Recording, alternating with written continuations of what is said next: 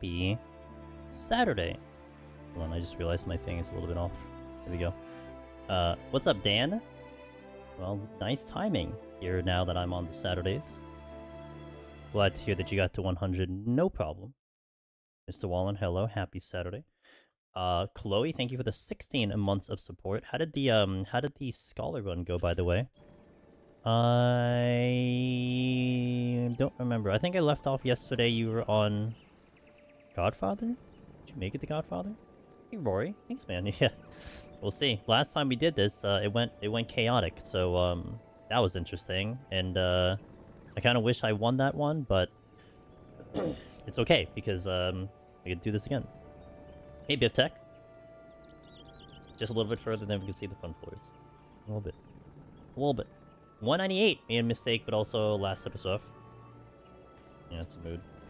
So the last time we did this, Rory... Well, actually, let me catch up with everyone first. Shadow Ray, good to see you as well. So the last time we ran this, I had probably the worst 191 set debuff-wise that I've ever seen. Ever. That says a lot, right? I think we opened with, like... I think we opened with a double Gloom ability down. Like 92, 93 or something like that.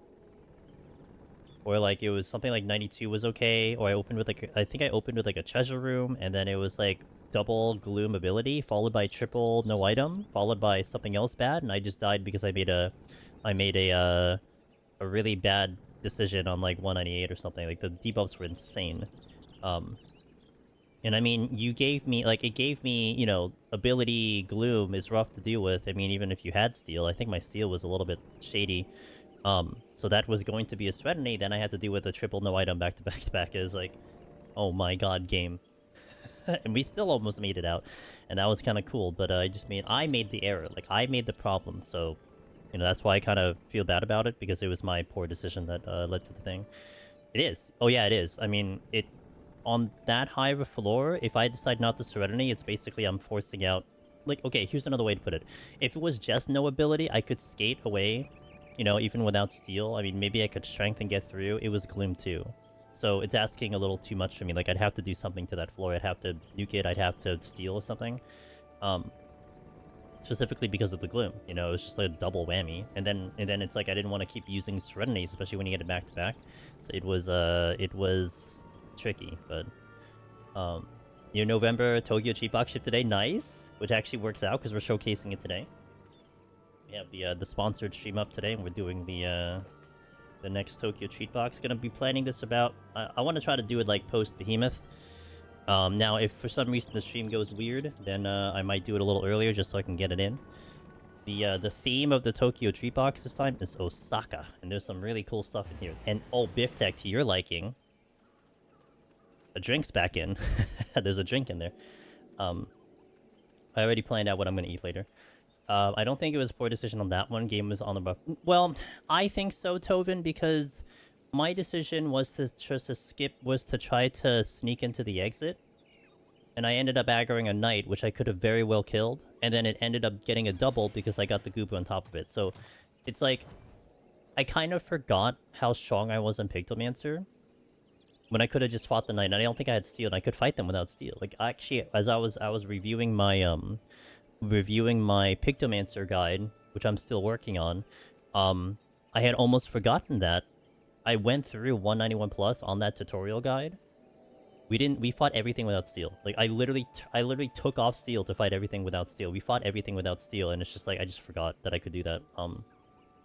That's why I mean, to be fair, sometimes I am hard on myself, but yeah, that was kind of where I kind of made the assessment there, so I could have done better, but it's okay. It means we get to do this again for you guys. You know, you get to watch it once some more.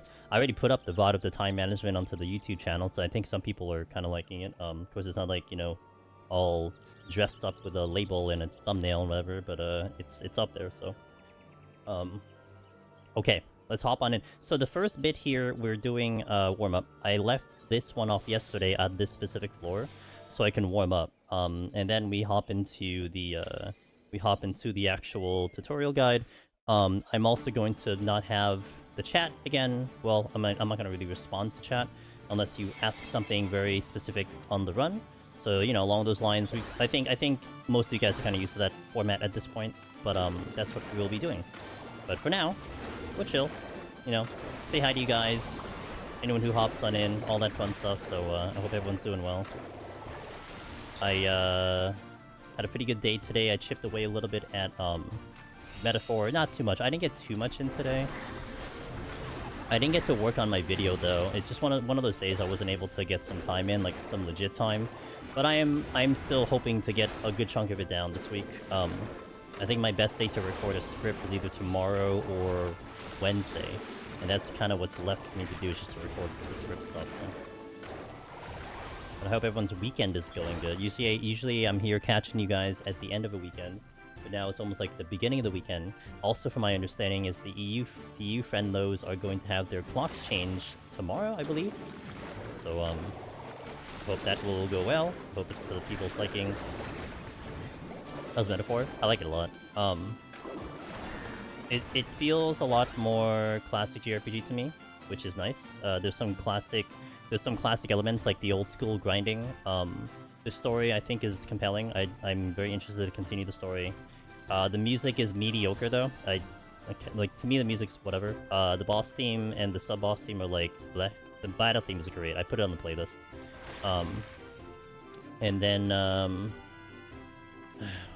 what else? Is there anything else that kind of sticks out to me at the moment? It is a good game. I am excited to keep playing it. I haven't watched much of it, but I might get it after PCT if you're still interested. Get it on sale. Maybe chill till it gets on sale. I don't know if Atlas games go on sale often, but maybe get it on sale. The one of the chanting. Yes, the one of the chanting. Yeah. I think. Oh yeah. The one thing I dislike a lot was the dialogue diarrhea. That's the thing that I think I've gotten used to now, but it was kind of annoying in the beginning of the game. Or they just talk too much. They, like, in battle, they talk too much, and it's a turn-based game. Like, to me, it's like, I don't know why it's necessary, but whatever. Yeah, it's great. It's just the boss theme and the boss theme and the sub-boss theme to me are, like, lacking in dramatic feel to me. So, now, like, the town themes and the dungeon themes are pretty good. But, I guess I have just higher expectations, I don't know. It's like that in Persona. Really? Really? You know, I haven't heard too much Persona music in general. Actually, part of me was curious about, like, how it was for stuff. Like, I keep hearing the one Persona song, but I don't even know if it's, like, a battle theme or if it's just the main theme or something. I'm pretty sure it's just the main theme.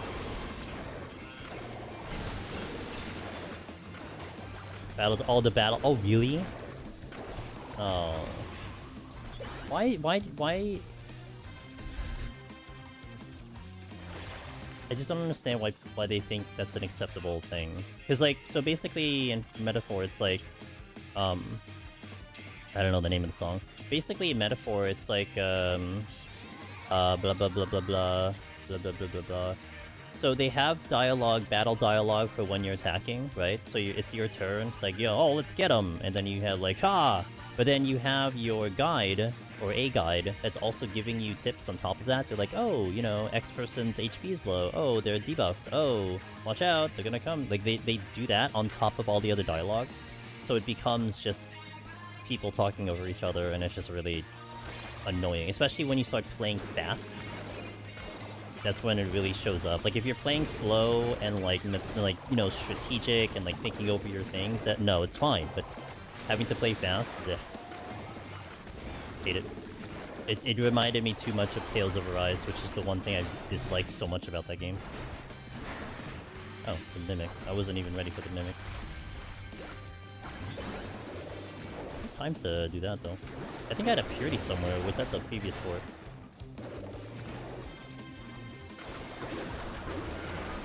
Oh! Gaming. I needed like every second there. Oh, excited. There's a character like in them Persona games too. I actually only have played 3 and 5, so I don't know if 1, 2 are kind of that feature.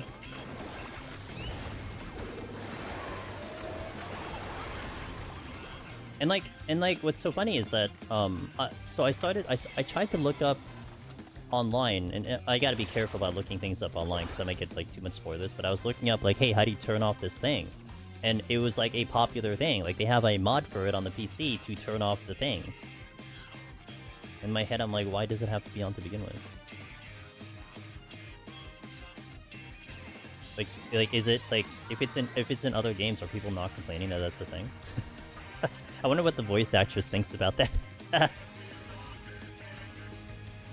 Like deep down in my brain, I was almost like, man, like I follow the voice actress. What if I poke her and be like, hey, how does this sound to you? Is Pictomancer really good since it has those absurd potencies raw? It's very good. Now, it's very good on its own right. Now, if you're like, is it very good compared to the other jobs? I think that's still a discussion that can be there. Like, I think Pictomancer is still going to have a little bit of like a personal preference situation. I don't think you can say that it's going to be unanimously better than like the current favorites, but it does things really well. I mean, I will definitely say it has the greatest burst of all 21 jobs. Its defense is shaky if you put yourself in a rough situation. I mean, it has its very big weaknesses, but it has a lot of strengths. I mean, to maybe simplify this raw, if things go really well on Pictomancer, like RNG-wise and everything, I could probably get through the rest of this without using a steal on any of the floors minus the bosses. Like, that's how good Pictomancer can go. And we're talking about 181, 191. Actually, I did do 191 without steal. We're talking about those floors, and that's a thing that like something Warrior can say, but Warrior certainly will not have the damage to compensate versus what Pictomancer can pull off. I guess you can do that technically on Machinist too. Well, no, there's some things I wouldn't fight without steal on Machinist. Like one or two things, but you know, just to give that in perspective. Never seemed overbearing to you, not like Tails game. It isn't, well, Tails, it's 3 things going at you. With I guess in terms of metaphor and persona like you're talking about, I guess it's 2 things going at you. But Tales of Arise was bad because it was 3 things. It was battle move thingies, right? It was the name of the actual move. Oh, here we go, I'm gonna hit this. And then it was the characters telling you about weaknesses, and then it was the characters talking to each other, having random banter between each other. I mean, it's insane how much dialogue happens within fights. Like, it's just dumb. I can carve through armor. So I heard Arise mention it, and Law just pop. Hey, do you know the voice actor of Law is the same as Kirito and SAO? Demon, yeah, exactly. Is there a caster strat for doing without steal? Is there a caster strat without steal? I mean, if you want to go back to floor 1, sure. I mean, not even Red Mage can do that without steal. I mean, maybe if you were, like, picture perfect on your heals, but yeah, I mean, 190 is not happening without steal. I think only tanks are doing that without steal.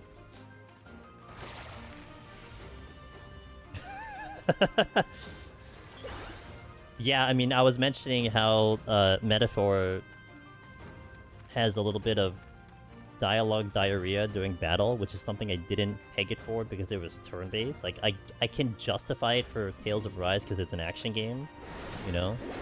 Even then, it's still unnecessary because I look towards Final Fantasy VII Rebirth and Remake, and they do it so perfectly. Never did I ever complain about them having, you know, whatever banter and dialogue in battles. Like, I love the combat there. What is this? Oh. Like a thingy. Some mobs can be done no steal if you start with, like, a shield and unload your burst. Summoner does this for things that are like an Iron Chorus. Yes. Did you mean 191 plus, Sabin? Or did you mean 190 bolts? JRPG is gonna JRPG, but they could still JRPG better in some situations. Honestly, it's just a Tales thing. Every single Tales game, even the SNES. Wait, did the SNES one have voice acting? I mean, Godfather? Yeah. None of the casters can do it without steal. Quickly thinking about it, yeah, none of them. I mean, like, Picto would have the better shielding than Summoner. Even then, I would never do it. Red Mage could do it with good... Yeah, I don't know if I'd like be like, hey, you know, it's possible. It's one of those things, Chloe, where it's like, I'd have to do it myself before I'm like, yeah, you can do it. You know what I mean? I would just feel bad, or someone would have to bring out something. Then I could be like, yeah, I mean, look, this guy did it, so.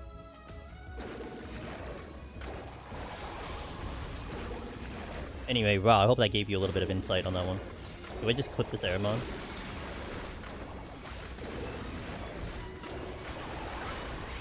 Hell yeah, dude.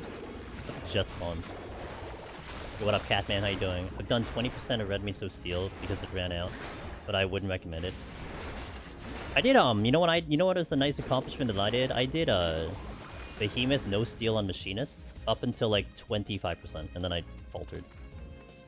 That was terrifying. That was fun, but it was terrifying. The pretty floors? Not quite. Well, I mean, I don't consider these pretty floors. I like the K floors of EO better than the K floors here for sure. I call the EO K floors like the high definition floors, high definition K floors.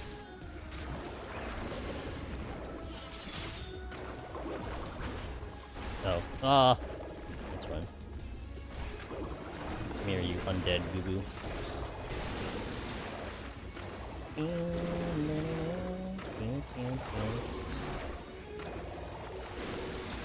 was trying to get a shield up. Maybe it's better I get the shield up a little later like that. I'll check the last room and then off we go. I really don't have to, I can just go. Probably gonna be the theme of the run too, it's just that we just go. Especially when you're talking about like optimizing time and Pomanders. Really, if you're full, then you don't need to get something. Especially on Pictomancer, all you really need is strength. If anything, Pictomancer, the best palm you'll ever have is strength. Like, if you have full uptime strength, you're going to win on Pictomancer. Scar, what's up, man? How you doing? Come. Oh, that's tempting, though.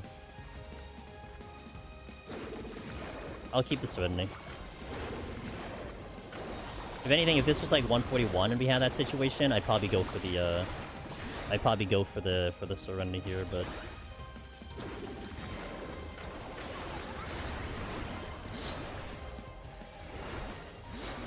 I had the most incredibly frustrating death on 498. Oh no! What happened? You wanna talk it over? Have couch. Like the song? Like the song too.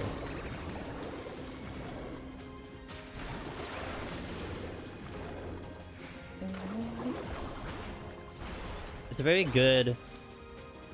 good boss team.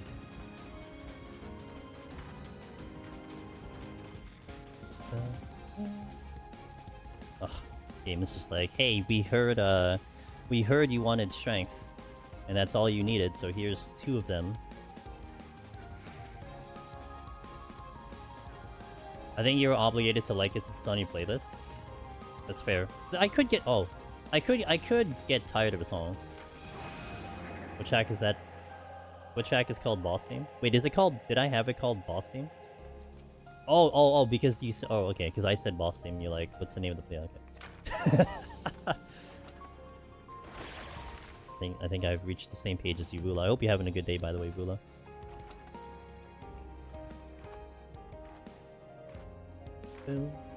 Oh. I'll get 1 strength. Spoiler free naming. I honestly don't even remember the name of the song, though, to be fair. I mean, I think the... Oh, it actually does say Boss Theme on my playlist. Oh. I guess we don't... Do we know the name of the song by now? Key was open and I pulled a mob. The mob that does out of combat targeted AoE got me while I was standing in the... Oh, the water. Oh, yes, the dreaded water. Yep. For some people, that's a tough one to see visually. Yeah. I actually... Like, for me...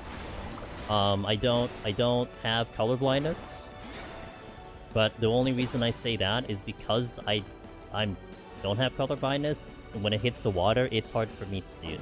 So if anyone even has a % of color blindness, it can be so much harder. I can totally understand that. Honestly, it should be a high tip. What is this? It should be a high tip for people. Like, just like don't fight in the water. Honestly. Probably sounds weird to veterans, but as a relatively newcomer who's only soloed 2 of them, I kind of dislike how you can be put in an unwinnable situation for not having a steal or serenity. In Heaven on High is wild. So Heaven on High, I'll just be like, you just kind of shrug your shoulders sometimes. But I gotta say, with Palace of the Dead, outside of that one run I had on Pictomancer where we failed, but even then I still feel like I could have controlled it. I feel like Palace, you can control a lot of things there on your own. And yes, you can create an unwinnable solution, but I feel like if you play your cards right, you can get away with a vast majority of situations. But not Heaven on High. Heaven on High is the one extreme where you can play everything right, and the game just still kind of just says, not today.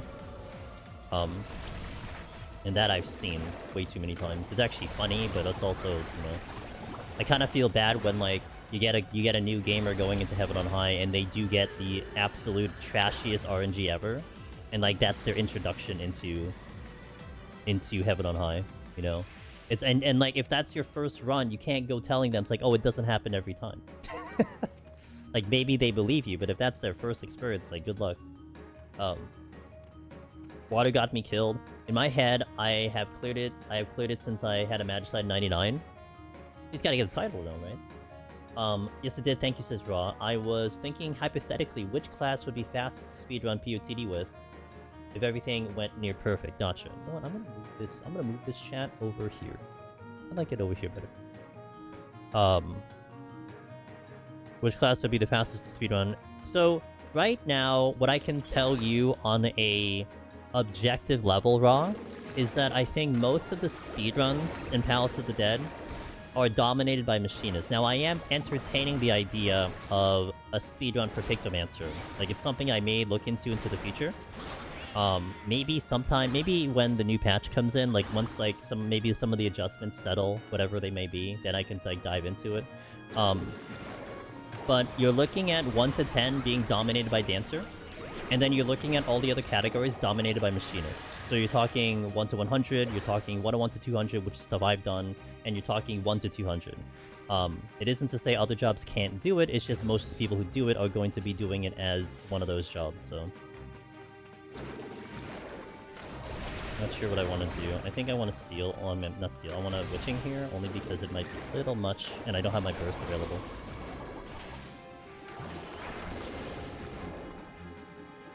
Let me kill these, and I'll look back at chat. Oh. The biggest trouble, I think, is the Aramon.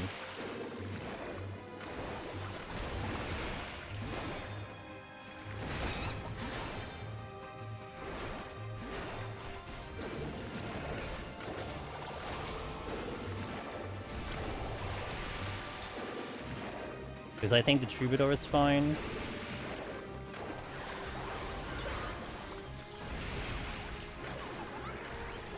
Okay.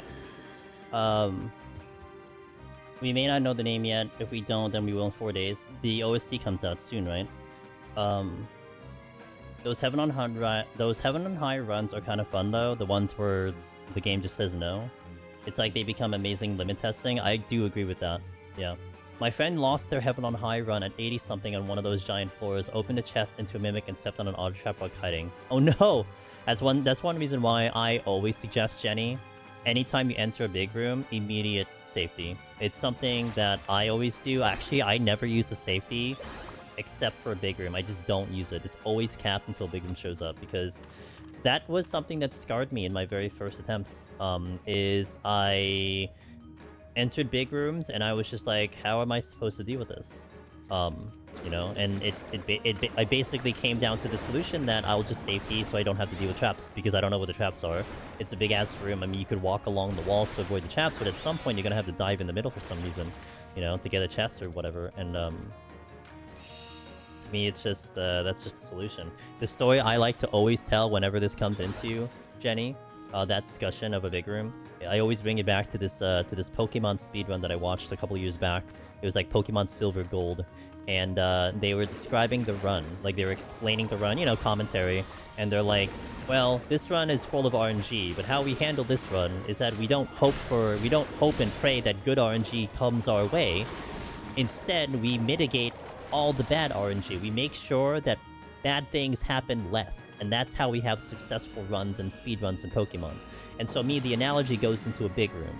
In a big room in Heaven on High, if you don't do anything to the big room, no safety, no sight, no concealment, that's like hoping for good RNG, right? You could get away without hitting a trap. You could hit the proper exit. You're praying that good RNG will come your way. And it isn't to say it's a wrong answer. It's just you're rolling the dice in that fashion. However, you could sacrifice the safety, sacrifice the sight, sacrifice the conceal. Now you're mitigating bad RNG. You know what I mean? Like, you're lessening the bad possibilities from happening. You're using something to make it happen, but you're also kind of ensuring that you at least get off that floor.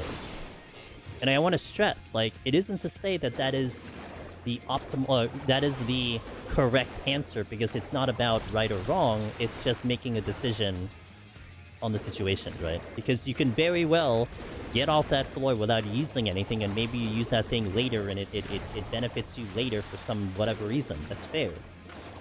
But my experience tells me I don't want to deal with that.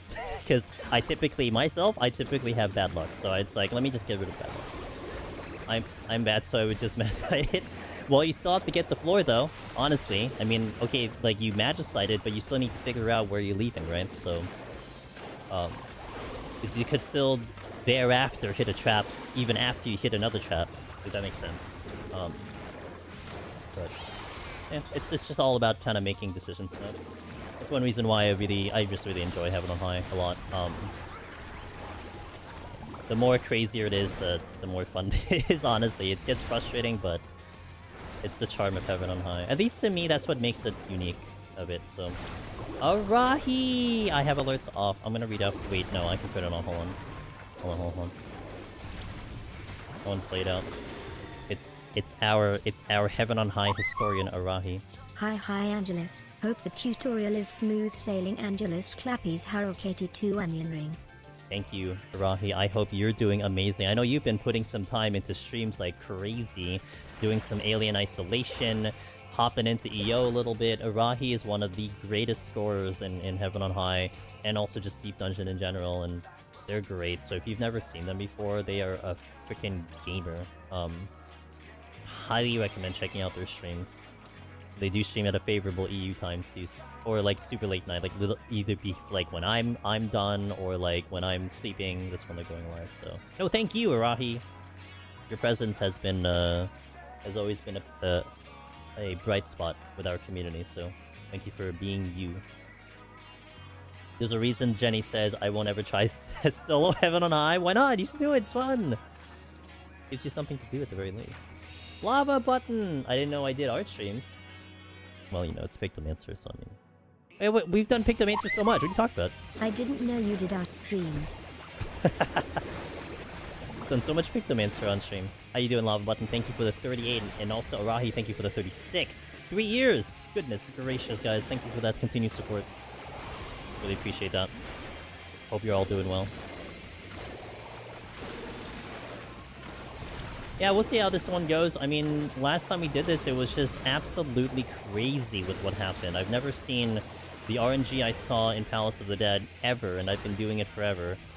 It was fun. It was more like I wish I played better. Look at this chest. Look, it's like in this pristine location. Yo, what up, Aida? Hope that frontline did well for you. Chakra, I've been a bit nervous myself trying to finish POTD run on Pictomancer, made to 171 and know what's coming. My safety nets are limited. No raids left, 1 witching. Okay. Well, you're gamers, Chakra, you're the type of gamer that I'm trying to get my Pictomancer guide out as soon as I can. Still need a lot of work onto it, but I mean, one thing that I was very happy with when it came to Pictomancer is the fact that you can kill everything without steel, generally. I mean, with strength on, you can kill everything without steel. And that includes Anzus, which is comforting. But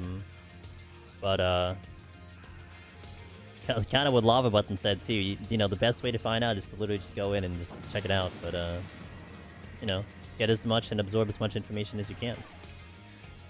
Hey, what's up, Descarte? Thank you. Pretty good. Thank you for asking. I'm doing pretty good, thank you. Doing good, making a poster for my next PvP frontline event, which will be held on your birthday. Your birthday's in, what, the first week in November? Next week? Or the next, or the one after that? I forgot the exact date. I know it's in November. And trying to watch these guys' videos out, they've been good. I'm glad. Yeah, I mean, I hope it gives you confidence, but of course it still comes down to you playing the game.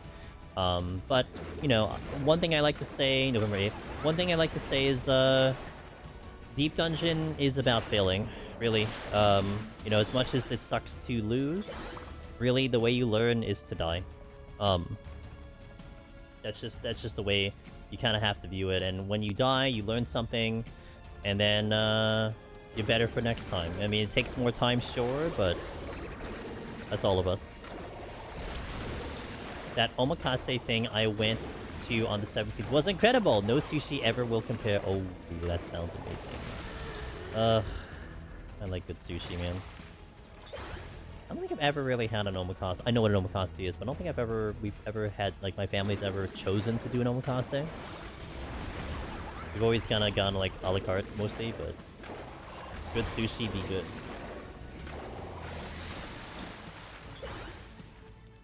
No, sushi's so good.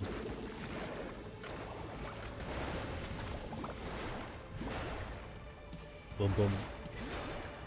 Boom, boom. Boom, boom. Oh, I ran out of hammer.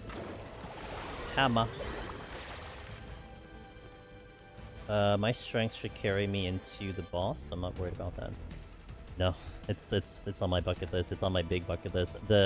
The closest I've ever been to Japan was in the airport and in a hotel. There's one situation I had a while back.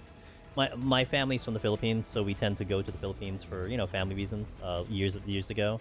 And we sometimes aimed the stopover to be in Japan, but there was one time when the plane that we were on had some malfunctions. Like, it just whatever. So they immediately took people off the plane, and then they transported us to, like, a nearby hotel. That was, like, the furthest out I've ever been in Japan. I've always wanted to go, though. It's something that is massively in my, like, top of my bucket list. Big top of my bucket list. And Korea is also there, but I would say Japan is above Korea. I've never ever stepped foot in Korea, let alone, like, the airport. Never had a layover. Never, ever gotten close to that. One day, it'll happen. The dream, you know what the dream is, though, Rahi, is that I get sent to Japan. That's the dream, but more than likely it'll be me figuring my way to get over there first and foremost. But man, that would be the biggest dream, is that I go there because it's, like, literally a business trip, you know? That'll be badass. As a reminder, by the way, when we do the tutorials, I'll be a little bit less chatty, more on the run itself. However, if you guys ask questions pertaining to the run or Pictomancer in general, I will certainly get to answer those. And then if anything, you know, you can save your questions in between, and I'll catch up with chat in between the floors, and we can just chat for however long, and then we'll continue the run kind of thing, so. Nice and easy. Oh, I speedrun that. 29 minutes on the clock. Japan is the dream for so many. I'm hoping to go. Yeah, and you know, really, like, it would have been a really good time to go, Scarte, like, this year, last year, because I think the economy was rough for them. And, you know, if you're, at the very least, I can speak for USD, the United States dollar, that it would have been really nice, because it would have been, like, a big advantage for us. You know, not to hope that Japan's economy stays, you know, not that great, but maybe by then it'll still be respectable. So easy indeed, easy indeed. All right, so now we're going to get into the tutorial. I've mentioned. Let me actually put up the thingy here. Chat. Here. Okay. Oh, that's the wrong button. YouTube, I'll just respond. Wait, I just killed my YouTube chat here. Okay, here. Pin this message here. Oops, smashed my head. my microphone into the microphone. Never a good thing. I gotta get used to that because it's like it's a different microphone. Like I turn and everything. I am recording. I have alerts off. Okay, we'll catch up in between. New mic. Yeah, that's right. Hopefully we sound pretty good. I had to go through some adjustments with it, but I think it's in a nice, happy place. And hopefully it'll be better in the future. But also, assuming that we have a decent connection, guys, we're going to be aiming. We have the sponsored stream up, and we're going to be doing this one. The Tokyo Treat Box coming in on... I'm currently planning it for Post-Behemoth because I think it's going to be a good idea to go with Post-Behemoth. And it is the theme of Osaka. The Osaka theme. And it's got some really good stuff in there, so... For the secret me stream. That's a Sadie thing. Sadie's supposed to be doing the ASMR streams. Okay. It's hard to get used to it being so close. I had that same with the SM7B. Yeah. Actually, you know what's funny is I didn't feel like I felt too awkward with it, Killajolt. I thought it would be weird for me to be up close to the microphone. But one, I did want to have a microphone like this. But two, I adjusted pretty quickly. I just kind of did my natural thing. I mean, this is annoying, you know? But I only do that because I want to sometimes look over to my right side. That's about it. But, yeah, I'm a little surprised how kind of quickly used to it, so... But it depends. And I did have the other microphone, like, away from me. Like, it would be, like, you know, just on the bottom of the screen sometimes. But that microphone allowed for that because I was a condenser. This is more of a dynamic microphone, so... Mandon, thank you, appreciate it. Hopefully it gets a nice smooth run. Hopefully we get some good information out to you guys, especially for those looking into this one is an RE20. I forgot it's an EV RE20. I forgot the name of the thing. Or what the EV stands for. It's an RE20. Wait, don't have the box. Oh my god. Sorry. Apologize. Hope that's not too loud. I don't think so. It's not that loud. Hold on.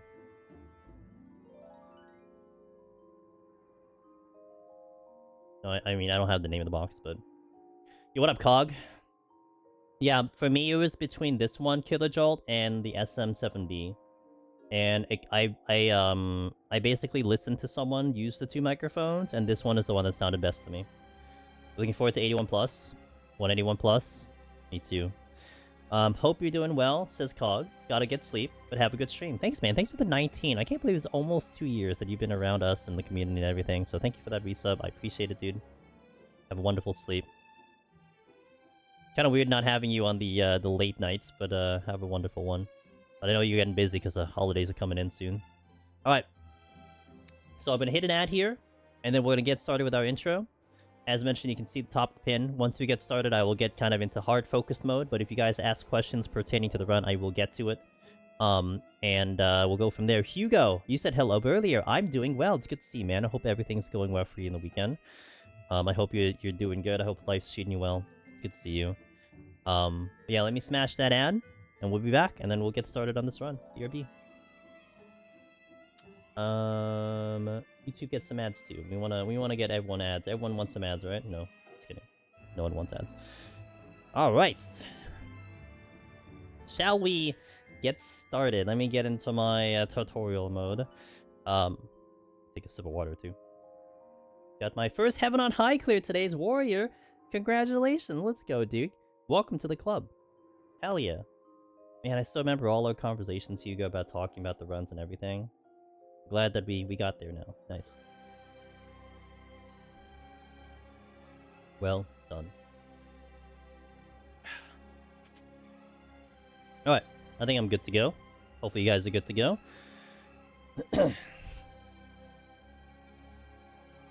Welcome to the time and Pomander management tutorial for Pictomancer solo. This is the second attempt at this. Our first attempt had ended in very dramatic fashion, and I'll probably post a card somewhere linking that video if you guys want to see the end result of that one. But we have to complete this. To me, a complete tutorial is us getting to the bench, and that is our goal today. Now, the difference between this and the guide that will be out is that this is more focused in on how I would typically do my run, right? Because with the tutorial guide, there's a lot of me explaining things. There's a lot of me doing things out of the way. You know, we were tossing sleeps out as best as I could. We were explaining enemies what they do. We were showcasing things. Now it's about execution. It's all about how do we get through the floors quickly? How do we manage our time? What kind of Pomanders we use in certain situations? And if everything goes right, Pictomancer is going to fly. It is going to crush this place. Arguably, you can say that Pictomancer could technically get through this entire thing from now till 200 without using a steal on the floors. Now, you need steal on the bosses. Most of the bosses, almost all the bosses, but on the floors, you can almost get away without steal. It's possible. Because you have to make adjustments to, like, you know, if you get Gloom, if you get ability down, if you get blind, if you get Pox, you know, some of those things kind of factor into when you start to do things, but hopefully that gives you a little bit of comfort, but hopefully we also get to put that on display. So here, this will be more of a talk on why I pull things, why I open things, why I go to the exit, why I open these chests, why I check these rooms, not so much about what things do, and that's where you reference the guide for that one, for that bit of information. But, you know, I might sneak in some things over there. So as always, before you get into the floors, check your sustaining potions. I'm going to be fully stocked here. On my hotbar, you'll see I have my fully stocked potions. I just, like always, I have a lot, so I always try to get towards 900 just so I never have to worry about it.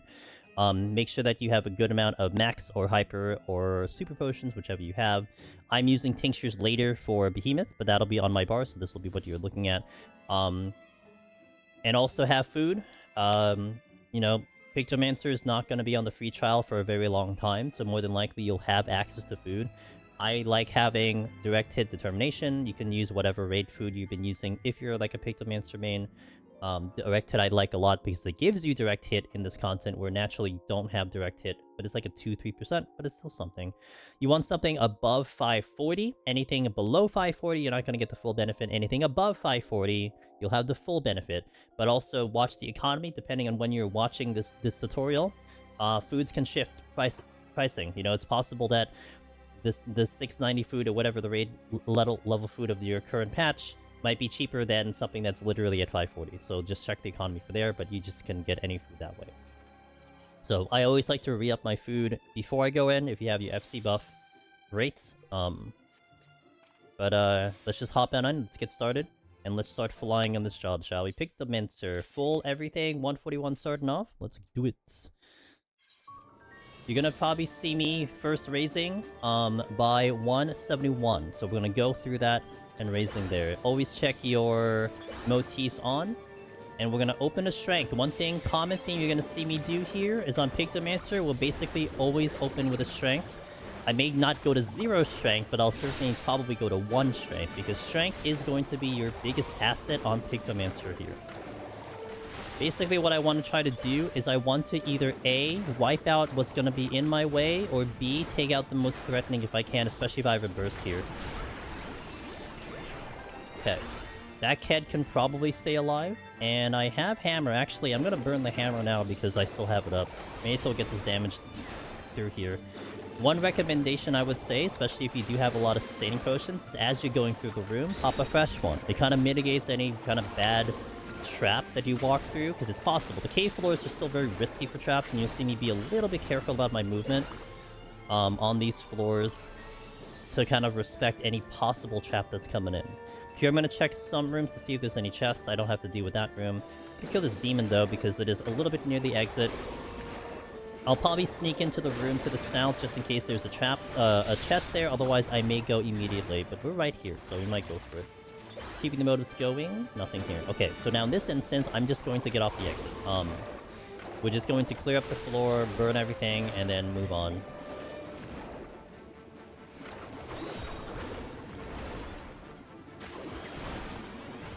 Okay. Burn this one here with most of my bursts. Boom, boom. Gonna hold on. One thing you want to be careful with Pictomancer, I would say, especially because you can get very button happy, try not to overkill. Because especially on the lower floors, especially on this floor, overkilling means you technically go slower, because you could have just burned like your massive damage on something else that would have taken like half HP, you know what I mean? So be like a little extra careful, because sometimes also the game registers the damage weird in a way. Like you could totally completely obliterated enemy. They could be left at 1% after one of your motifs, and then you still get the beam off or something like that. Because of the damage registration. I want to go for that chest because there is a chest here. Let's see where it is. It is... Okay, we'll wipe these guys out. I have a hammer and my muse available. And you'll notice, like, a lot of these enemies, because we have the strength on and everything, they're just getting obliterated. Like, we don't really have to worry about their mages, some of their bigger damage. And I have my shield available if something goes wrong. You'll probably see me use it more if we get, like, a double aggro. If anything, that's where you probably use my shield, and of course in the higher floors, for sure. But in these lower floors, we're just kind of just melting things away. Witching came back, good. Like I said, strength is gonna be your biggest asset here. Now in this instance, I wouldn't want to go to 1 strength. I would like the strength opener, because the strength opener kind of speeds us up by, what is it, 30%? We get sped up by 30% for the first 8 minutes, right? Especially if we keep killing.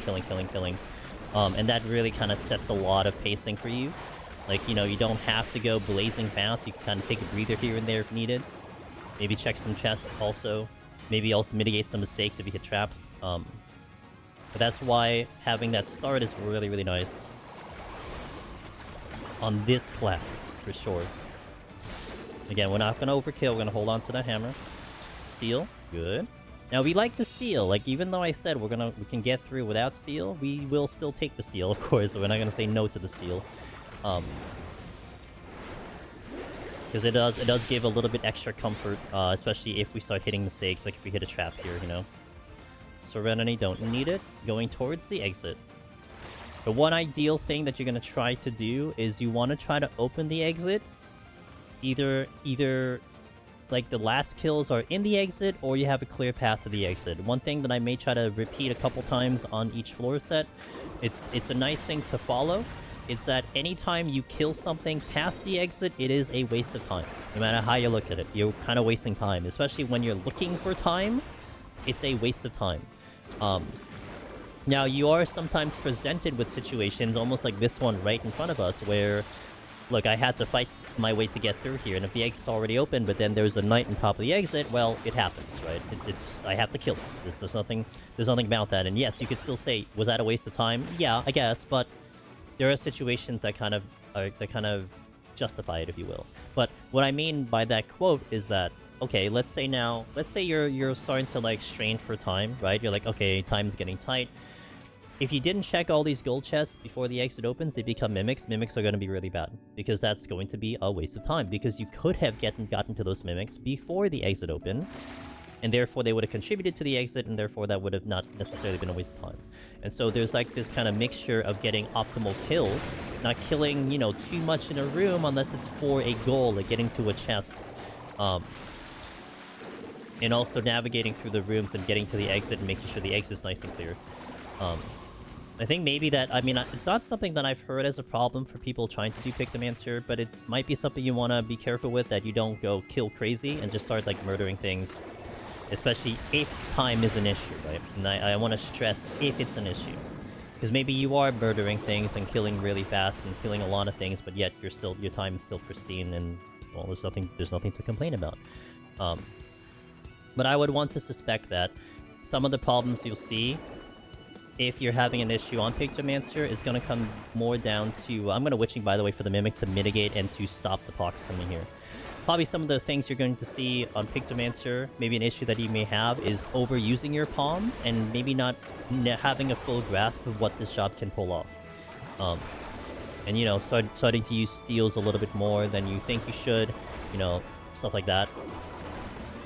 So we'll definitely try to showcase, hopefully, a lot of that to give some comfort. That's a steal, but what I want to do is I want to pick up that steal once we're off this floor. It is unnecessary for me to pop that steal now, because I have, like, basically almost a big amount of steel, and I still have to figure out where the exit is and to open up the exit. That's going to be a theme too in general, that you want to, if you get like a strength, even if I get a strength now, I wouldn't want to pop it immediately. because I want to figure out where the exit is, and I want to do it on my way out, not now, because I could be spending another 3-4 minutes here, and then that could have been spent on the other one. And especially since I have 2 minutes left on the steal, I could have just spent those 2 minutes here, and then try to distribute that time. I've definitely seen people get a little just kind of trigger happy with like, oh, steal, use it immediately. But there is some optimization you can do there to get the most out of that timer. Let's see what we got here. I'll pull the Cad and maybe the Demon. More than likely, I pull the Demon regardless. I can get past the Boot because it is sound.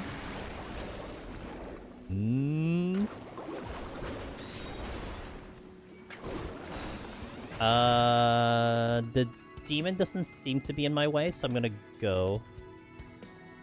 Actually, I'm gonna kill this Boot. This Boot I'm gonna kill because this one I have to walk past. And it's okay with the Paralyzed, no big deal. We'll pick up, now we pick up the steal. You know, it's like I kind of carved my way out to the exit. Kind of have a clearance here to the exit, and now I can go get the steal and get out of here. And this is a strat that isn't just for this floor set. Like, this is something you use all the way up, even in the other deep dungeons. You kind of want to keep that in mind of like an optimal usage of your Pomanders here. Walking past the Boot, don't want to deal with the Demon. To the exit. Alright, time check. We're 9 minutes into the first 3. Pretty good. Time check I'll always do is on the 6th floor to see if we're over and under 30 minutes, and we'll explain that when we get there.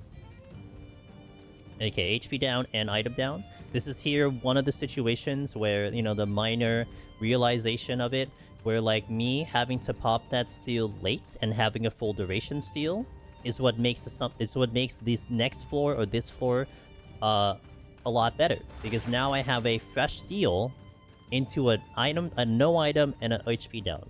And if I had less steal, and if I took too long here, then you might start looking into a possible Serenity, because things could get a little dicey. And now we have an interesting issue here, because I hit a trap. What do I have? Knight, Boot, Knight. Okay, gonna gather them together. Gonna shield up here. Gonna probably focus the Knight first, because he's probably the most deadliest. I don't care about the Paralyzed as long as I get rid of the Knight. Alright. Now this is kind of a showcase of Pictomancer right now. What Pictomancer can do. Now that, I had a full burst there. And I had basically all of my damage available to be able to handle this. And that is really something good. And then here, as I was discussing about, you know, hey, your steal, you know, having a fresh steal, things like this can happen. And if you only had, what, a minute left on steal going into here, and then you step on that, well, that's an instant Serenity. Otherwise, because my steal was there, I was confident that my steal would carry me through that trap, and it did. I mean, just barely, but it did. Now we have another problem, but that's fine. I'll take the oh, my other shield is coming in. I want to watch out for my damage here. Now I don't have as much damage, and I'm getting my butt kicked here.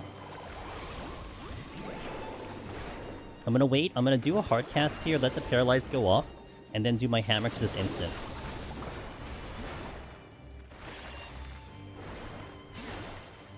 I didn't get to fully heal yet. Okay. 5 kills and we're out. That's a nice 44 there to challenge us.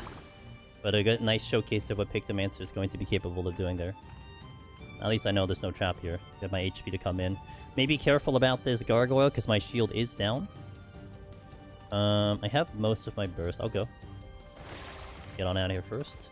Now here's going to be interesting. I may not want to check chests because I don't have strength on.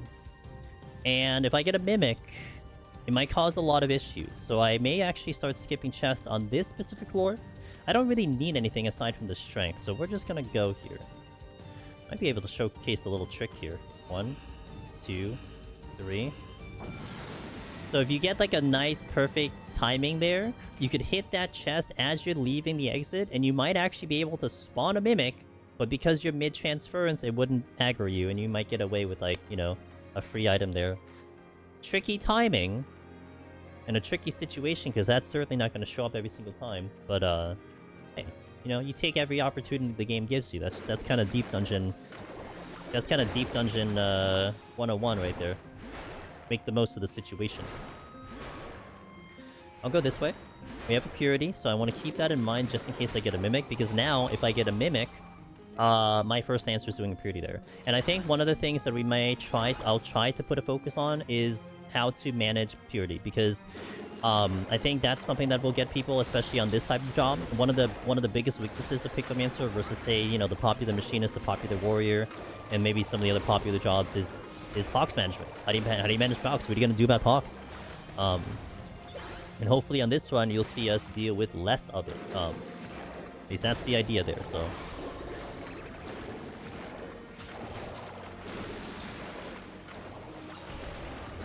Okay, I found the exit already, but I may want to go back and like check the other chests because I didn't get an opportunity to do that. I am now still hunting a strength down, so that'd be kind of nice to have.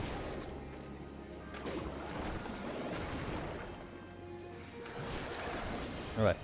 Going backwards first, because I already checked the thing.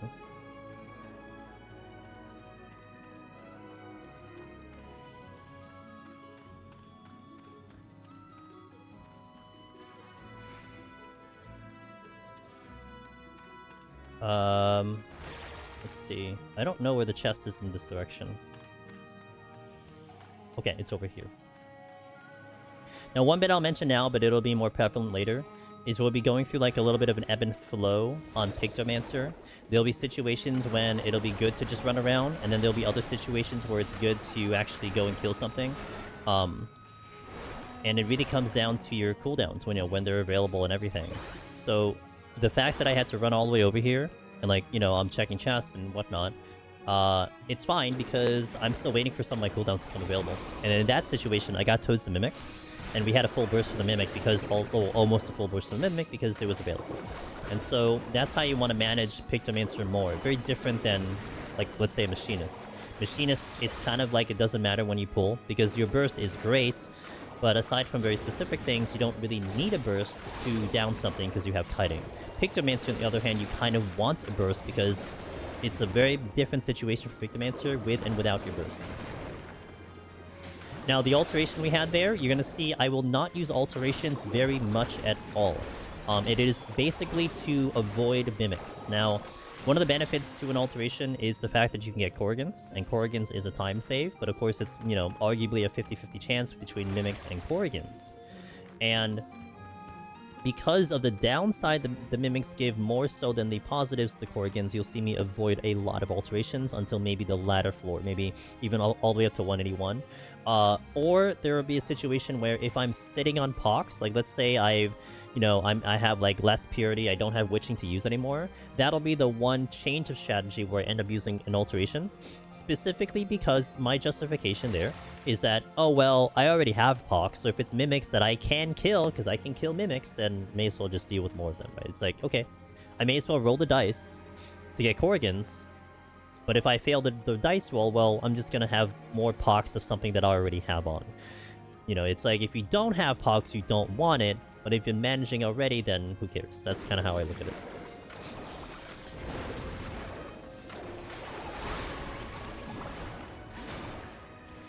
Alright, that gargoyle's looking towards the exit, but it might not be close enough. I'm actually going to observe it first. I'm going to let it move, because it could move towards me, and if it does, it causes a little bit of an issue, because I can't run away. So we're going to wait a little bit. Okay, good, we're clear. Alright, next floor. My steel's about to drop, so I have to be a little bit more careful moving forward, but the enemies, in my opinion, are a little bit easier from 46 up.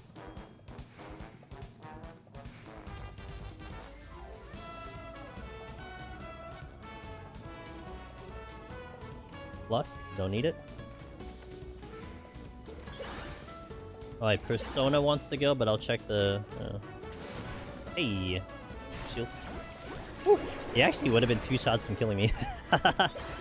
I wanted that just on purpose to see if it exploded. I just didn't expect the aggro there. Okay. Ah, there's my strength, but I'm not going to use it until maybe I get to the boss, because we are well ahead on time.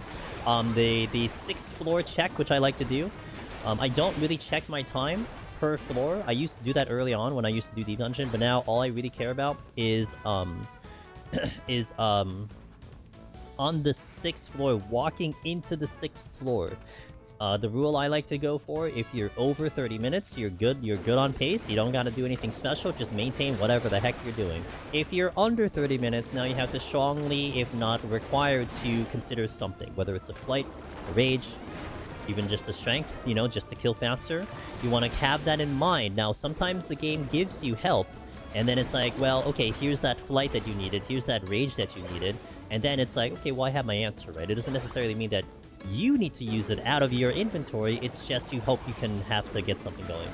But since we are 13 minutes ahead of pace right now, based on that halfway mark, I don't really have to care too much about it, so we're okay here.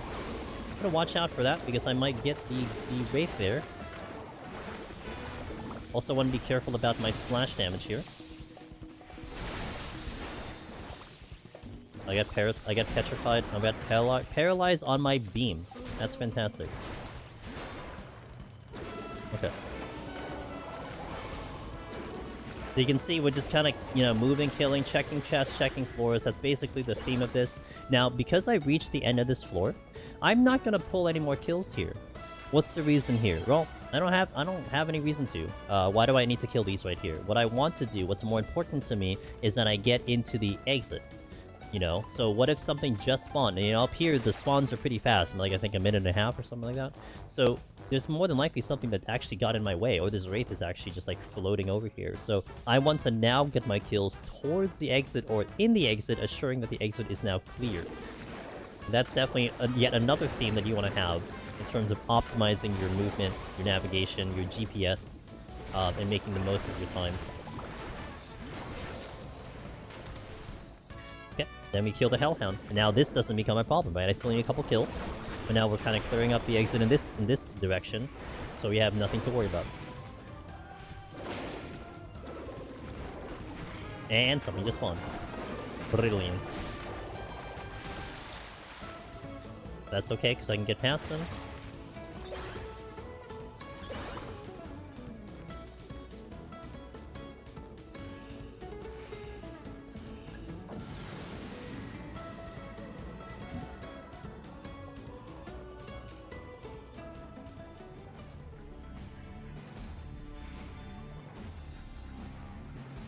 Alright, 7:47.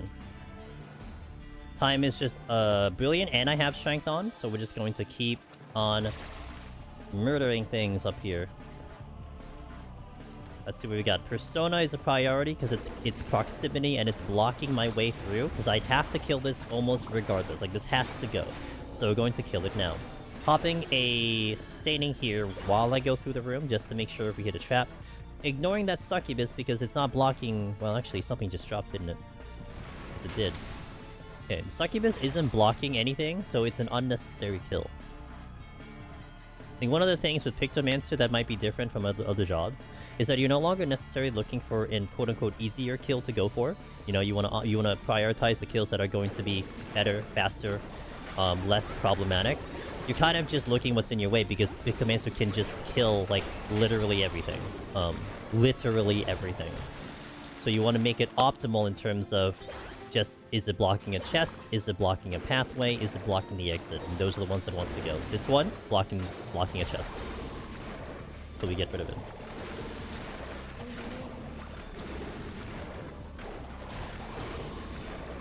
If Mimic, we do Witching.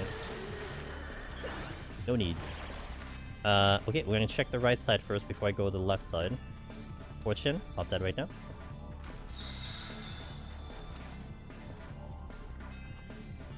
Exit is here, so the Persona wants to go, so actually what I want to do here is basically clear up the exit. If anything, I want to kill this one and the Hellhound. Oh, nice, I actually clipped the Hellhound there. That worked out. I was half hoping, I didn't think it would reach that far, but it did, so it's nice.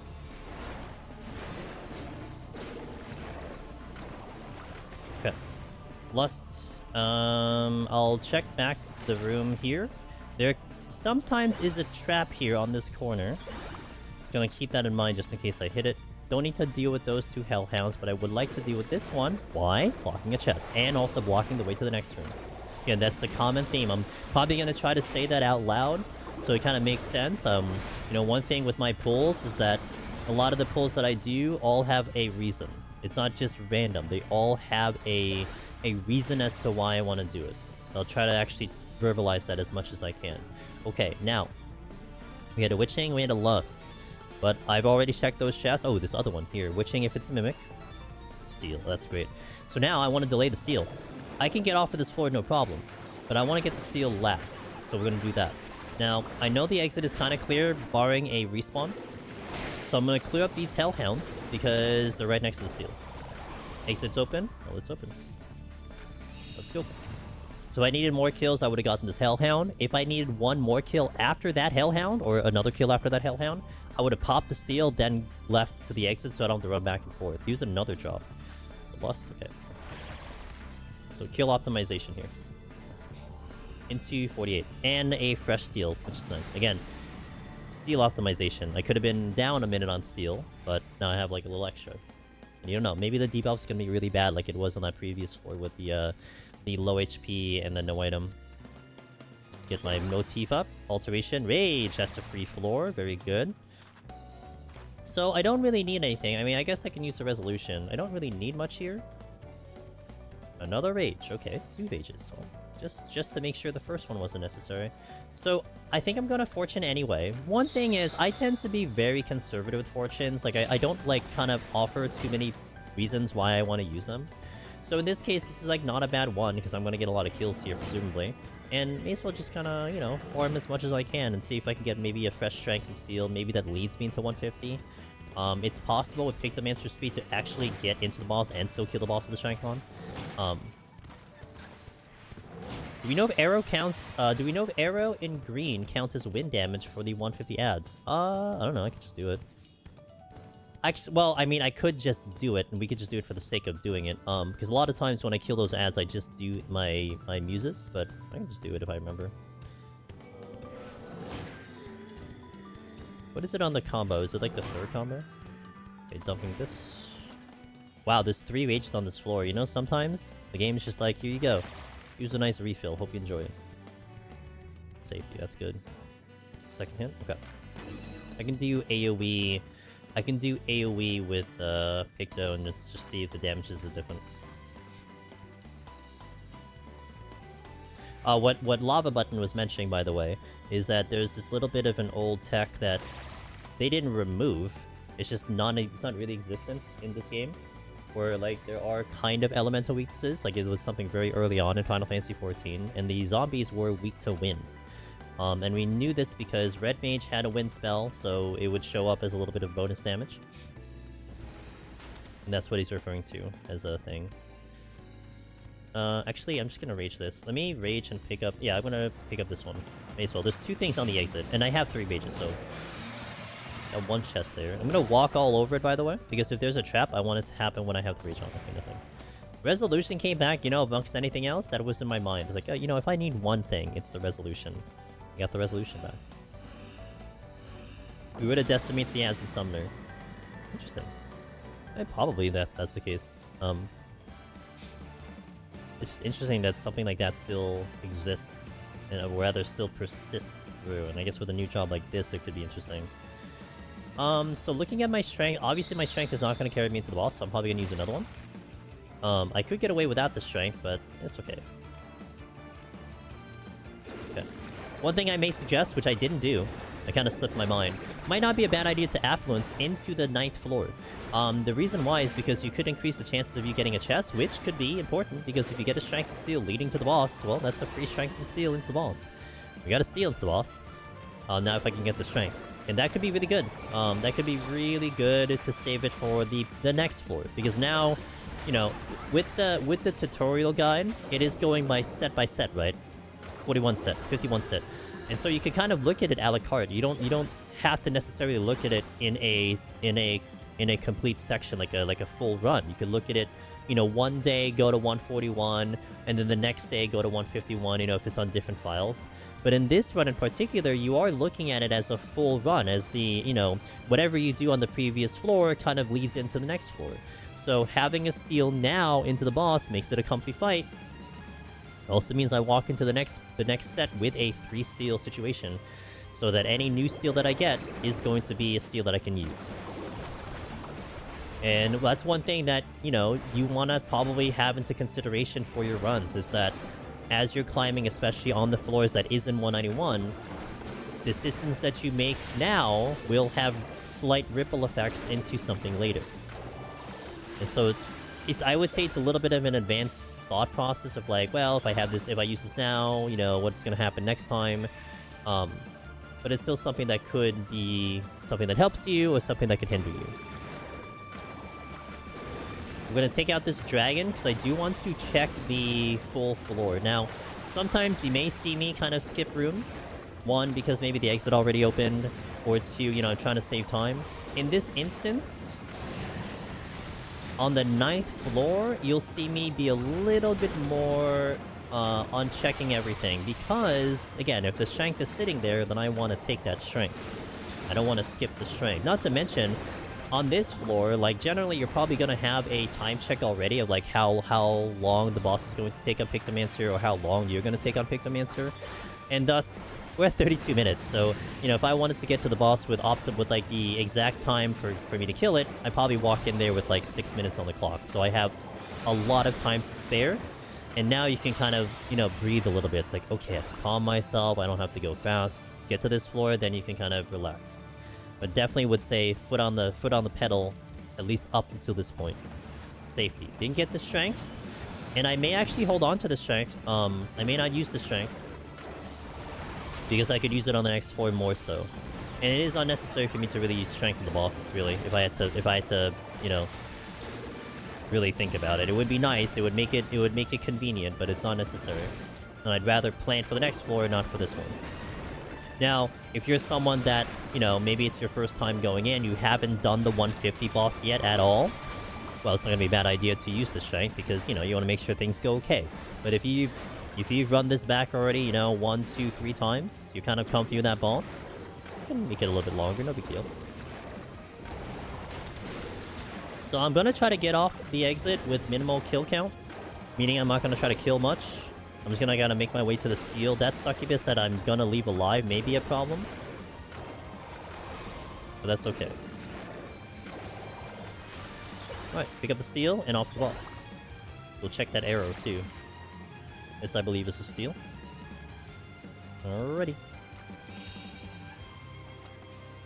Let's go. Now, the succubus probably shoots me here, but it's too far away from the exit, so it's not going to cause a problem even if it floats over here. Alright, boss time. Now here, if you want a faster boss, Lust, it'll make the boss faster. I will probably Lust here, because I'm not using Lust anywhere else. Yeah, I know it's just a justification of that. So I'll do a Lust here at the opening, but I will not Strength. I'll keep the Steel on. A lot of times with DPS, you're probably not utilizing a Lust for anything other than the boss. All you really want to care about is having a Lust for, like, Behemoth, really. I mean, you know, it could be possible that you don't get Lusts from, like, 181 to 190, so you may want to have it for Godfather. But in all honesty, it's probably better that you don't have Lust for Godfather. Pictomancer will down it pretty well. And Lust can sometimes make Godfather a little bit more complicated, so really your only concern here is just getting it on, the, Okay, so I have error here. Let me check the first zombie here. Let me do this one here. That's going to be 4,000. And the first hit here is going to be... Yup. No, that was a crit, though. I think that wasn't fair. Let me do this one. Oh, yeah, that's bonus damage. That is 3,000 compared to 1,000 and 1,800. So, yes, it does do... bonus damage. It is an arrow spell. It is doing bonus. That is clear as day. That's like double damage. That is as clear as day. Alright, let's just continue on the boss now. Do that normally. I'm gonna hold on to my my splash damage here for the ad.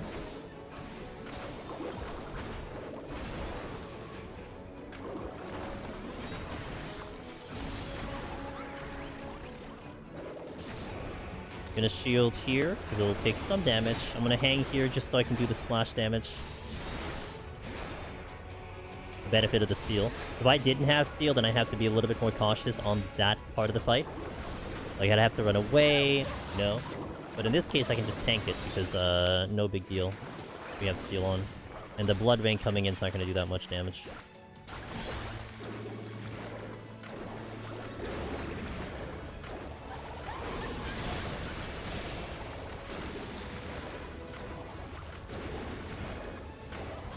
Probably gonna see 3 cycles here. To kill the boss without strength on. Which will be roughly about 6+ minutes.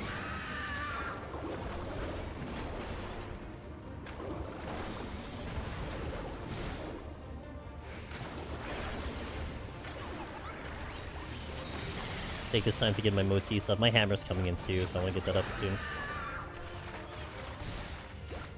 So I'm going to use right away.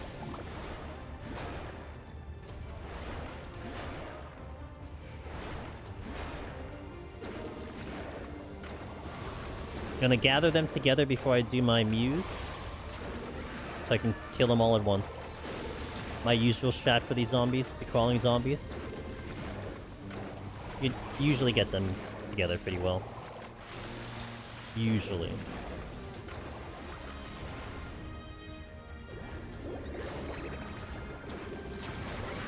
Ah, but I don't have strength on. That's the difference. Okay, good. Getting a potion up here. Gonna wait for the attack to come here. I think I have some splash I can use on the boss coming in. Not the hammer, though.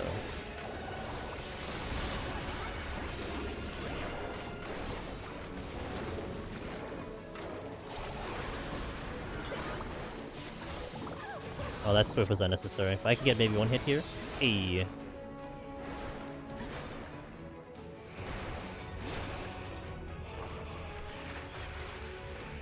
Alright, 38%. I probably downed it on this cycle. Perfectly fine if not. We walked in here with like 28 minutes, 30 minutes. I mean, time is certainly not an issue. It's just repetition of this fight. Getting out of the AoEs and everything. And that's where the mental side, I think, comes into play. You know, you get good time, you can kind of relax a little bit. Maybe even feel confident. It's like, wow, I crushed this place. And sometimes that little bit of comfort can go a long way. Because man, is it stressful when you're having to chase time. I mean, lots of people can definitely say that, right? Oh my god, like I had such a tough run, you know? Time was so tight. But things like this can make it feel so much better. I have hammer available, however, I really need to get the zombies together before I do something with them. I'm gonna probably swing them over here. Okay, that might be good. It's gonna come at me. I'm gonna hold right here. Okay, that was pretty good. I can do it again. Nice. Gonna wait for the ad to show up again for the splash. Just in case I need to kind of do a little extra damage on it. Here. Here. Nice. Might need that other cycle, it looks like. 11%, I don't have a burst up. No big deal.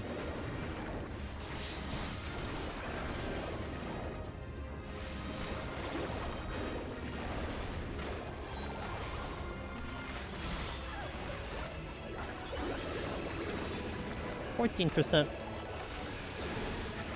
Alright, so we'll just drop this boss for this last cycle. So there you go, that's 150 generally speaking.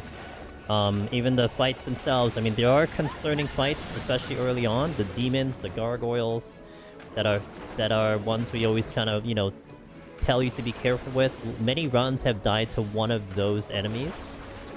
But on Pictomancer, you line up your burst, man, you just kind of it just becomes something that just exists. They're just like any other enemy. They die so fast, who cares, right? But that's also where the strength comes into play. Having that strength opener makes it big. And that's, again, something we'll be stressing on the floors and the preceding floors moving forward, is having that strength opener. Alright, 150. That's 150. 150 in the books. Hey, Ross. Power of paint. Yeah, artistry. How you doing, Ross? Hope your run earlier went well on Reaper. Right, Reaper, you doing Reaper? Hopefully that went well. Itala, hope you're doing well. 150 boss is painful. 150 boss is indeed painful. Yeah, tanks are rough. Hey, okay, good. Let's go. Let's go, 1.9. Okay. The main goal for lots of people nowadays. Congratulations on that. Slice, good to see you. Winging well. Good to see you. Yeah, that was Astra. And Goody posted on this on Reddit because I've never seen it before, so it is definitely a community worthy share. So Kev, good to see you as well. Bavinity, good to see you. Hope everyone's doing pretty well. We are in tutorial mode. I'm gonna try to catch up with you guys in between the floors. So if you have any pressing questions and I don't get to it, you know, don't feel bad. Just repeat them and I'll answer them now. But like I said, I'll try to answer things that are related to the run during the run, but the rest of them I'll get to afterwards. Let me just see here. Hold on, I got tagged. I hate getting tagged on Discord. What's this? What is this?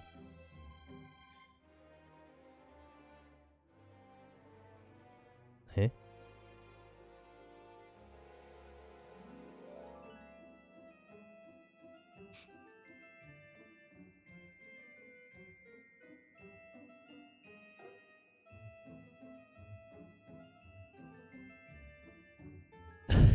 Hold on. I'm gonna read this before I... Let me also snooze an ad.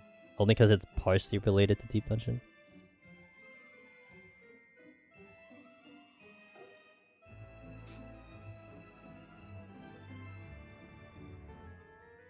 I'm trying to see because it's weird, because it's like...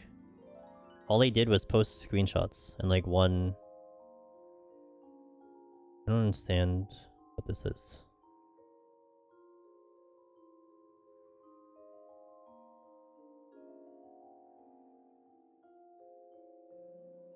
Oh, this is all related. Alright, I'm not gonna read it out loud, I'm just kinda curious about this.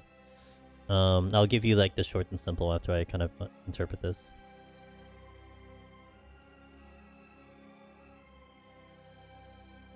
It's an achievement hunting Discord that I just happen to be in.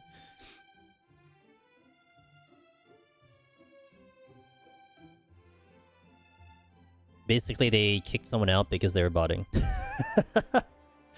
But they also were referencing the For the Horde achievement.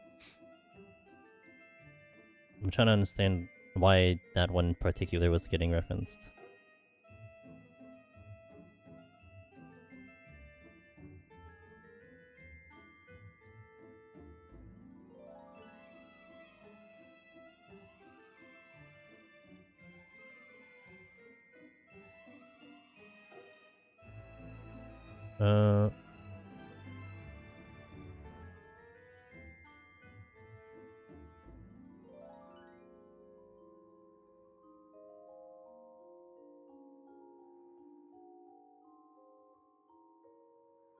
Interesting. So something nefarious was happening with the NA team because apparently NA, they have this like achievement hunting Discord, but some of the NA moderators were botting, and now they're like, you know, we like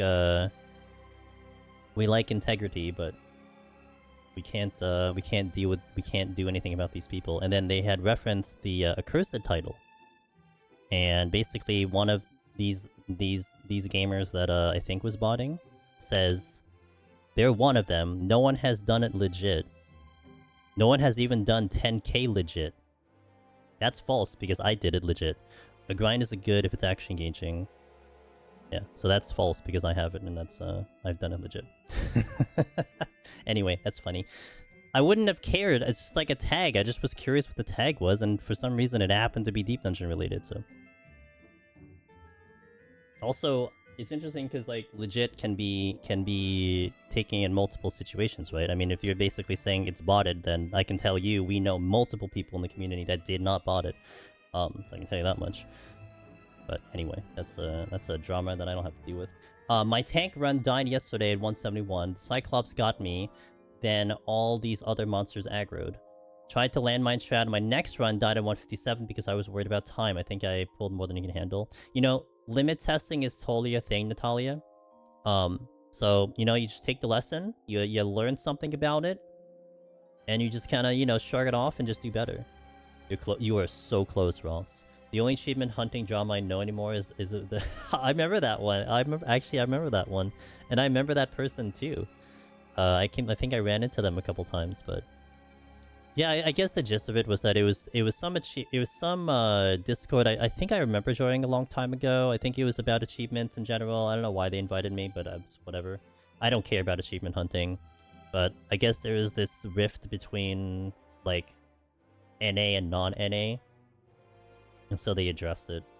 But it is funny to see about the to see the person who was getting accused of botting basically saying that no one has done it legitimately, because I can give you multiple examples of people who've done it legitimately. I mean, I'm sure there are people who bought it. Like don't get me wrong. I'm sure it's just to blanket statement everyone is a false statement, because I got it on stream when I first cleared Pictomancer. We got the achievement on stream. And I know multiple people who will spend the time doing it offline, you know, so it's whatever. Anyway. Not anything that we need to deal with. Okay, so I'm gonna hit an ad here. And then we're gonna step into 151. I'll probably take a break after the next set. I should be okay for the next set. Also heads up, when we clear, there's one way to put yourself as a bot. Yeah, that's why. I think that's the issue, Natalia, is that they're like the Discord can't do anything about said person, and they wanna be, you know, a Discord of integrity, and they can't kick them out. So it's just like, here's this information, you deal with it, kind of thing. But anyway, I'm planning this for after 180. We're doing our next Tokyo treat box, which we're sponsored with and partnered with. This is, by the way, probably the best partner product that we've had on stream, and I'm very proud about that. And they've been very nice to me. This is the November box. It is actually, the theme of the box is Osaka. So a lot of stuff from Osaka. And I do get a commission for this one for every new subscription. And you guys get a discount if you want to check that out. Make sure you use the code Angelus there. But I will be showcasing to you what's in the box. I'll eat something from the box later on. Planning again for 180. Maybe a little sooner, maybe a little later. Depends on how the run goes. So you can't leave sets, by the way, in order to get the Necro title. You can't leave sets. You can leave. Here, Transcendent, I'll show you, man. So I just finished 150 Transcendent. We actually just left, and I could log off. I can go to Japan right now, come back 9 weeks later, and we can continue right where we left off. Every time you do a duty commence, you are committed to that hour. Once you hit a duty completes, hands off, you're good. You don't have to touch this file until you hop on in. You're only committed once you get into a duty start. Once you start the floor. But you can save it and come back later. That's the beauty of this content. Yes, it's 200 floors. You know, it's 200 floors. It's a grueling thing.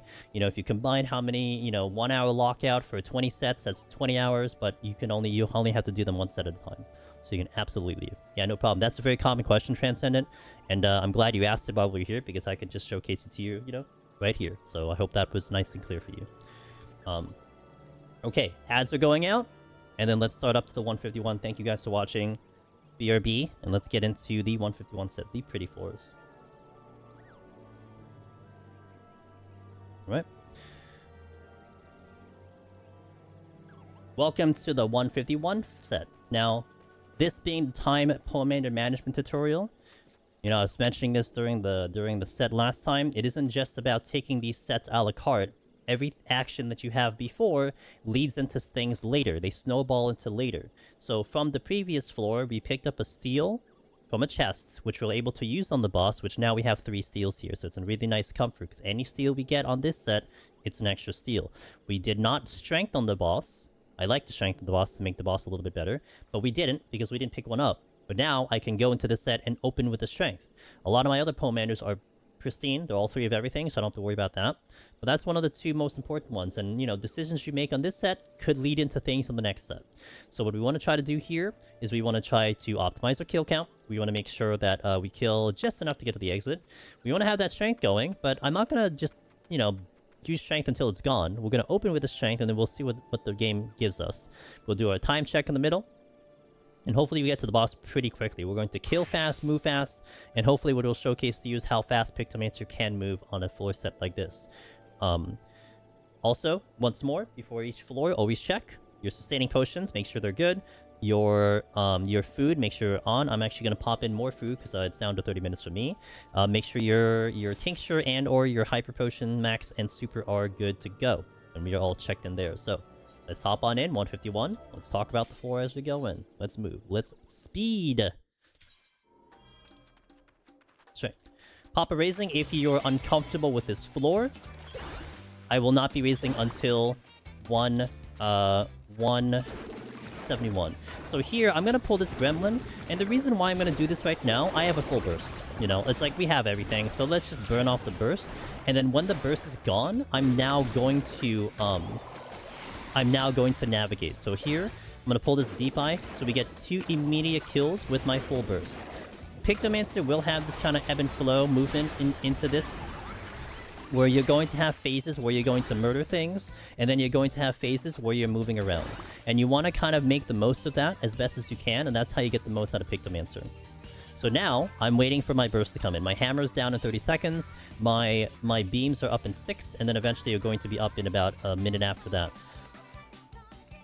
Now this pudding wants to go because I want this chest. So now we can open up here. I'm gonna pop a potion there, wait for this thing to come at me, then move away.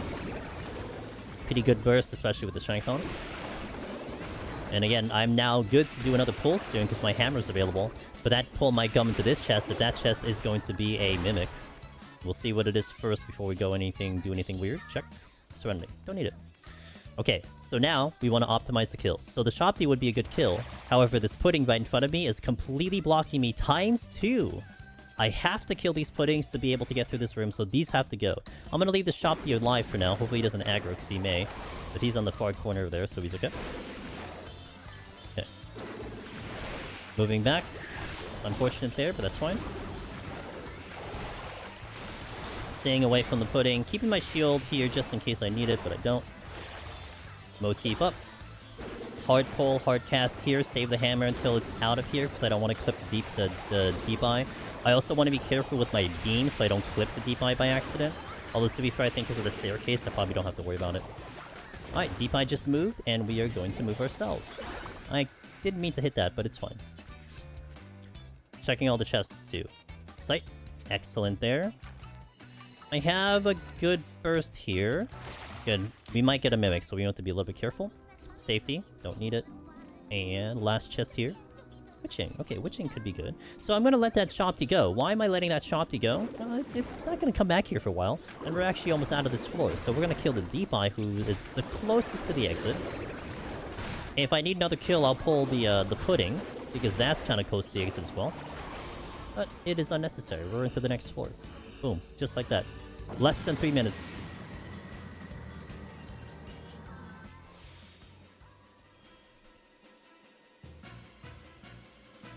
Oh, haste. Not overly useful on Pictomancer, but that's fine. Most of my bursts available. Check the chest first. Okay, now we're going to pull a deep eye. And then I'm going to move my way back, checking all the floors that we can. Actually, I'm going to hard cast here. Okay. Pulling the Shop T next.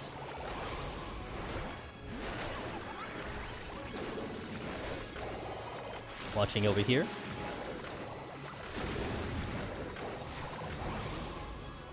Oh, that's a treasure room, but that's not the exit. So, what I want to do is actually... I'm going to navigate to this other room.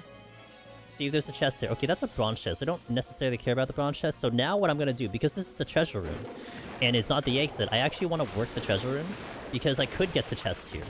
And I don't really need kills from anywhere else. It seemed like I was kind of free to move along the room. So we're just going to focus on this and see if I can sneak in anything. Now, if I open the exit, I'm just going to leave. But... okay, taking all the puddings out because the puddings are proximity. They're the ones that are definitely going to give me a problem trying to get to any of these chests available.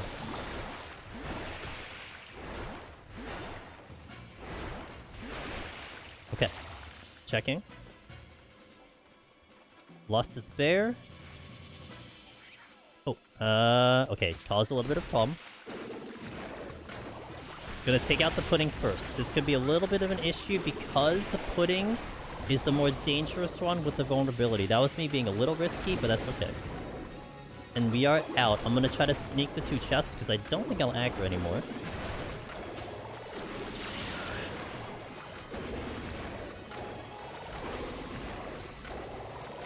Nailed it. Checking the 2 chests here. Get my motifs up just in case we get a mimic. Flight is fantastic. Witching is just in case. So actually, I might go over... yeah, I'll do it. Oh, baby. I'm gonna Witching right now. Alright, Mimic goes first. I'm gonna hang here, because I still gotta check the other chests.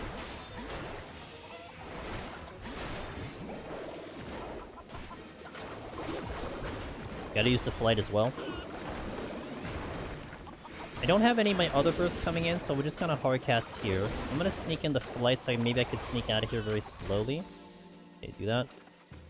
I cannot move. Okay, it's fine. Gotta move away from the pudding, though, because it's going to be doing its thing. Actually, I can Swift here. Okay, perfect. Alright, we're moving out of here. I already checked that one to the east. It was a bronze chest, and I'll pass it for now. We're just gonna go now. Time. Optimization.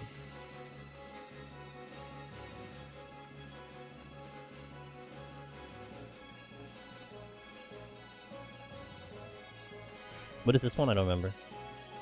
Oh, affluence. Yes, I do want to use affluence. Might get the gremlin. I'm gonna try to dash. Okay, good.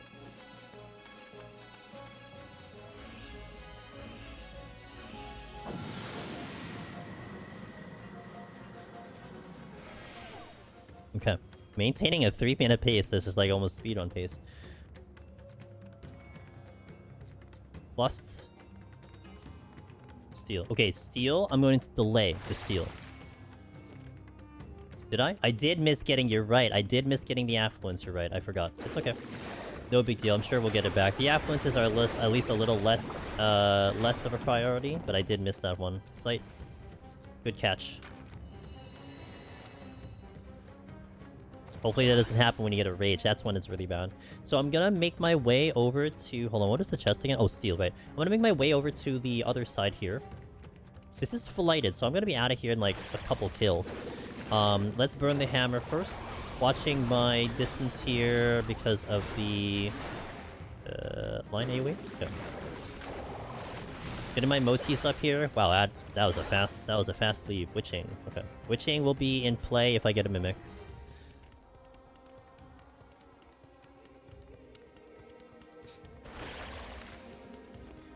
I do want the steal. Don't forget the steal. I left the steal later. Now, the reason why I delayed on the steal is just basically because I didn't need steal here. I mean, it's HP up. Our HP is pretty good. And I'd rather have the steal for the next floor. And sometimes we've actually shown on a couple of tutorials that it benefited you doing a later steal because the next floor had bad debuffs. So having the full duration is good. I mean, we did that on even the previous set. So if you can get through a floor without the buffs, get through the floor first, and then get it on your way out, because you don't know what the game's going to give you on the next floor. Do I find myself sitting on cap pallet gauge a lot just because you want the slower casts? Yeah, I would say so. I think I unconsciously kind of use it here and there with a reason. Like sometimes I'll use it because I feel like I want to push damage out, or I want it as an opener, as opposed to having to rely on it for most of the run, if that makes sense. Because I wouldn't want to now have to go through with this hard casting, you know, for like 3 G cities. If I could do it to 2 G cities, it's a lot better. But yeah, I typically do sit on it a lot. I think you'll see me use it a lot more on bosses for sure. Now here is a case in point about what I just said on the previous floor. Right? Using the steal late so we have a full duration because the debuffs might be bad, and this is probably for most people a Serenity. But we have a fresh steal on, we're going to use that steal. Now one thing that's going to be smart to do, especially on Pictomancer, is when you have situations like this where the difficulty of the floor will increase because, you know, Gloom, item down, or we're on the later floors like 171 against Anzus and Worms. It will benefit you to actually wait for your burst to come in before you pull something. Because you can decimate something with a full burst, and you could take a while to kill something, if not die, when you don't have a burst. It's a massive difference. So we want to probably wait for at least hammer, because that's going to help mitigation. And the hammer is coming up, so I do want to pull something. I may actually pull the pot, because this one might give me a problem moving around the floor, because it's literally dead center. So that's one thing to really take into consideration. You know, as fast as Pictomancer can go, you do want to exhibit patience to get the most and to stay alive the most. And that's what we're doing. We're exhibiting patience right now. Now, of course, it depends on what I pull. Like, I'm gonna be confident I can pull this gargoyle. If I pull a gremlin, I can pull it without a burst. There's a gremlin right there. So I probably will pull the gargoyle here, make sure the exit is a little bit clear before I find something else to go for. And this is without my hammer, but these are things that are much easier. And my hammer's gonna come up, so either A, I want to pull something a little bit harder, or just pull something whatever's right in front of me.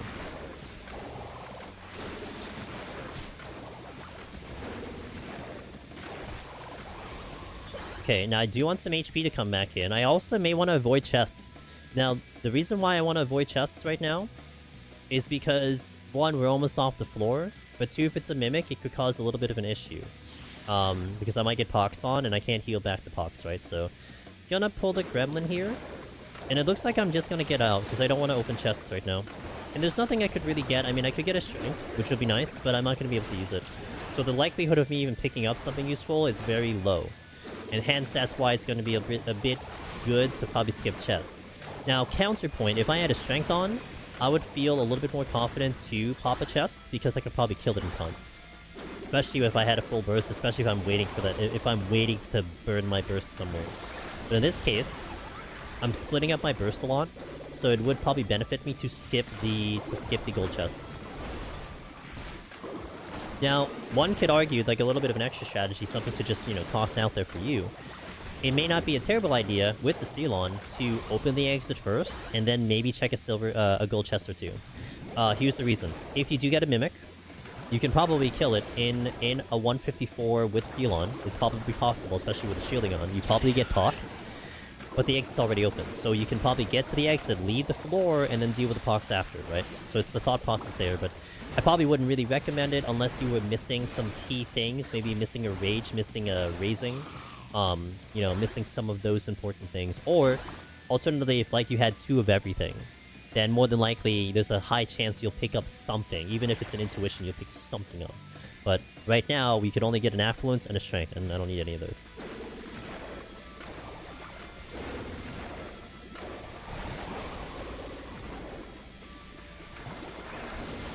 Okay, downing this thing. This was actually a high kill.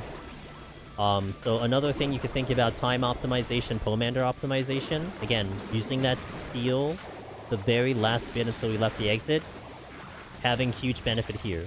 Additionally, having gone faster on those first 2 or 3 floors allows me to go slower here. You know, this can eat up time. Like, if my time was a little bad, then this would be a Serenity, because I might be taking a little longer, because I'm waiting for my burst, I'm being a little patient with my burst.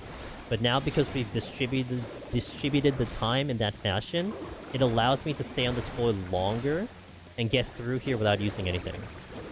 The more you can get through without using anything, the better benefit it is to you. Because that's kind of how runs tend to end, is that you're forced into a situation that you feel it's necessary to use something, right? Oh my god, treasure room, let me rage. Oh my god, this thing's kicking my ass, steal. But if you can get through those same situations without something, while moving at a moderate pace, that's really good. Now, here's an interesting situation. I'm gonna Serenity here. Now, well, am I going to Serenity here? Let's not. Let's actually fight through this. I am about maybe 12 minutes ahead of pace, so let's actually go through this very slowly. This treasure room is also very intimidating. I still have 2 minutes of steel on, but there is no gloom. So I'm gonna try to fight through this, because there's a possibility this thing could chain. One common characteristic of this floor set, 151, it is known a little bit for, like, debuff hell. Now, it could be positive or negative, but it tends to give you a lot of debuffs. And we just came off of a Gloom no item floor into an ability no sprint floor, and you can kind of expect maybe we'll get something in the next floor. So, if I can get through without that Serenity, good. Now you have to ask yourself, why would I Serenity here? What's the downside of this floor? Well, my damage sucks, first and foremost, but I have the steel on, and I don't think I'm worried about survival necessarily. A lot of these enemies are not too bad. Now, this was like 161, or for sure 171, my thought process would be much different. Because the enemies are way harder there, I'm a little bit more concerned about my survival, but on this floor set, it's a little bit better. Now, also, another point, if this was 157, 158, where you're dealing with Soul Flares and Imps, I may Serenity there, because those things are a lot more dangerous than, you know, a Merilith, a pot. So it kind of is a little situational if and when I decide to use that Serenity. Because like I said, I was just coming off of that comment I said on the previous floor. The less you need to use, the less that the game forces you to use something, the more that you have it for something later. Especially when you're maintaining time, man, and you're just on cruise control. This also will be generally a good example of why you generally shouldn't fight no abilities to Pictomancer. It is. It's just on this specific floor set, it makes it a tricky decision. Because, you know, if this was Gloom ability down, I would make a different decision. But there is no Gloom, it's just ability down. And, you know, with the knowledge equipped that I mentioned about this floor set being, like, Debuff City, I still got 4 more left. And the game could throw me, like, you know, what if it throws me Gloom, no items, back to back to back? I mean, then you're like, oh my god, like, could I have fought something? And so, I would definitely highly suggest, like, hey, try to fight through some of these floors, and save that Serenity, especially if you banked so much time into it. Could hit a trap here, so let's just see what happens. Oh! Well, the game gives you Serenity, see? You just buy your time, and that's the answer right there. Alright, so that changes everything, which is nice. Gonna pull the Imp then. I was not gonna pull the Imp, but... Well, I mean, I could have pulled the Imp, but I'm not gonna pull it, so. Who wins, the Void Blizzard or Sleep? Oh! Void Blizzard wins. Feels bad. It's okay, I got most of my burst here. I thought I was gonna get it in time, but no big deal. Okay, the pot has to go now. Wait, OT?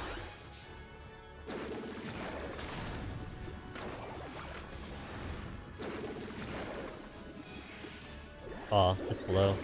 The slow is so brutal. I wouldn't have gotten hit with that if I was with my height difference there.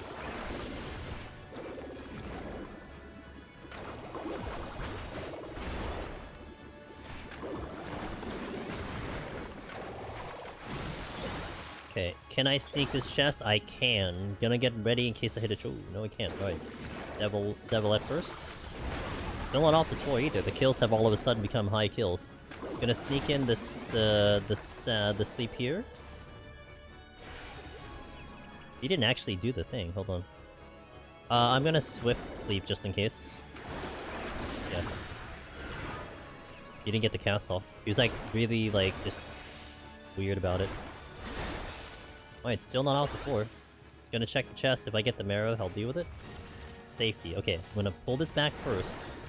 He's gonna do the AoE first, so I'm gonna wait for it to come out, and now I'm going to safety. What would I do if I would end up getting a Flood Dragon and a Worm Treasure Room? I've seen someone have that before. Again, there's a lot of factors that can happen, so just kind of keeping it simple. Let's say it's no debuff floor, and it's a Worm Flood Dragon Room. I mean, for Pictomancer, I would just Strength Steel, and we can just murder it. Of course, if you're adding criteria to it, you know, what if it's Gloom? What if it's ability down? What if it's this? Then maybe Serenity. You could consider a Rage if you had one. I probably would consider it too. But if you're going to Rage, one really important thing to do: Witching first, Witching the room, and mitigate a lot of that damage, and then go in and then deal with it. Because like even a Flood Dragon, if you don't kill it fast enough, it's going to kill you.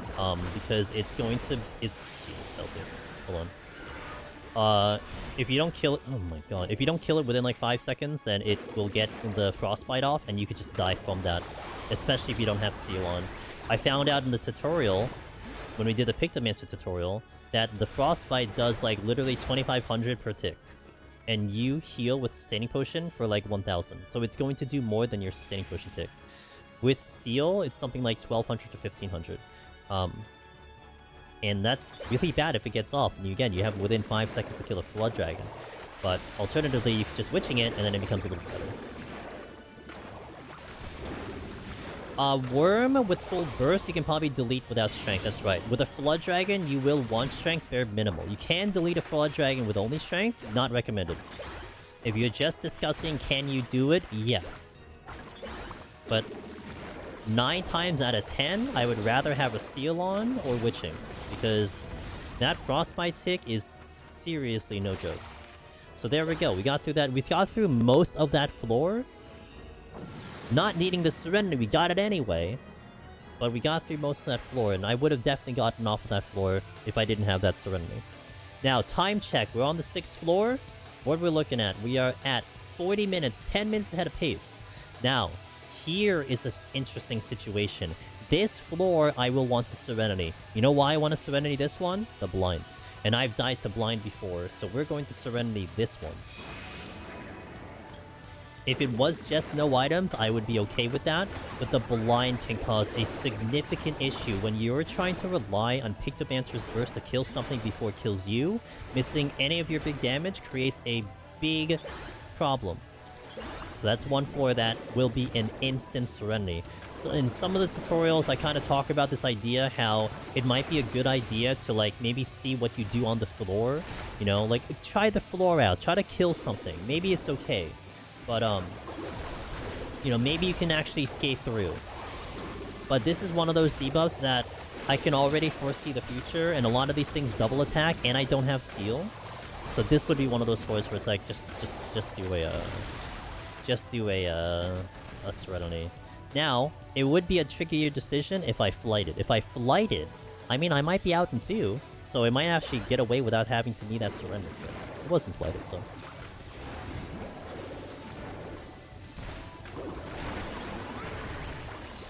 And these are a lot of double attacking enemies. Like, if it was a lot of gargoyles, then okay. Like, this is one thing where a treasure room actually won't be terrible. Because a treasure room would give me more options to kill. And then I could, like, you know, pick and choose what I need to do. And I might actually get out with, like, favorable enemies, but we didn't see it. So, Natalia, when do Serenity drops become quite rare and you want to hold on to them as much as possible? If I, just off the top of my head, Serenity drop rates don't really change throughout the floor sets. Now, you would want to reference something like DD Compendium, which will have, like, statistics on the drop rates of specific Pomanders. So that's something you can reference, but generally speaking, there isn't, like, a noticeable or a big area where it's like, oh, the Serenities are really bad here.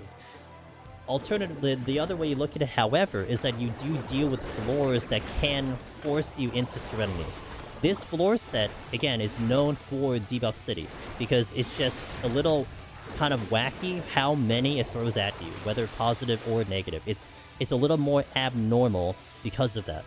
But other floor sets, with the exception of, like, 191 and maybe 181, it isn't as severe as it is on this specific floor set. So in this one, you're probably going to expect yourself to probably use a Serenity or two, and that's perfectly acceptable. But you certainly want to try to fight through as much as you can, even if the buffs are bad. That's where you kind of distribute some of your Pomanders. You know, maybe you consider a Steel instead of a Serenity. Maybe you consider a Rage instead of a Serenity. Because you can create a lose condition if you don't have Serenity. Whereas, like, if you don't have Rage, it's not necessarily a loose condition. If you don't have Steel, I mean, you could fight for your life, it's possible. But having a no Steel, you know, especially on Pictomancer, if you walk into a floor, no items, and you don't have Serenity, and you have Pox on, that's it. That's probably the end of the run, you know? Because what are you going to do about that Pox? Like, you can't do much about that Pox.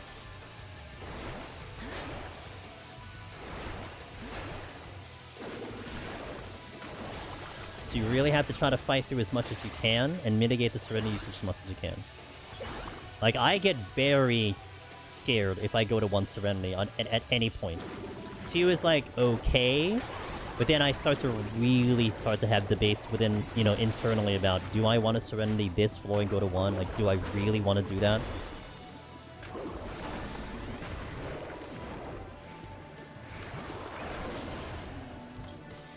I want to get this chest, so I'm going to go for it.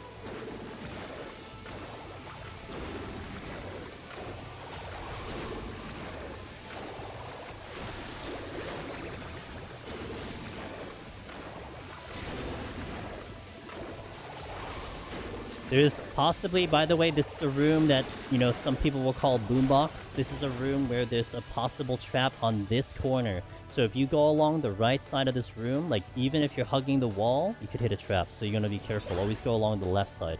Many of these dead end rooms that we kind of warned you about, it's almost like the common theme is that you don't want to walk along the right wall. I'm probably going to the witching here. Please. Okay, that was just in time.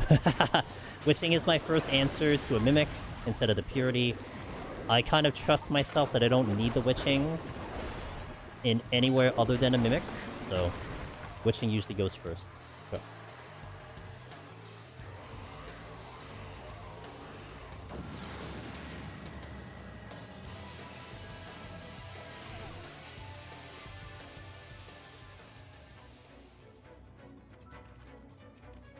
It is RNG. It's still RNG. I mean, there's nothing guaranteed when it comes to Deep Dungeon. So you can go through empty spells of just not picking up anything. It happens. I mean, in my personal experience, I would say it happens less in Palace than it would in Heaven on High, but it still can happen. You can go through multiple floors and not see a specific Pomander. Like, even I think on one of my recent runs, I did not see a resolution from like 141 to 191. It just never showed up. Like I was sitting at 2 the entire time, you know.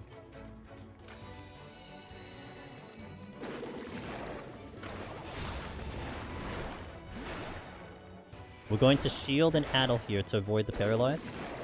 Don't think I kill it fast enough. Gonna addle, shield. Oh. Not quite enough.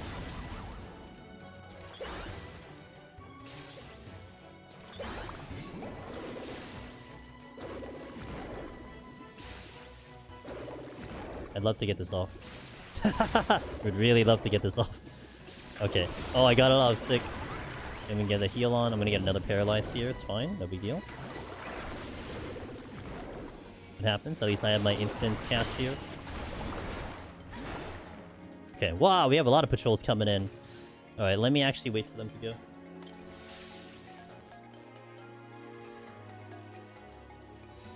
go. I have to dodge their AoE anyway.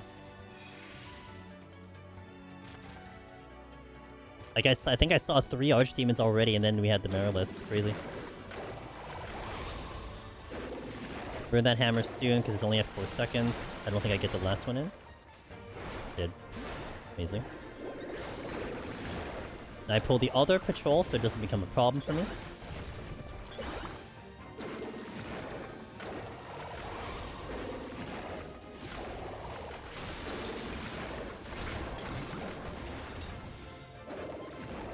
Where do those other patrols go? Actually, this is a really big floor.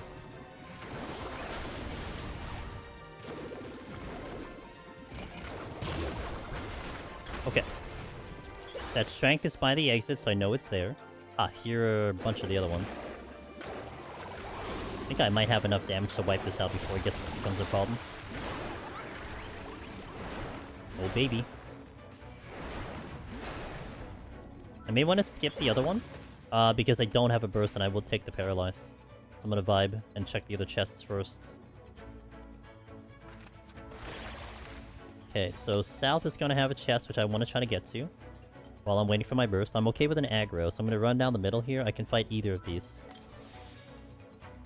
There's that trap. Look at that. That is the trap I was talking about right here. If I ran around the corner here, boom, you're hitting it. So you gotta be very careful. This is the same room we had before. The ones that some of the gamers would call boombox. That's the example right there. Thank you for showing up. Probably gonna take the pox here, because I don't have much of my burst. So my first answer here will be a purity. Although I might ride the pox actually, because we are getting close to the boss. So I may consider sitting on this pox right now. Because it might go off by the time we get to the boss. So I think I will ride this pox. And I do have a fresh strength on, so it's going to counteract kind of the damage down, you know? Okay, that's good. Gonna get prep sleep here. Right here.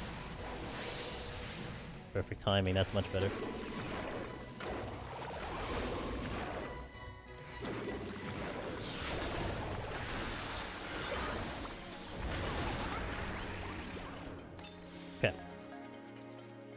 check this one. I already have a sight. I'll pull the gargoyle. Oh, I didn't set on my motifs. Forgot.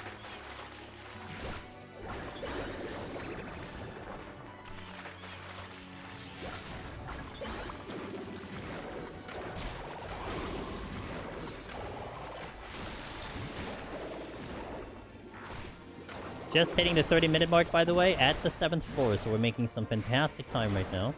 Had a couple things that did slow us down, but we are making work of it. That is a fortune, but I'll leave it alone. The other chest was a... don't remember. Sight. Alright, I remember. Okay, let's pick up the fresh strength, and then off we go to the next floor. Again, riding the pox. Now, we do cause a little bit of an issue here. If I get a no items on the next floor, then that forces a serenity. So I will run that risk, but there might be that reason why you would purity here, so there is a massive risk of me having this purity on. But the logic here is to hold the purity because, you know, things here are not going to be as deadly as they are later, so I'd rather maybe have the purity later than now.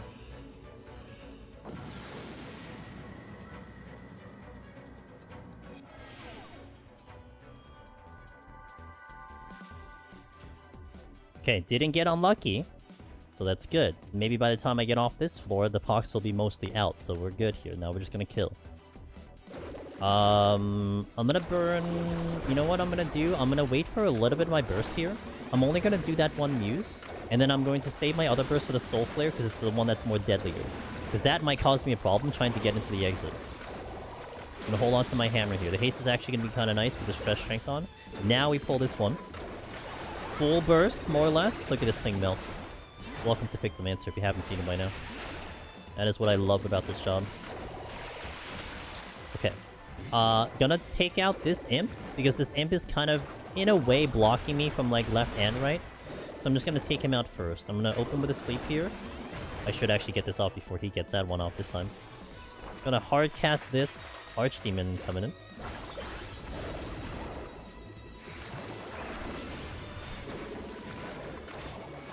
Okay, gonna wait for a little bit on my hammer. Not too long. I'll just pull it. I have a little bit of a burst. I'll shield for the next one. I don't think I block it though, but I'll shield for the next one.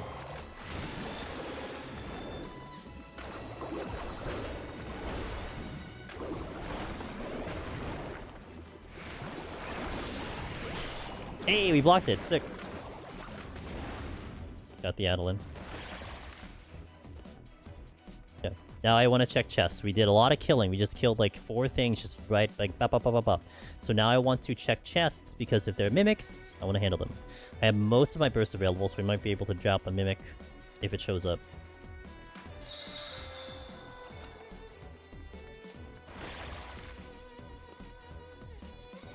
So, you know what's a funny thing? This is something that, thanks to our buddy Vaxerd and our buddy Darabon, something that they told us, and they found out. Traps that show up tend not to repeat. They, like, cycle through the room. So let's say there's, like, 4 traps on this room, right? Let's just randomly say them. That there's one by the soul flare, one in that corner that we showed you. Because that trap showed up in that corner in the previous room, it will not be there again. Because it already got that position. So because of that, because I am armed with that knowledge, I am not worried about the trap here. Little tiny, very specific deep dungeon knowledge there.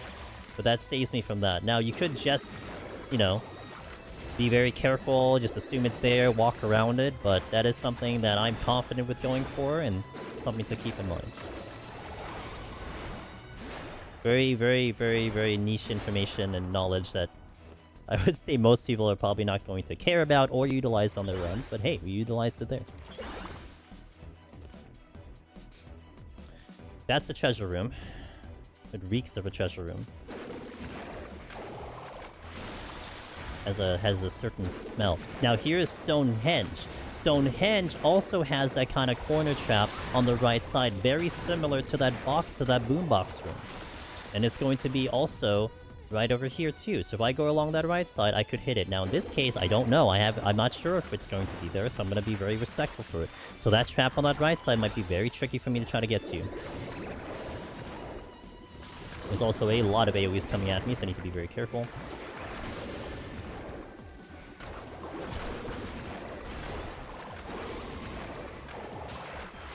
Alright, I don't think I go for anything, although I could. I'm gonna try to go for this chest. Little risque here.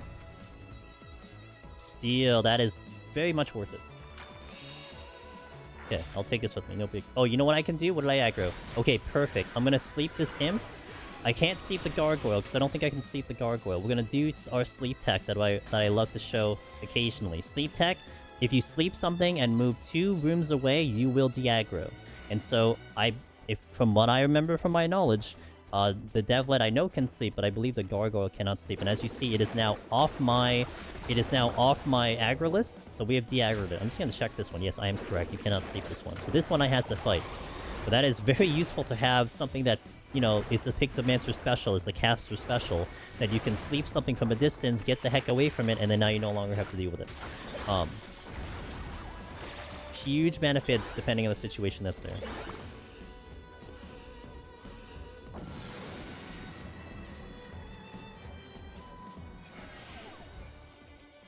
I actually was supposed to affluence here, but no big deal. I didn't need to affluence.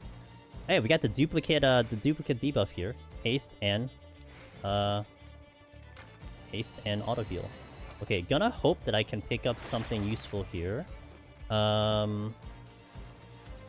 Let's pull the imp, because I can definitely beat it to the punch with haste. That's actually one interesting benefit of the haste, is that I can get the sleep off much better. I want to sleep while it's casting ice spikes, generally. I'm gonna watch my wing there. I don't want to clip a soul flame by accident. Affluence, and I got burned by that. Hey, this was the affluence you're supposed to use. That's what the game just told me.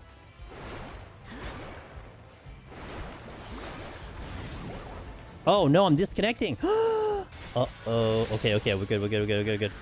That was not my internet. Okay. Okay, everything's fine. Presumably. I looked at my bitrate. My bitrate is fine.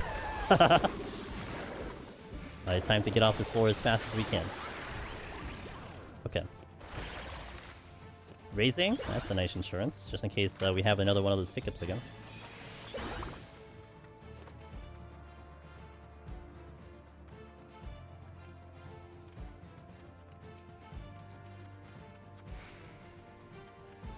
I check that chest, that's an affluence. So now let's clear up the exit, check that chest, and then we'll just get off the floor. More than likely, I'm gonna have to strengthen the boss. I don't think I can get away without a steal. So I have 2 options here. One, if I get off of here really fast, like in maybe within the next minute or so, I might be able to get away with the steal that I have on and get off the floor with the boss.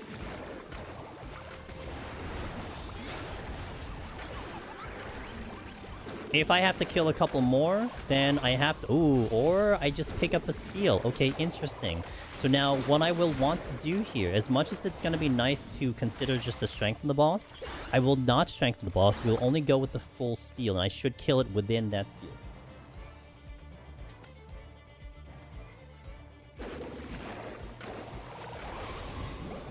I will lust, but yeah. Sleeping here.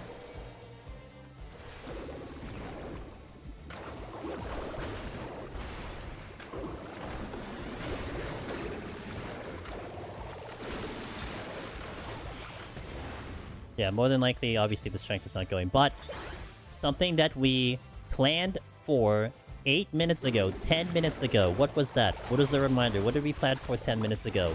My decision on the pox. Now, we could have gotten no items. It could have been, you know, a tragedy. But it wasn't. And now, I still have my full purity. The pox is going to be not there for the boss. And, you know, we wrote it. So there's a kind of a decision that was made 10 minutes ago that now is showing some action. Secondary steal. I don't need that. I'm just gonna kill. So this was actually a high kill floor.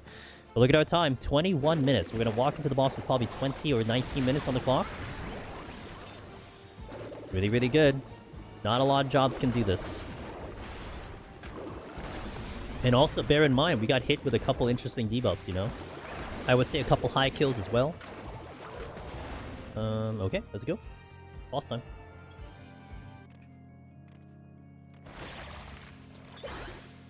Seal it up, and then we're going to lust on the boss. I'm gonna get into the boss first. Alright, did a fantastic job here. Showcased quite a lot. Did a pretty good job.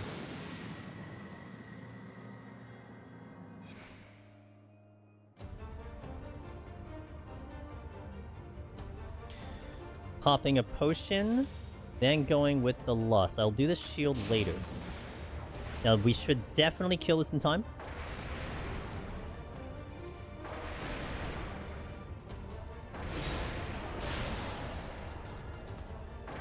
Especially with the lust. But even without the lust, we're probably going to be fine with it.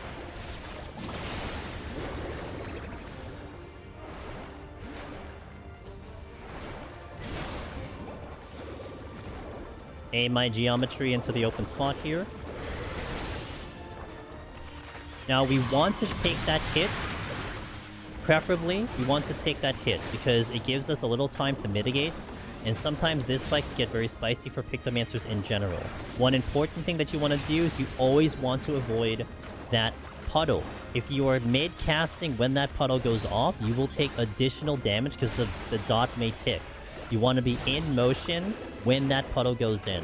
And so it is a common thing that I hear some people who are doing this fight, doing this boss, they're like, oh man, this boss has been kicking my ass. This was hitting me harder than the 170 boss. It's basically because that's probably the culprit.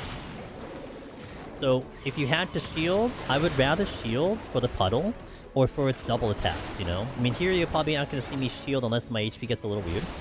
But it's perfectly okay as well if, like, you're just running. Like, here, I'm just gonna just respect that and just kind of move.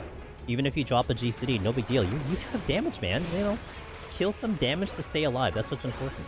And you get most of the motifs off, and you could use the dash to kind of help you out, too. The puddle's gonna come in second here, so I'm gonna stay in motion. It is a set rotation with how that puddle comes down. I'm gonna try to verbalize it as best as I can on this run, so that you can kind of get a little bit of the pacing. But I kind of move in, like, more of a rhythm at this point. So it's gonna come at me, right? It's gonna do the single attack here. It's gonna follow with a double attack. Then it's gonna come in with another single attack. And usually, almost prepping when its third auto attack is coming in, that's when it drops the puddle. So that third attack was gonna come in. Boom. So it's gonna follow the same pattern. So it's gonna do an auto attack here. I think it doubles with the double attack after the auto. There's the double attack into the auto. Third auto coming out here. If I don't move. And then the puddle comes down. So you're looking at auto attack, second auto attack, or secondary attack. It's double attack, followed by third auto attack, and then the puddle goes down. And you want to move when that third one is coming in. And even if you're in motion by then, it's perfectly fine. He does it in a range. Like, he does it as a range attack. His auto attack obviously has to be on top of you, though. But I still think this boss hurts more than 170. It does. But what I was running into, some people saying, is we're talking like a situation where they're like dying on this boss. Not necessarily just like it hitting harder, but it actually almost killing you. And I think, like I said, I think the biggest culprit is that you're bleeding out damage from the dot that you are unable to make up. Like, check this fight out right now, right? I haven't used my shield once yet. I haven't used my super potion once. So if you're running through this fight and you're like, man, this thing is just killing me, I would look into those two things. One, take the knockback. As much as you can sure cast, as much as you can block the knockback with a shield, take the knockback at, like, more or less its full duration, full distance. It goes about halfway. The length of the knockback is about half the room. And then move out of the puddle. If you're not doing any of those, that's where you will probably start to bleed out HP. It's also, I'm not sure, Mr. Ross, if you had this experience with, like, Red Mage. Red Mage was definitely the first. See that? I took an extra damage right there. You saw that extra bleed there. I'm actually gonna have to potion now because of it. Red Mage was when I first experienced that issue. So for me, it's something that I've already ingrained in my strategy. But it isn't something that, you know, if someone is walking into Necromancer title, and this is their first caster, that's something that you didn't learn from, like, Black Mage or Red Mage or something. Summoner won't have that issue. Summoner is almost forever mobile, except unless you have Ifrit, but you're probably planning Ifrit a little bit more strategically. But the other three casters are going to run into that issue. And that bleed. Oof. Like, even like a melee, even though you're thinking like a melee's up close, at least you can kind of like pseudo-spin the ball, so you can actually kind of just always be in motion and kind of get away from that. But the casters will run into that issue.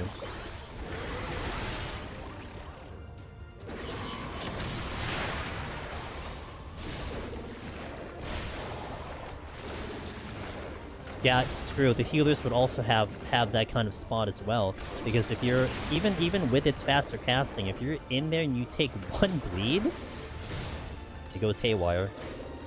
And that's what I think some people are experiencing in Pictomancer, so definitely identify that if that's your problem.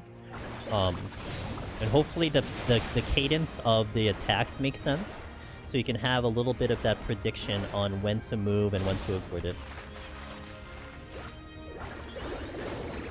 So now again, we've done this with the Lust, but no Strength. We have about 2.5 minutes on Steel left, still in lot of a buffer there. So we're looking good. Again, you probably could get away with this fight without the Lust, with only a Steel on, but definitely recommend it. It's gonna be a longer fight, but hey, now I have that opener Strength into the next set, which will definitely get me a good amount of starting time.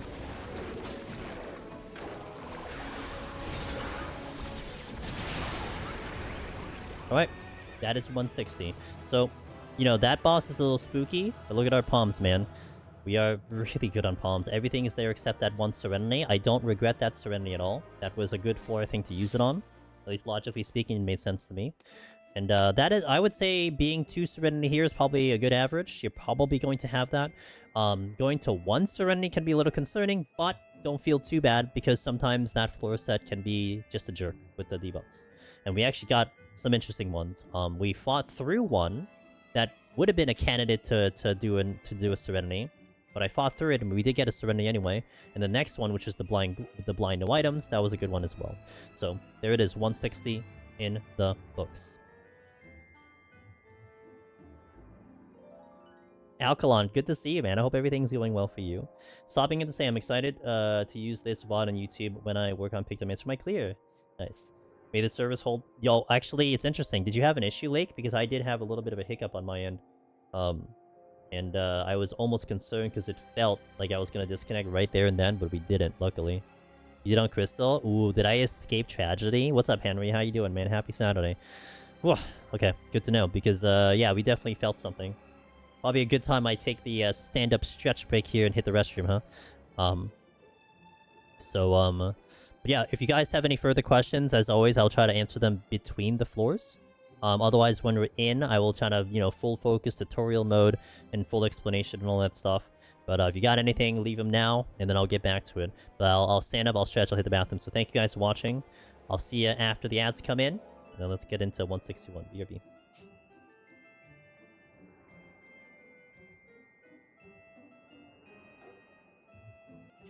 Alright. We are back. Alkaline. I'm good, staying up late and saw me live. Always enjoy watching the high floor palace guys. Hey, I'm glad you like them. Gavindale, good to see you as well over there on YouTube. As a reminder, guys, later, planning this for post 180. We'll do our little showcase of our next Tokyo treat box for November. Man, I can't believe I've been with these guys for almost a year now. It's been great, and I have like another 11 months to go with them. It's great. Here's the box. And the theme of the box is Osaka.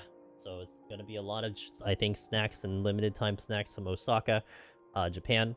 And we're going to showcase to you guys that in about 20 floors. I'm going to eat one of the snacks on stream. And I do get a commission when anyone does a new subscription using the code. So it is much appreciated if you guys check it out. And hey, you know, everyone who's done it, by the way, has loved it. So, again, it's one of the best kind of collabs and sponsors that we've had, because just in terms of feedback, people have loved it. So, you know, that interests you, check it out while we're doing it. But we'll show it to you. We'll show you that maybe about like 2 hours from now. We got this though. Let me actually update the title, because I have not updated the title at all. We're going into 161.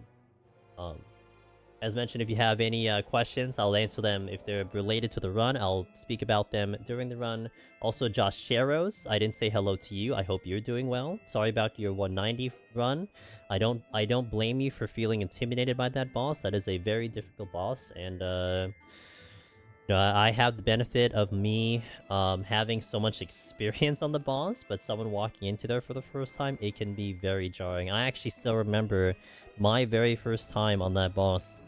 And I got absolutely obliterated the first time I ever saw that boss. So I know the feeling, but especially on a caster, it's a tough 6 to 8 minute fight, trying to maintain composure for that fight. But hey, we'll hopefully do another run of it today, showcase it. Maybe it'll help you out if you're still up by then, or at least check the pod out. But anyway, I hope you're doing well, Josh Sharrows. Hope the internet isn't giving you issues. Last time we chatted, but anyway, we're gonna step into this next set. Quick question: what is the best way to avoid a Cyclops, and what do you think is the best to do if it's coming your way in an end room? Kill it first. Get rid of it. They're on the easier side to kill. Talia. And a lot of times when it comes to patrols, more times than not, with a few exceptions, but more times than not, you want to eliminate the patrol, so you don't have to worry about it. You know, that's like a case with the Chimeras, 181 plus Chimeras. You'll have an argument that you want to avoid Chimeras, mostly only because of their much higher HP pool, so you're talking about a much longer fight. But man, I would rather not have to run around and dodge them, and I would just rather eliminate them so they start to become a non-factor. And especially, you know, you're kind of mentioning it that it was one of the reasons why you lost the run. I mean, if they're a problem, get rid of them first, eliminate them, remove them from the equation, and then now you don't have to worry about them, you know?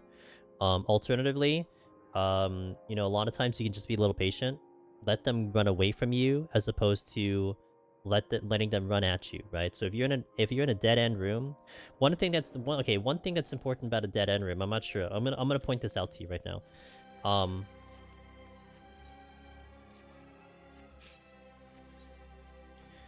Okay, so you see my markers. I mean, I could have just used the exit, but whatever. The markers are here, right? So let's say the Cyclops is coming from let's say the Cyclops is coming from 1 right here.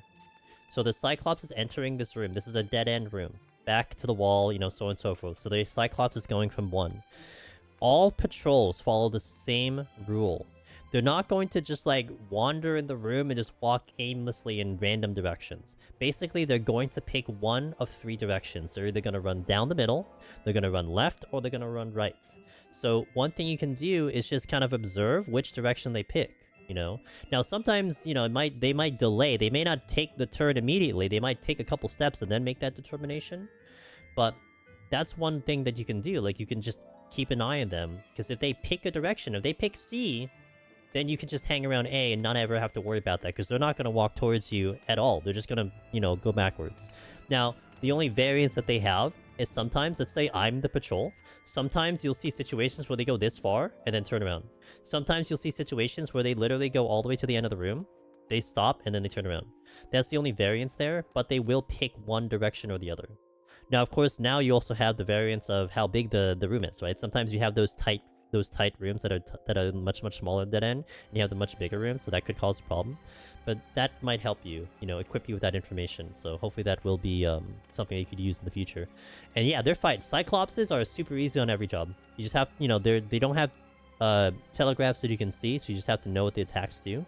But very, very easy enemies to deal with. I think you can, if I remember correctly, you can stun a Cyclops too. So if you're like not sure about something, just stun it and you'll be fine. But yeah, super easy enemies. One of the easier ones on that set to deal with, 100%. Akila, farming grips while watching. Nice, dude. I hope you're doing well. Josh Jarrow says, I think I found the issue. My PC was either connecting to Wi-Fi despite being wired or Ethernet, and I also changed the Twitch server in OBS. Yeah, for me, I actually did that too. I mean, when I was trying to troubleshoot my issue, Josh Jarrow, I noticed that sometimes my thing would go down, but it wasn't my internet. I could tell if it's my internet, and, you know, I'm gonna be truthful. Like, I'm not just gonna blame the internet all the time. Like, it wasn't my internet. So I actually, you know what? You know what's so funny for me, Josh Jarrow? I had a point, I think, this past Monday, or last Monday. All the NA East Coast servers were giving me issues. So right now, I am connected to NA Canada, Toronto. And it's been pretty good for me. It makes no sense to me. I don't know why I have to go to Canada for it to be okay, but it's been okay for me. So I'll take it. You know, you think, like, for me, like, you know, New York would be the closest server. It's given me the most problems. I tried Washington, eventually gave me issues. I tried Chicago, forget it. So Toronto. Because a couple other streamer friends are having... Yeah. I don't know what's up. It's like routing or something. I don't know what's going on, but so far that's been my solution, at least on that front. I mean, I'm still having ISP issues, don't get me wrong, but it isn't always ISP issues. But interesting that your PC actually prioritized Wi-Fi, because my PC is connected to Wi-Fi, but it will prioritize Ethernet. So I wonder if there's some like priority system that's kicking in or something.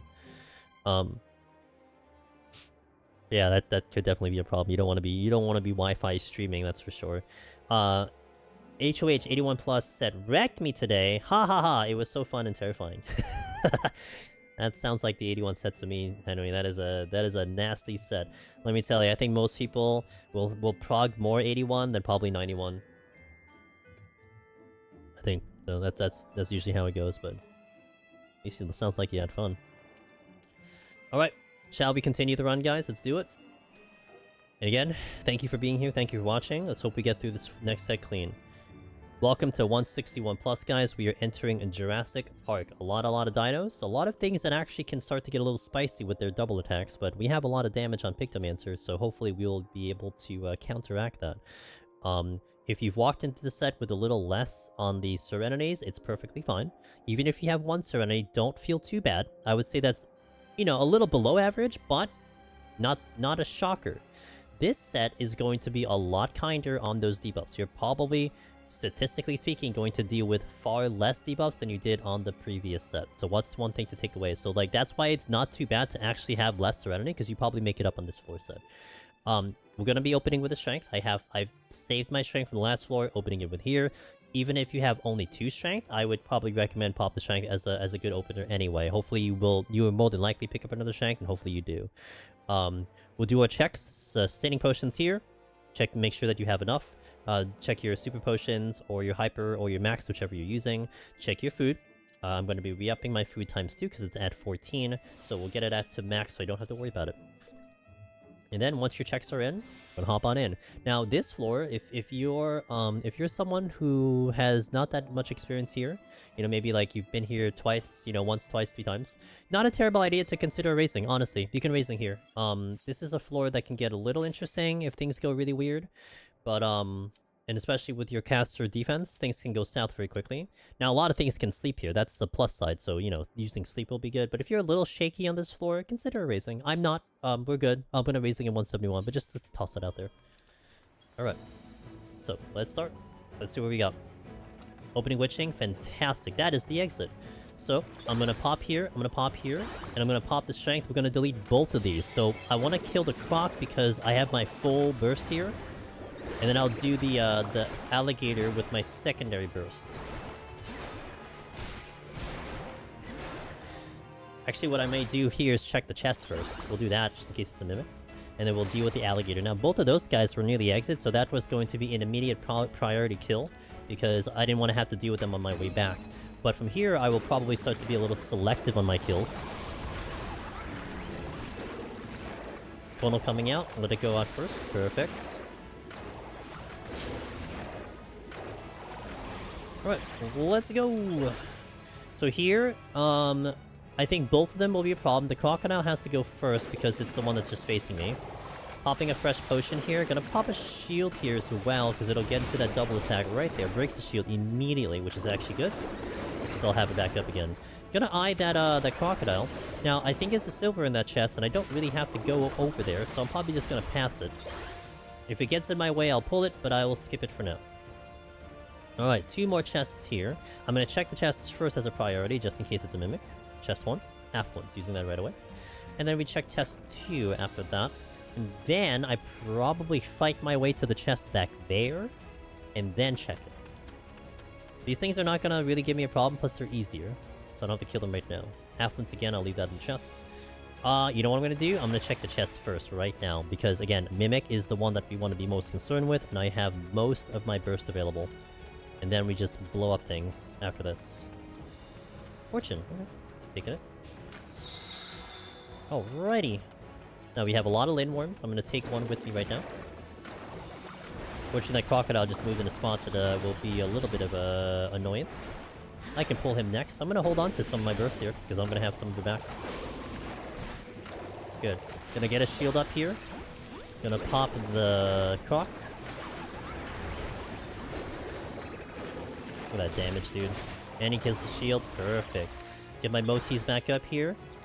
Now, I want to kill the alligator up there as a priority, only because it could be a problem. Unfortunately, I did the lindworm.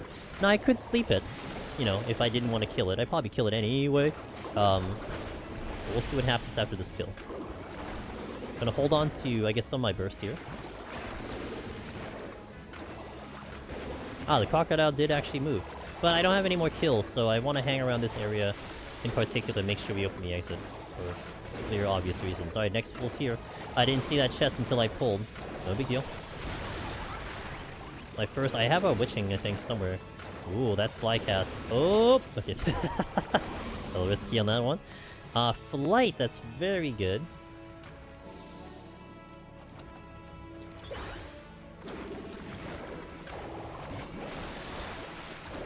Okay, pulling this lindworm. If I need to pull something, then it's in that room. If it isn't noticeable, something that could actually get to, like, other jobs, depending on what job you are, this can actually be very intimidating because, look, I had to kill almost everything. There's only one thing left available to me.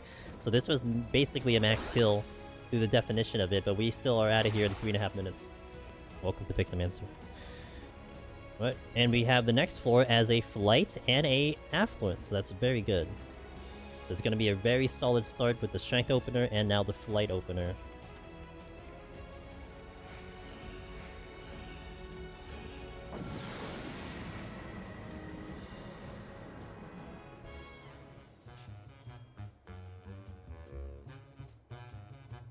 Okay, checking the chest first. I have most of my bursts. Fortune again, we need that. If I can get to that patrol, I'll pull it, because I have my shield available. And I don't... Again, this is like the patrol conversation we had in between the floors about, you know, you want to prioritize sometimes the patrol, just because they can be a little bit annoying if you're having a little bit of a problem tracking them and you know, avoiding them, just to get rid of them. And that one is only annoying because of the slow that it does, but look, we defeated it before the slow even came out.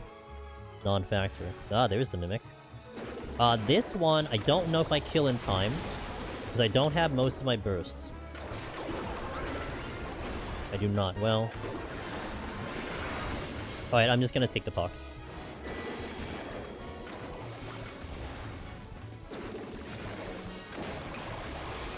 So in this case, we're gonna follow kind of a little bit of a rule that I like to do with the purity. I got the purity. Okay, great. I have a purity. I hate it. What I'm going to do before I consider doing the I'm sorry, I have a pox. Before I consider doing the purity, I'm gonna check the rest of the chests on the floor. I have a little bit of a superstition that, okay, if there's one mimic here, there must be others. So before I get rid of this pox on this floor, let me check all the chests first. That's my game plan. This is probably going to aggro. I'm gonna pull it now. And now, once I examine all the chests, then it's like, okay, we'll purity. You know, that's kind of where I want to look at. In this case, I will obviously do that. I decided to do the purity versus the witching this time. Only because I kind of felt like maybe I had enough power to kill it, but we didn't, so it's okay. Gonna pull this one first. This is also the exit. Chest is going to be the one I want to check first.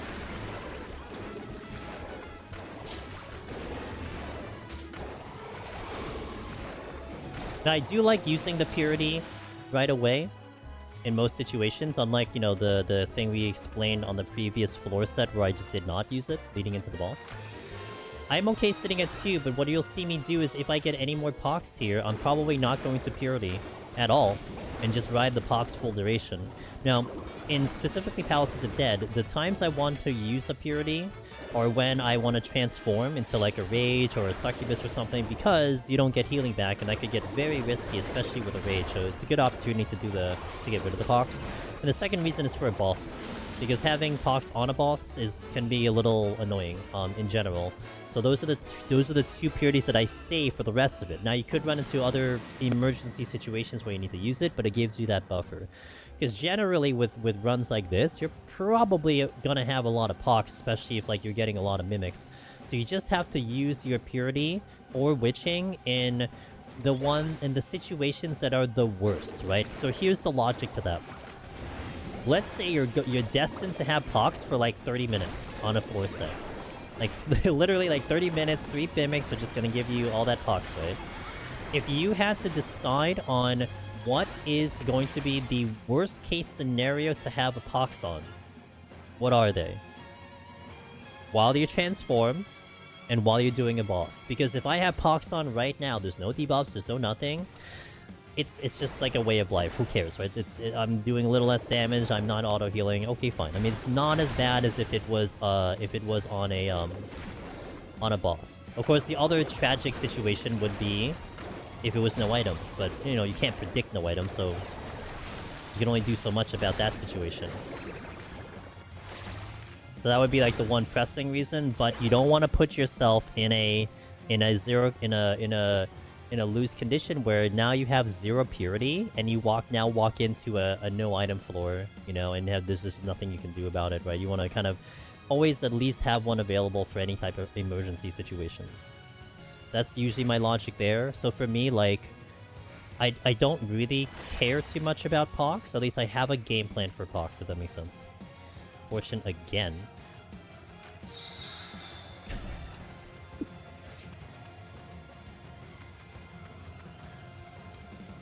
I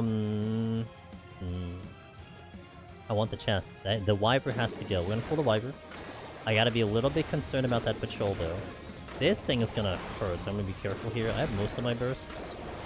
I don't want to do beam because I may clip the patrol at the moment. Now I can beam. Okay. I'll just pull this. Let's pull this with this one.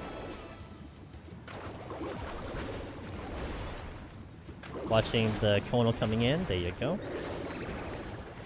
I don't have strength on. I don't know if I'll put it back on right now. We'll wait till we have like like a new one. We're 10 minutes into the first 3. That's a very good time. That's kind of on pace of what we had last time. Barring any bad debuffs. And check the chest. Serenity? Don't need it. Okay, let's go. Hugging the walls, avoiding as many traps as we can. The last room I did not check is, in fact, the exit.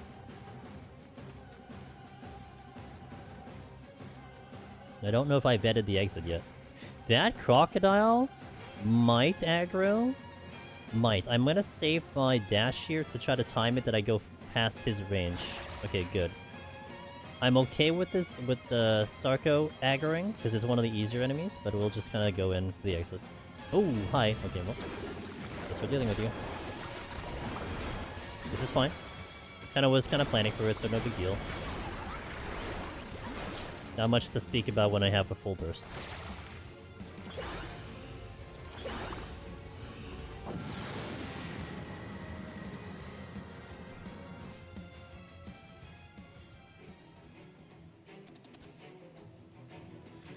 Okay, big floor. So when you get a room like this one where there's a lot of rooms, I like to scan them quickly. So I already identified the exit, I already identified the dead ends. I like to go towards the dead ends first. But we already figured out all of the rooms right there. I didn't have to step into any of them and I already know where everything is. You know? Especially with the wide open floors of the higher floors of Palace of the Dead, that's something you can do very quickly. And over here, that looks like a silver chest.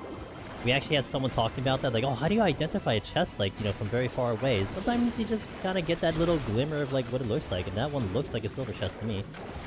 So, I don't have to go into that room. And I want to verify just to make sure. But, yeah, it is silver. So, I'm not getting to that room, because it's unnecessary. I do want to get this chest, though. May get the Mylodon? I think it's a little wide for that aggro. Check. Witching. Okay, Witching is going to be good. I'm going to hold on to that Witching. That Witching is going to come into play if I get a Mimic. That'll be my way out of a Mimic.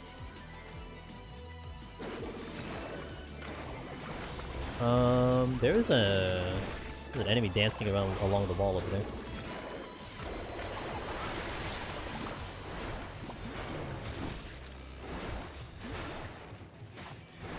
Okay. This room, don't care about this room. Everything is away from the exit, so yay.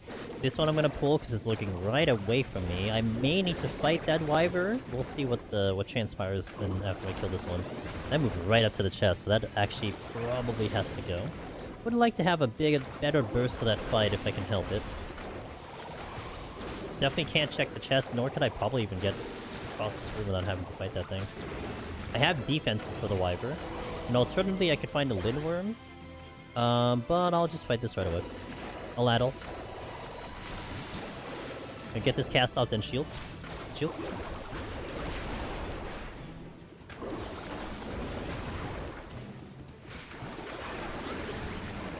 Nice. Don't have much of a burst for a possible mimic, but I do have witching. Alteration, not using it. Do not want to deal with mimics in the next room. Anything here? Nope. So we're just gonna clear up the exit room. The Landworm is my best target. Actually, I may want to work with a Croc because I have a lot of my burst available. The Landworm will be much easier, but I have Hammer and a Beam and a Muse coming in, so we do the Croc first. Potion here. And I'm willing to do the Landworm without anything, so there's kind of, you know, planning out the kill order for this. Okay, now the Landworm. I can do that no hesitation. I don't even have any. I don't even have any of my Motis up. Let's go. I don't think I have anything coming in. So now, what this opens up for me is if I do need another kill, well, the next kill I'll have a burst, so I can probably pull the Wyver. I could probably pull whatever's in here. I have an Alligator, but I can probably pull the Wyver. That's where kind of that ebb and flow of Pictomancer comes into play. You know, being kind of selective on those kills and having a plan of why you pull this, why you pull that. There are going to be easier enemies, there are going to be harder enemies, and between, you know, trying to have your uptime with your damage, that's one way to do it. Your downtime damage, non-burst, kill easier things. Full burst, kill harder things. Alright, Gloom. Witching. Want to be careful with the Gloom. I have everything for this almost, so I'm going to pull this right now. Be very careful with this pull though.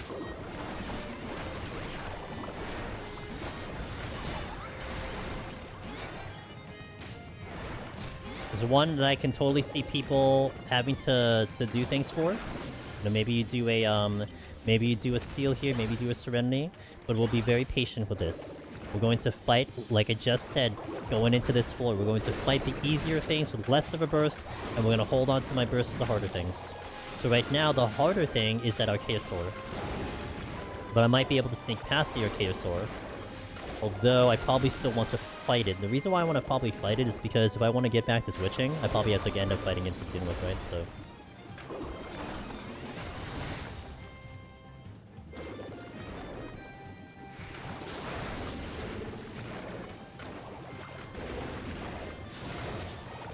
okay. Let me check the chest first. I have a lot of my bursts available. Ooh, and that is really good. That opens up a lot of things now. Okay. I have to be a little... I can be a little less cautious at the moment. Even though I had that full burst available. Don't need the shield here. Alright. So on the next room, we see the Mylodon and the Archaeosaur. The Mylodon just moved out of the way, but the Archaeosaur is in my way.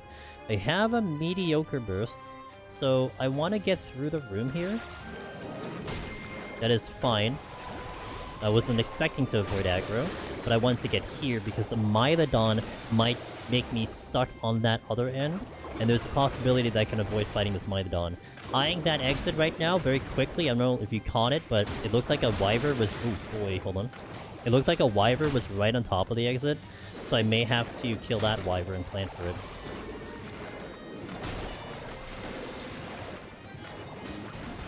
Okay, that was a little painful, but we're okay. Okay, Mylodon is giving me an issue. Wyver probably has to go. I don't have a shield for a little bit. Okay, actually, nope, we check this first. Witching. Okay, another Witching. May take advantage of that Witching. Let me see what I can get to going here. No, I'm gonna hold on to the Witching. Let's pull this one, because I have most of my bursts available. Gonna pop a potion here. Don't have much kiting room. That's the thing that's gonna hurt me a little bit. Shielding.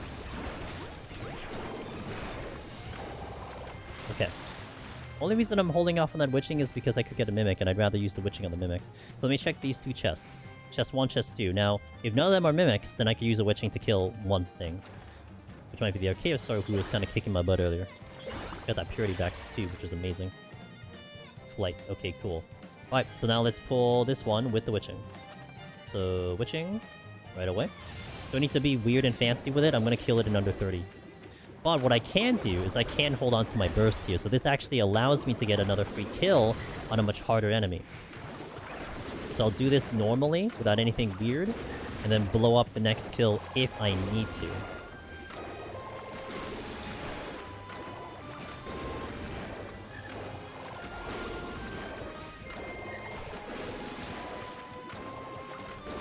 Even if it pops out, it's not going to do that much damage to me. We'll get the double attack off, that's about it. Hey, let's go get that witching. Although, I may have to fight for it. But I have a full burst here, so let's do it. And that's where this kind of comes into benefit of the amount of damage that I can pull on Pictomancer here. Massive full burst. Boom. Easy. Let's get that witching.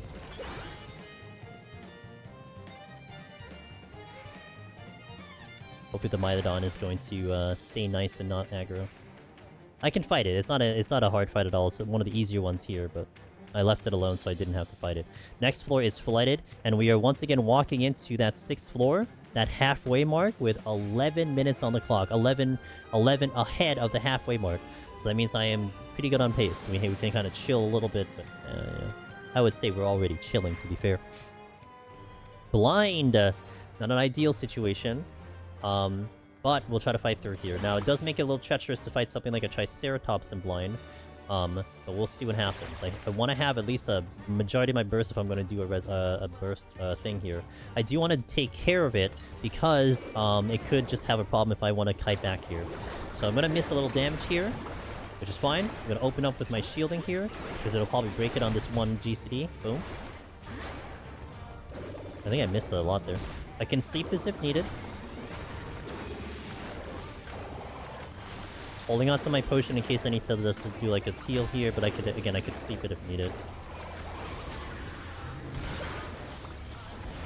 I missed a lot of GCDs there. Okay. So at least I now have a freedom to kite back if needed. That was that kill that was important. And now I'm going to wait for my cooldowns to kind of come back in. Ooh, steal. That opens up a lot. I actually might use that right away. The previous floor set, we kind of delayed a steal because things were, like, manageable, but things here are going to be a little bit harder. And we have the blind going, so that kind of is like, okay, let's just actually steal here just in case, you know, weird things go on. If I didn't have the blind, I would have at least fought a couple more things. I would have fought that patrol coming in, I would have fought the two patrol coming in, I would have fought the Diplo, and then probably considered a steal here. As I was yapping, I forgot to get the sleep in for the Mukin, so now I'm going to have to wait for that Mukin to wear off. But you can sleep this Diplo to avoid the Mukin. It's usually about 2 GCD, like 1 or 2 GCDs, and then you can sleep. Well, one of your regular GCD, not like the Pallet GCD. Nice miss on the hammer there.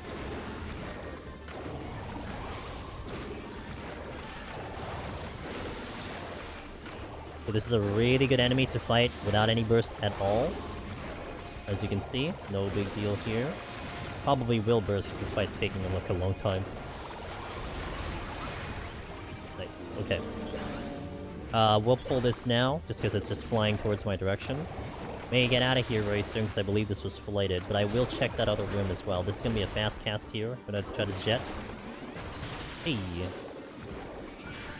Again, that's the return of the boombox, which we showed you the trap that was there. Now, I was mentioning earlier that the traps will cycle through the room. So if there's like 4 trap locations, 4 set trap locations, let's just say there's that much, they won't go back to the location on a floor set. So the last set, we saw the trap on the on that corner that I was showing you. I'm gonna demonstrate it again here. On that corner right over here. We actually saw it because we had a sight. Now I was saying that because we saw it, the 3rd time we saw this room, that trap wasn't going to exist because it cycled into a new location. Now, that resets on a brand new set, so that trap could be there, because this is a 160 set, not a 150 set, if that makes sense. So something to note about that if you're using that knowledge about traps cycling and moving around and so on and so forth. It isn't guaranteed that it will be like on the second showing that trap will be there. Like sometimes they'll spawn at different locations, but you know, still it's interesting knowledge to have.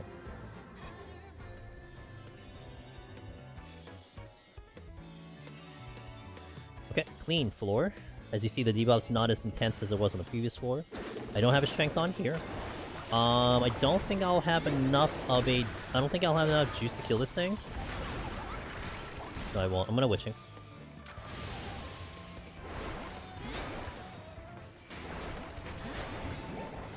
So watching this patrol, he's doing... Oh, go a little bit that way. Might have to deal with him. Okay. That is a drop chest. Gonna watch the AoE here first.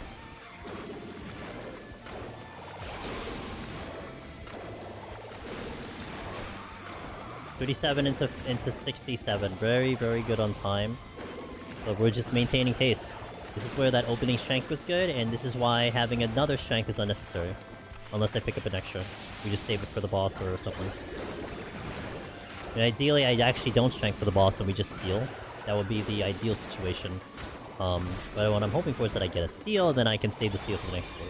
Alright, checking this thing. Let me pop open my stuff. Ah, speaking of a strength, we'll use it right away. I swear, sometimes the game hears me. I talk about something and boom, there it is. And there's the steal! Thanks, game. You know what? Sometimes this game just really wants to be nice. Alright, so now we're going to get that Mukin out of the way. So I'm going to hit it once. That's a second GCD. Now I'm going to sleep. Look at that timing. Right on time. Definitely will check these chests. Because if I get a Mimic, I can certainly kill it. No, I don't think I kill it in time. We certainly kill it. That's for sure. And yeah, we don't want to deal with Mimics post the exit opening. Right? We want to deal with Mimics before the exit opens, and then we're okay with it. Now, what you're gonna see me do here, we got a Rage. Amazing, we get a floor wipe. But what I want to do is I want to check chests. Why am I checking chests before that Rage comes out? Because if it's a Mimic, you can kill it with a Rage, and that's going to be very good. Otherwise, I have to deal with yet another Mimic, which I already witching for, and I don't want to go down another resource for it. I mean, I could have a wound up burst, but that's one way to do it. Alright, so there are no Mimics. So what I'm going to do here is I'm going to safety. The reason I safety here is just so I can make the Rage a little bit safer, you know? I do have a fortune up already. So we're going to wipe everything out and hope for chests. Now, when I said earlier about, oh, we want to avoid Mimics from chests, well, a chest could drop and that could be a Mimic. I mean, you can't control that, so it's fine. At least, you know, you wanted to control the things you had the ability to control, which was the chests that were already on the floor. I'm gonna kill that, and then kill these. Actually, I'll kill these first, and then kill that, and then pick up the loot thereafter. Definitely a good thing to try to get into the habit to not be overly excited for that Rage. I mean, two things that you actually want to do for a Rage. One, check the debuff. I think I've gotten myself into a nice habit that before I do a Rage, I look at the map and see what the icons are, because I think it's a little less common for people to like actually get tricked by a no knockback, because if there's a no knockback, Rage doesn't work. I haven't heard it as much lately. Not to say it doesn't happen, but I haven't heard it as much lately. But that's one of my personal checks that, you know, sometimes you forget. Maybe you verbalize it at the beginning of the floor, oh, it's no knockback, but then, like, you know, 5 minutes later you get a Rage. Always check the map just to make sure that that's not there. But two, not a bad idea to check chests before you Rage if it's possible. Unfortunately for Palace of the Dead, many things are proximity, so the opportunity for that becomes a little less. But still, you know, it might help. And that's a much better rule for something like Heaven on High and Eureka Orthos, to check chests before you pop Mimics. But, a good habit to have if you're about to have, like, a floor wipe. Alright. We have a patrol going away from me? Yes, okay, the Triceratops goes first. If that patrol was coming at me, that was going to be a priority pull, because actually this was one of the trickier rooms to use as kiting, because it's a much smaller room, and I've gotten in trouble with this room many, many times. But it's going away from me, so I can do the Triceratops first, and maybe deal with the bird a little later. Oh, nice. Love that trap. Let's see. 2 out of 3 can sleep in here, so I'm gonna wait, sleep. Mylodon goes first. This is where the sleep knowledge is going to be helpful. I know the Mylodon cannot sleep. Now, I'm not in a good spot to do what we like to call the sleep tech, because I don't have enough distance to pull that off. So I'm just going to have to kill these. That trap was actually tricky, because I know that trap. That's a nasty trap that exists there, but...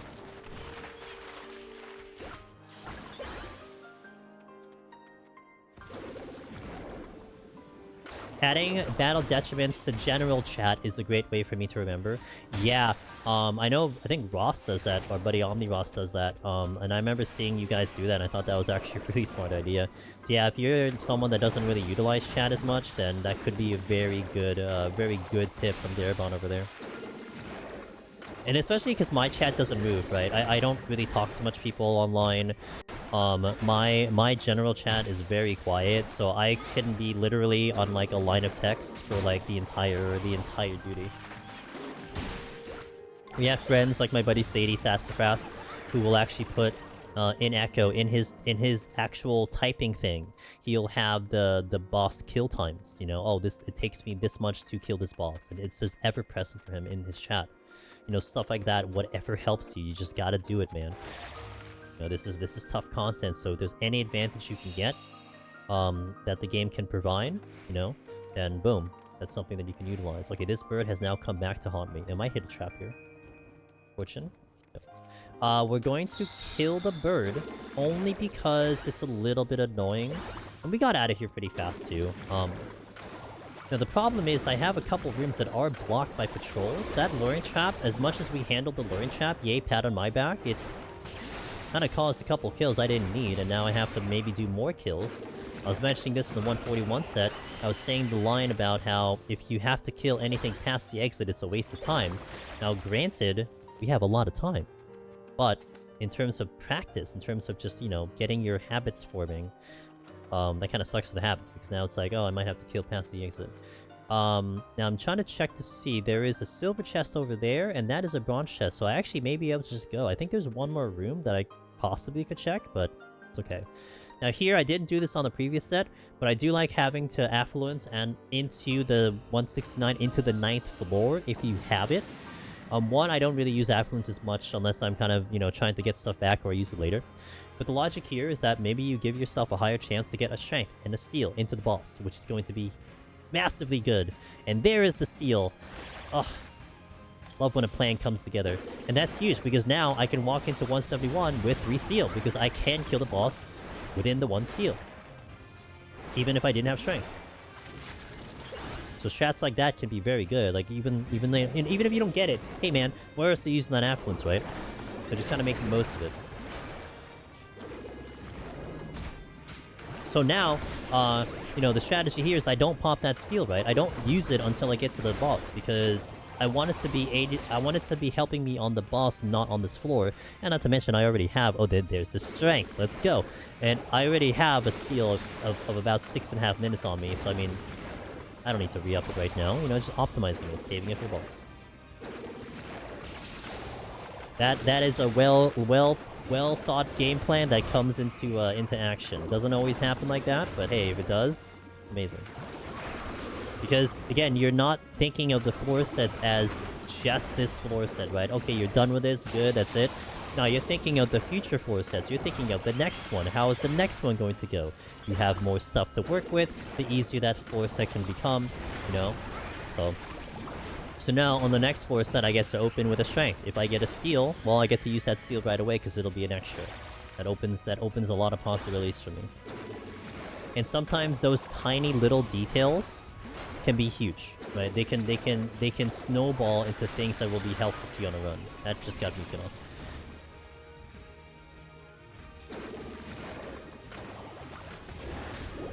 I did that all in Mukin. Feels bad.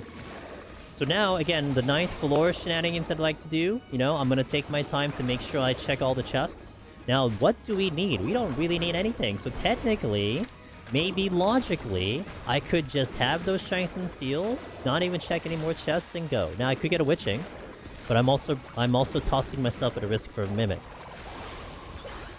But just bear this in mind. I think with my loadout, it would be logical to just take the strength and steal and then not check anything else. I think if you're someone who's missing a couple things, not a terrible idea to check these chests. And the less you're missing, the more you'd want to check chests. Look at all these chests, by the way. This is from the affluence. This is a huge affluence score right here.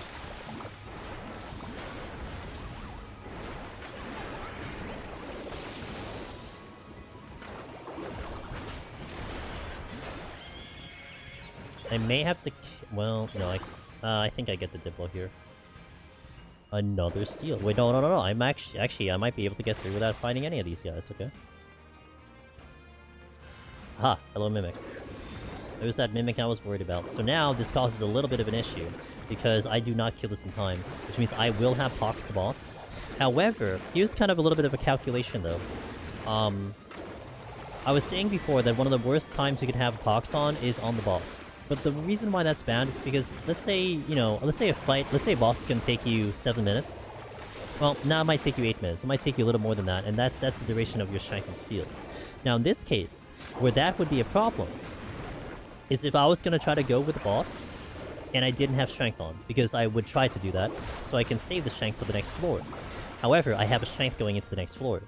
And so, now, I think I can get through the boss with Pox on, with Strength and Steel, and a Lust. And so, you know, yes, I'm going to take maybe a little bit more damage. I'm going to do a little less damage. But, I did it again. I didn't do it fast enough. But it's okay, because I have now afforded myself the time, and I have afforded myself the resources. Alternatively, if you're sitting at 26 minutes on the clock, you could just, I don't know, cook some lunch, AFK, and come back in 10 minutes. Get on the boss floor, just make sure that you do come back in 10 minutes, because the game will kick you out in 10 minutes if you don't move. But that is also a reasonable option too. Of course, you don't want to get to the next floor with the Strength and Steel and burn it out and wait the Pox out, but that could be a little bit of a thing you could do, is just wait the Pox out and then pop the Steel, you know. Something to consider. And that's where, like, a lot of the strategies, that's why I kind of really like this content a lot, because there are so many of those little niche strategies that you may not use all the time, but they could be useful in very specific situations. And many times have I, like, literally just sat in front of the boss, waited for Pox to go off, and then engaged the boss. You afford yourself that opportunity if you went really fast. Also, if you have the confidence on the boss, you know, that's the respawn. I'm just gonna, yeah, I'll just kill it, because this thing could be a problem. I don't even know what direction it's going, so let's just wipe this out. I will have a full duration Pox. Again, I could wait the Pox out and just kind of AFK here, but we wanna showcase what it looks like with Pox on, because that's better for you guys. I'm gonna pop the Strength and Steel after this enemy is dead. Alright, so this is, I think, is the Steel first. Yep, and then the other one is the Strength going into towards the exit. I believe it's this one. Now, 24 minutes into the boss, we were actually a little bit faster than the previous floor set. The previous floor set, though, was a little dicey because it gave us a little bit of interesting debuffs. But here we go, to the boss.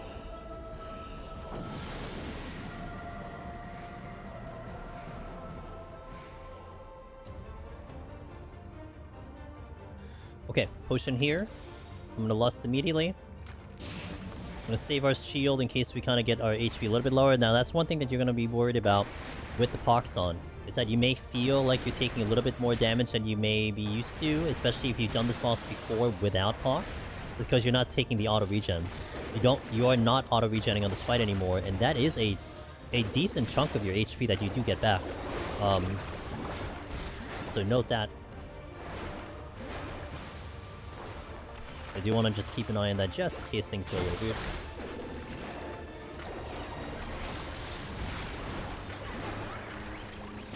Make sure my potion uptime is going to be pristine. Saving my dash for this one as opposed to the sprint. You can just sprint to get out of this, but usually I have dash up available when that thing comes out. I do want to cycle my shields here a little bit more, just because of the incoming damage that this boss can be doing. But not here. I'm going to take that weight. There, now I'm going to do the shield. And the reason for that is because of diminishing return. You can kind of screw up your diminishing return if you shield and block the weights. Now in this case it will come back and, like, you know, by the time it hits it again, you should be fine. You'll take the proper duration of the weight, but it's something to keep in mind in case you're like, wait, wasn't I supposed to get weight here? It's because you blocked it with a shield, because it'll block with a shield.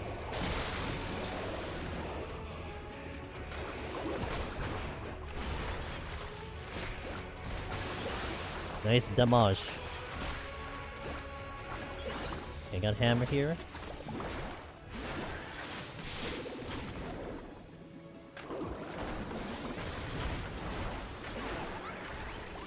gonna use Aida as much as I can too. My shield is gonna come back up soon. But I can't use it here. I'm just doing a potion here.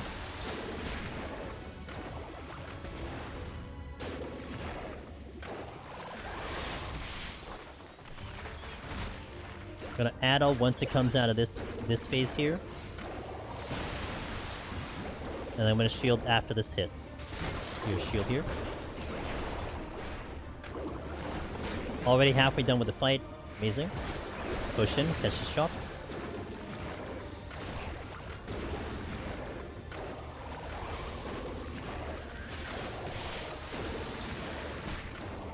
Not gonna dash because I think I get weighted on this next one. Push in. I should have sure casted here. Watch me get interrupted. Hey, yeah. I knew it. I have the weight as well. Oh, my hammer's available. Okay. Notice my HP here. My potion is coming up soon. My hyper potion. It's getting a little interesting with the HP. My shield is coming up soon as well. Okay. Watching my HP here, just in case it gets really weird. I'm gonna push him. I think I can get this off. Hell yeah, I could have dashed out of there too. Ooh, that was like at the last second. Okay, moving out. I'm just a little bit more attentive at my HP only because of the pox here. I'm gonna take that hit, then I'm gonna shield. 28%. Addle's available. I'll use it on the next pass.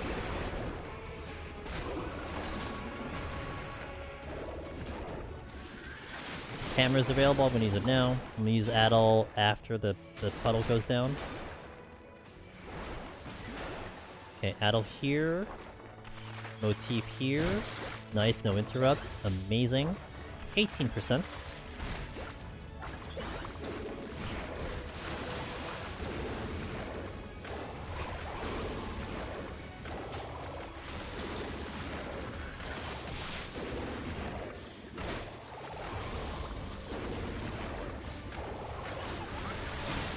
A little close on that. I'm gonna just get to spot here, just so no risk. Have my hyper potion available if needed. My shield coming up very soon. None of which I'll need at the moment. You can see the timing. We have a little over 2 minutes on the Striking Steel with the Pox on and the Lust in.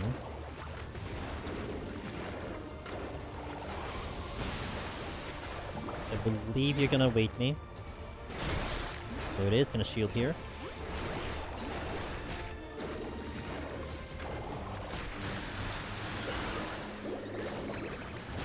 Gonna respect this. Alright, 19 minutes on the clock, finishing 170. The palms look very, very good. We're down the Witching because of a Mimic. We're down the Lust because of this fight. We're down the Affluence because I used it on 169. Everything else is there. So that is 160 in the books. What's up, Darebound? Good morning. Gims, hello. Seems like they need to buff Picto. I know. Well, they're bringing everything up to Picto, right? That's what they said. Everything is going to be at the level of Pictomancer, so... I did die on that boss's Picto. What got you, man? Which is just all the double attacks. It gets very spicy on that fight. I mean, you know, I think spamming Addle is a big asset there.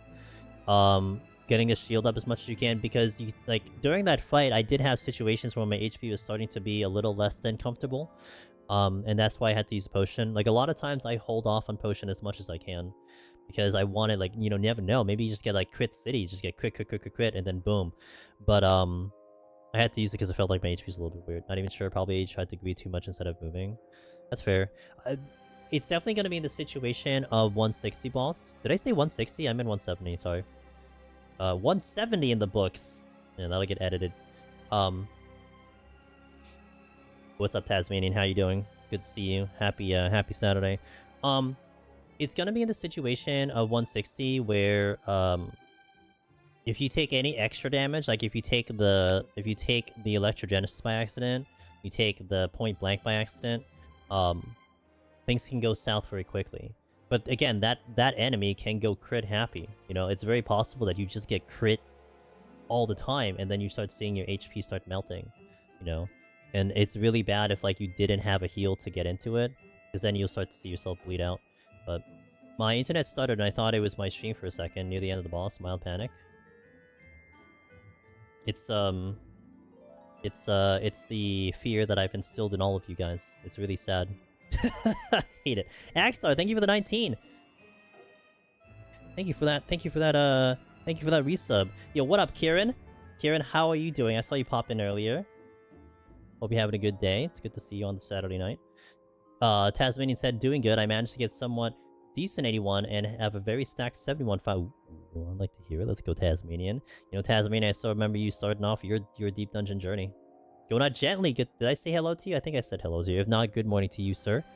Hope you're having a lovely morning. It's different than the 8-bit days, because at least that stayed online. I know. Yeah. You're right. It's funny because... like, I think even if I double adjust my bitrate, I don't even think it would hang at that low bit. It just kicks out, you know? I don't know if it's because of the program now, or if it's just the nature of how the internet works. Because back then, it's just my upload would cripple, but not go to 0. You know, and of course the consistency was very weird. Like, what's happening as of late is just wildly inconsistent. I mean, no predictable time, no predictable anything, you know? So it's really weird. Maybe even arguably harder to identify, but I don't know. First walk to Juno. Get ready for the feels in 2 weeks. The feels? I'm not sure about the feels, but I do want to put this out there. Maybe I should put this on Discord, but I do want to see if people are interested in doing maybe the Alliance events as a community on Tuesday nights. Just keep it in mind. I might try to vote, try to see some head counts on Discord. I'd love to run it with you guys. I mean, it's one of the few times I'll do something with people, and because of the FF11 connection, and my connection to FF11, it's like, you know, that's not a bad excuse to just do it on stream. And that would be my first time doing it. I will have no opportunity on Tuesday to do it like 0 hour at all. So I would be basically, you know, dealing with it basically for the first time on stream. So if that interests you, either A, let me know, or look out for the announcement I'll do on Discord. Need modern Pish. I saw some pictures. Some people were like concerned about the pictures, but you know, like for me, Kieran, you know how I look at it though? I'll definitely admit that I wasn't like so invested in the story. I was still kind of in that spot where I kind of was into story, but not like super in depth with it. Not to mention I was super late into getting into some of the story. Like, I didn't do like the Chains of Prometheus story for a very long time because that kind of required statics and everything. And Precious Chains of Prometheus. So for me, it's like, I mean what I said, like in terms of feels, I'm not sure if it's going to hit me in the feels, but the reminiscing and the maybe if I can recall some information and maybe just throw out some, like, you know, knowledge that I remember from my FF11 past while we're doing the Alliance, maybe that'll be kind of there. So we'll see.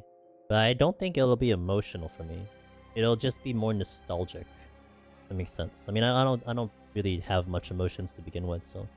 What job did I play again? In FF11? I hopped around. In my initial progression in FF11, I did a lot of Thief and a lot of Ninja. Thief was my very first job to 75. And then eventually I got into Ninja because of its solo potential. Definitely got into Blue Mage a little bit. Got into Summoner a lot. Summoner was really good for some soloing. Did a stint with Black Beastmaster when Wings of the Goddess came out, because I actually leveled and made a guide, my very first guide, on Alakazam on the forums as a Beastmaster in Wings of the Goddess, because I took that expansion and leveled my way from like 1 to like 60. So I'm like, I basically made a guide on like what enemies to do, because I figured my logic there was like, I'm sure everyone had guides about how to level it in the regular areas, but I'm like, well, hey, look, they have like low-level stuff in wings. I'm sure not a lot of people are doing it, and I just decided to document my journey, and that was a cool thing. I don't think it's there anymore. I kind of wish it was. I would love to see if it digs up, but I don't think it exists anymore. That was that was my very first guide that I ever did. Thief Ninja. I don't think I did Ninja Thief. I did more Thief Ninja. You haven't heard Alakazam in ages? Well, because it's a FF11 thing. What's up, Seaguard? I started my FF11 journey on Thief, then switched to Ninja after. Wow. You know, Biff Tech, at this point, I'm just really not shocked, man. I'm just really not shocked when it comes to you, man. Did I tank as Ninja Warrior? I don't have a lot of memories of it. I must have. But bear in mind, I did do a lot of content on my own. So I think a lot more of my memory of Ninja was like Ninja Dancer, you know? I mean, obviously I did party content, I just didn't do much of it. Yeah, Ninja Dancer is what comes to mind. Towards the end of my FF11 career, it was a lot more Blue Mage. I would say a lot more Ninja and Blue Mage is what I did for like solo stuff. You started a Dragoon, quit, came I played Samurai. Samurai to me was a fun job, but because it didn't feel good in solo, I didn't do too much of a solo thing. My memory of Samurai was that Kitana, I don't remember the name of it, the one that did 2 to 3 hits as a samurai. I love that thing in a party because you would weapon skill so much like a crazy person. Sabaro, that's right, Sabaro, that's the name of it. I love that weapon. I really worked hard to get that weapon too. And that was so much fun. Yeah. That's my entertainment when I did that. Like, I felt like I was just useful to a party because I was just doing shit on my own. It's great. I didn't switch to Ninja for the same reasons though. I think the people I was doing COP with needed a blink tank for Ultima and Omega. We did, I think we did Paladin. I think we had like a Paladin and Ninja when we did Ultima and Omega, and I did do those. I don't remember what the hell I did though. I think I was Paladin, I don't remember. I did do those, I just don't remember what job I was on. Yeah, those are good times. I really liked it. But I did a lot of the jobs in general. Like I had at least some experience with almost all of the jobs. But my bigger memories like Summoner, Blue Mage, Ninja towards the end. But yeah, so like you know, going back to that alliance rate for 11. Again, keep it in mind if you guys are interested. If some of you guys, by the way, are international, you know, you're EU, but you're going to be awake at like this hour, I'd be willing to go to Oceanic if we get a good amount of people. Like, we can hop to Oceanic and get everyone together. So just keep that in mind, especially like, you know, some of the JP runners, Oceanic guys, if you guys want to hop in. So I have that option, but if it's mostly NA, then we'll stick with NA. But what I would expect, you know, I already kind of planned it out in my brain about how it might go down. I always stream 9 PM Eastern, right? And of course, by that time, daylight savings happening, so I don't know what the hell the time's going to be, but let's say 2 hours ago would have been 10 PM Eastern. So right now it's 12:19 AM. So 12 hours ago is 10 PM Eastern. That's when I would probably start the Alliance raid, because what I'd want to do is I want to go through the story, but I want to read out the story, you know? Because again, I'm going to unlock it for the first time on stream. So give like an hour buffer for me to get through the story, and then we start gathering people together. And that might be the stream, just doing that thing. So, just, you know, planting the seed there. And probably when it gets closer, I'll do a little bit of a announcement on Discord for that. Game about story. Well, 11 will have story. I don't know that much. I mean, you could say what you want about the rest of it, but I know the Alliance raid will have a story, so I'll definitely pay attention to it. And maybe if I could remember things, I'll give some insight, but I'm not the greatest FF11 historian. I just remember what I did. I don't remember like the game itself. You know, I could be like, oh, this is the first boss in 11 Shadow Lore. That's like.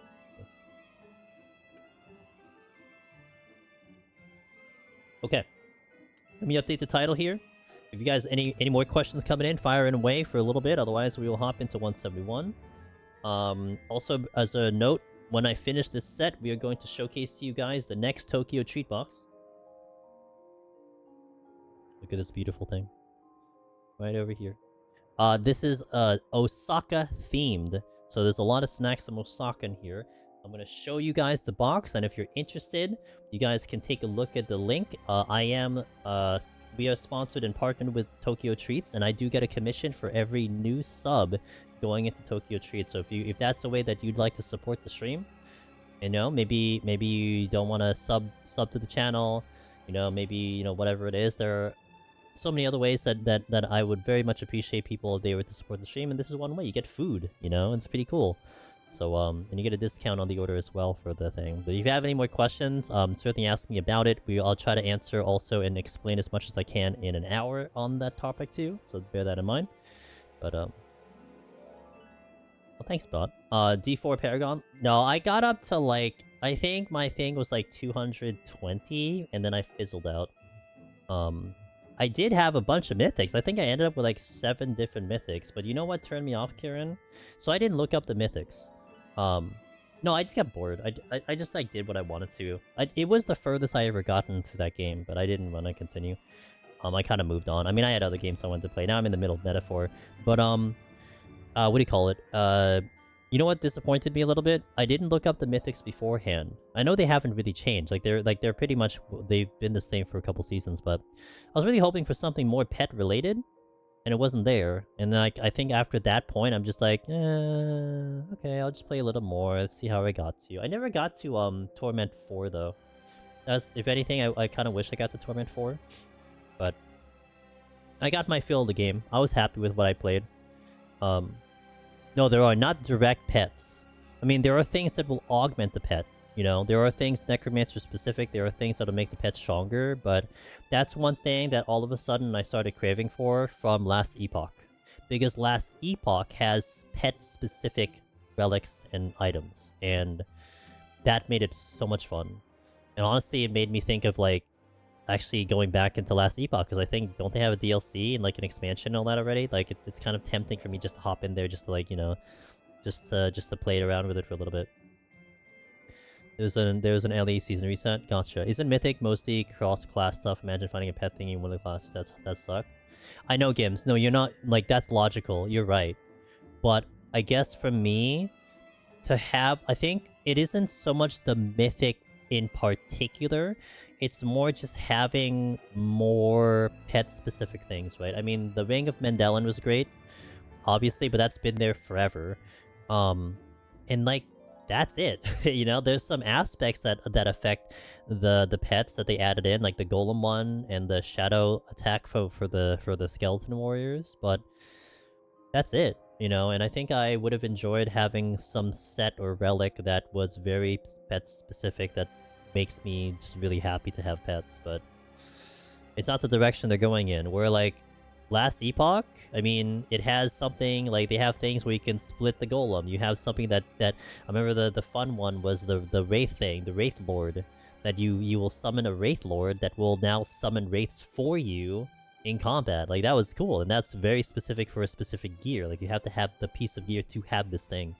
And there were things like that that just made it exciting, you know, and entertaining and different. So, and I feel like I may not go back to Diablo until something like that happens, that there's more pet stuff to it.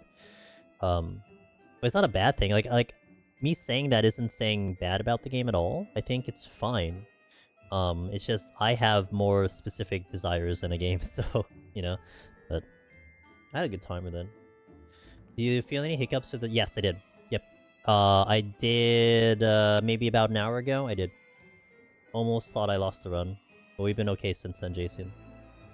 I'll let you know if that ever happens. Yeah, I mean, I'm gonna keep an eye on it, but you tell me too, Karen. And you know what I like, you know, so... You know exactly what I like, so, growth there. Okay. Shall we do the run, guys? Let's do it. 171. And then we got the Tokyo cheat box coming in after we kill Behemoth. Hopefully we get through. Otherwise, if for some reason we lose the run immediately, then I will just I'll do the Tokyo cheat box immediately, and then we'll probably just, like, wrap it up. But my Sprout, my main doesn't have a Sprout. My alt characters have Sprout, but not my main. My main never had a Sprout. Someone known as Dulium Savage, I saw in Tricker saying would have been hit. There's a node on the way from the East Coast from the Fritz on... Oh, interesting. Interesting, really? I did get hit for a little bit. I think Lake got hit for a little bit on Crystal. Interesting, okay. We're okay here. Okay. Shall we get started? Let me actually re-up my water before we do that, so I don't have to do it mid-run, because that'll be awkward. Let's get into tutorial mode. Tutorial. Food? I'll get food up. Alright. Welcome to 171 Behemoth. But as natural, we have to get to Behemoth first. This floor set, you'll start to have some challenges like the Anzu, but hopefully we get to show you how Pictomancer likes to handle an Anzu based on our strength. This is the set that I will highly, highly recommend erasing. No matter what experience level you are, I think erasing here is very smart. Not to mention, statistically speaking, this set tends to have a higher rate of actually getting erasing. That's why it's just a good idea. You can do what you gotta do, but I like the raising here. Now, do your checks. Sustaining potion. Check your sustaining potion. Check your max super hyper potions, whatever you're using. Check your food. I'm going to re-up my food back to 1 hour. That's fine with me. And make sure all that is there. Again, walking in with a raising as we go in. And we'll just go in and we'll just explain the run. We'll see if we can go fast. The previous 20 floors, if not 30 floors, we've been getting up to the boss like amazingly fast with like 20-something minutes left on the clock. That is what we like to see. Let's see if we can keep that going for this set. Let's go. Raising immediately. Now, unlike some jobs like warrior, tanks, healers, we're not doing anything fancy with sights or anything. We're just killing and murdering here. I'm actually going to pull the Bandersnatch first over here. The reason why is because I do have all my bursts available, and the Bandersnatch is the more harder enemy here. So I want to blow my bigger damage on the harder enemy. The Dawntrail is the easier enemy, so we'll wind up for this one and now pull the Dawntrail with less of a burst. And that's, again, going to be the common theme that you want to have with a run like this with Pictomancer, is that you want to recognize how your burst lurks and kind of calculate it for every pull that you do. And also have an understanding of when an enemy is easier, when an enemy is harder. That is a great opening rage, and we're going to take that. So now that kind of wastes the strength a little bit, but no big deal. So I'm gonna do I'm actually gonna run let's run a safety here. And also what we're gonna do is an interesting strat here. I'm gonna take these guys here, and I'm gonna sleep these. Because I can sleep them. I'm gonna check the chest first. That's a witching.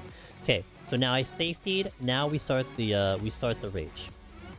Why I wanted to delay that, I wanted to at least check one chest that I can get to, in case it was a mimic. And I didn't want to make it any further complicated by dragging more things with me. I mean, I could have, but no big deal. We do have the full purity and the witching. What is the first chest? The chest was the intuition. Okay. Safety here was just to make this a little less complicated. We had a fortune going, so we can kill everything. Really good start, just bleeding out that strength, but hopefully we can pick up another one. I will kill everything. And here's the benefit, right? Oh, you got lucky, you got the rage. Well, you know, if you're up here with 3 rages, then you did a really good job on the previous 2 floors, well, that becomes a free thing, right? So, pat yourself on the back if you made it here with full palms. Because stuff like that helps. Checking this chest. That is a steal. I'm taking that when I leave, not now. Because I still gotta check this one, I still gotta get the rage. That could be a minute and a half off the clock. I check it later. Pomander optimization. Not to mention my strength, my sprint is down.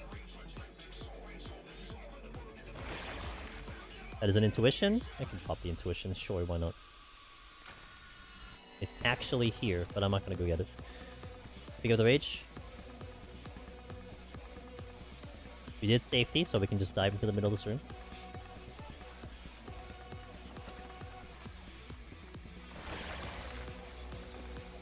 Now we get the steal. Not forget the steal.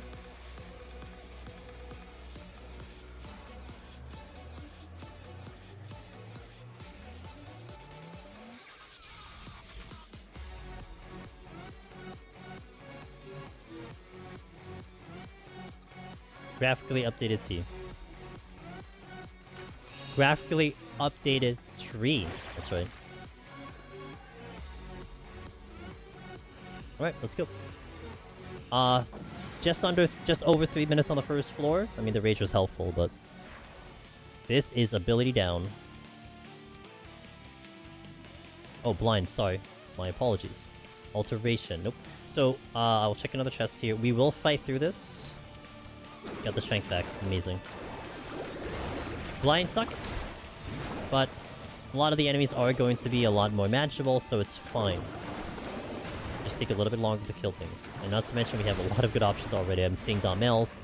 I'm seeing Cyclopses, and I don't know if we have the gamer that was here asking about the Cyclopses, but here's kind of the Cyclopses. I just missed all of my damage. But these are very easy to fight, in my opinion. You can stun them, you can sleep them, and they don't do that much. I mean, even here, I mean, this is the crappy part of your melee. Really good if you're ranged, because you can just maintain damage and he has to chase you. But of course, take them out first. Just so you don't have to deal with them running around, especially if there's a lot of them. There's a lot of patrols in general. It is going to be to your benefit to thin them out. I'm gonna pull the Bandersnatch here, because I think either way I get the aggro. And what I'm hoping for is after I kill this one, the other one will move, opening the door for me to get that chest without too much of a problem.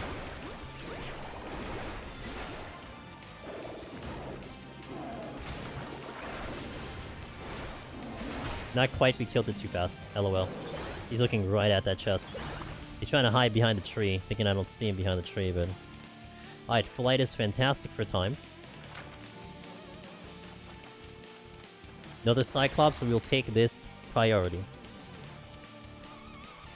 Which one is worse for Pictomancer? HP down and no ability? No ability, hands down. So, one of the biggest assets you have for Pictomancer, FLF, is that you make your way through on Pictomancer because you kill things before they become a problem. Right? Before they get to their big damage, before an Anzu comes in and crushes you with its big damage. So, with no abilities, you essentially have no damage. Because you can't do your muses, you can't do... I mean, you could cast your motifs, but you can't use your motifs. You can't do hammer, you can't do muse. You only have your single GCD. And so, fights will be extended much longer, and you have to survive for much longer. Whereas HP down, theoretically speaking, you can kill something before it even reaches you, therefore it doesn't matter what HP you have.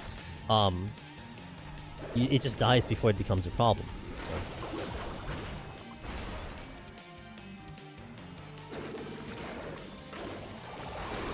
But with that being said, you know, in like more specific situations,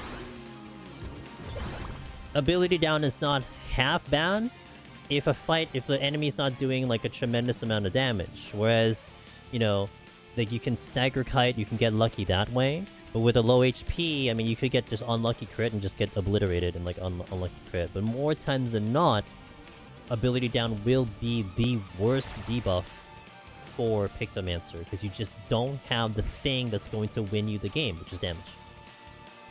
Surrender. Well, it's late, but I'll take it. Checking this room, nothing here. I probably get the polar bear if I take this chest, but it's okay, I will fight the polar bear if it comes in. Witching. Now, one thing I didn't do well in the tutorial that is going to be there is that I didn't explain what this bear was. So let me just take this opportunity to explain this bear. This bear is a side aggro. All it does is single attacks and a conal, and you can just wait for the conal and get it through. Really great pull. Arguably even easier than the Dawntrail, because the Dawntrail, if you leave it alive long enough, will do a whistle, and it will do a attack bonus if it gets the whistle off. In this case, that one doesn't have that, so it just does that thing. So it's a really good pull to go for. It is sight as well. The Dawntrail, on the other hand, is proximity, so sometimes you just have to deal with them.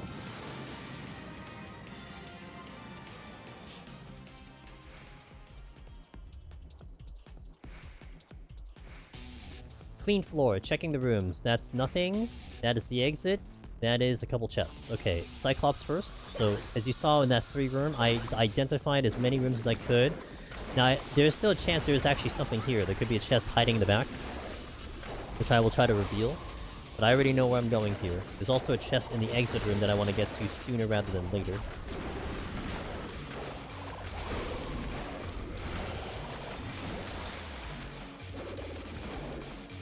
And a lot of the chests are onto the right side. I believe this was flighted, right?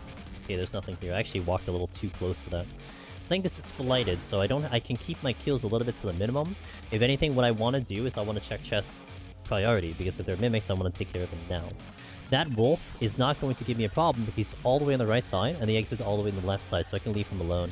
There's a possibility he faces into the entrance of that room, but based on his initial movements, I don't think he's going to give me a problem. Okay, chest over here. There's the mimic. So, actually, what I will do here... Switching. Okay, so what I wanted to see very quickly was I wanted to see... What are we looking at the gold chest? So let's say an extreme example. Let's say for some reason this room doesn't have any more gold chests except the one I just pulled.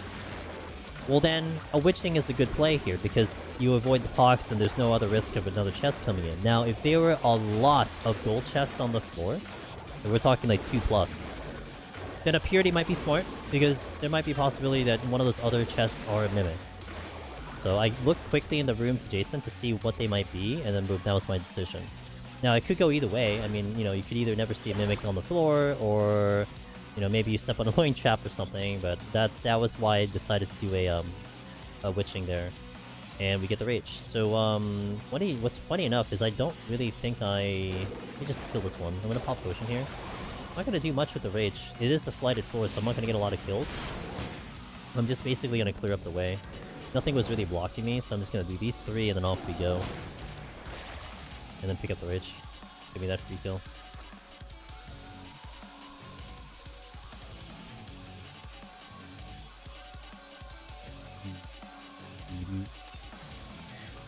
That was proof right there that the mob vision doesn't actually rotate when we had the wolf earlier. It's like a weird thing. I mean, you know, we don't see the actual visual conal that they have, but they kind of just... It's hard to explain it. It's like it's either... It is possibly a server tick that does happen, though, that, like, maybe because it happens so quickly they don't actually see you, but... If you're trying to visualize the conal, you know? Okay. Witching. Oh, wait, I had the witching. Oh, I forgot about the witching. Okay, so we had a witching. I completely blanked on the fact I had that. Now, the logic I had still holds true. It's just, if you had remembered you had the witching, then that would have been the easy answer. It was going to be a witching. Okay, interesting here. I'm going to have to surrender here, and we're going to witching. The reason here, I don't kill it in time, first and foremost. But also, because I don't kill it on time, I take the pox, which then it would lead to a serenity regardless. It would only work if I actually was going to kill it in time. If I had a strength up, maybe. If I had a steal up, maybe, but... Okay, you just interrupted me like a jerk.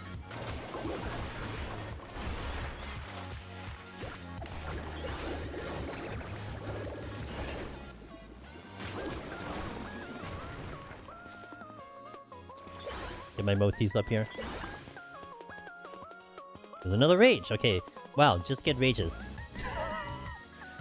Guys, how... This is so easy. I mean, why do you even need to watch this video? Just get rages. Goodness. But we did cause a little bit of a problem here because of that, mimic, so they bring me down to serenity. I'm gonna safety here, and then we're gonna rage through here. Sometimes the game be like this, you know? Sometimes it just kind of hands you things, but you don't wanna get complacent because things can go south very quickly. What if the next floor is another no items and I open with another mimic? Well, that puts me in a very, very big hole. Then all of those rages that I picked up mean literally nothing because I now have to deal with what's in front of me. What this does, if anything, is that it definitely helps you on time. But I would argue that Pictomancer technically shouldn't really be worried about time in most situations. But it certainly gives a peace of mind when you're way ahead on time.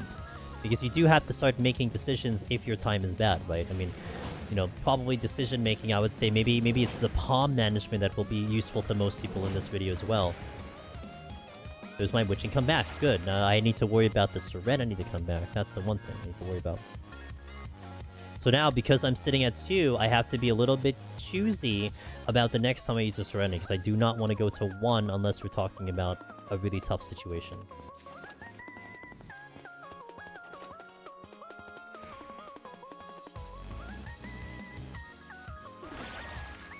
"14 minutes, already into the 5th floor. We are going almost at speedrun pace. I'm gonna affluence. There's a reason for the affluence. One, maybe I got the Serenity back, but two, get the raising. I did say that here the raisings are going to be a little bit of a higher chance. I want to try to, you know, do that. Okay, HP down. We talking about this HP down that was mentioned earlier. Let's see how we do. I have full burst coming in for the Y-Cent, but I also have the Ape, which is going to be tricky with HP down, but I do have a burst, and I have my shield. So I'm going to deal with the Ape first, because I have most of my mitigation here. Okay, gonna sprint here, waiting. Okay.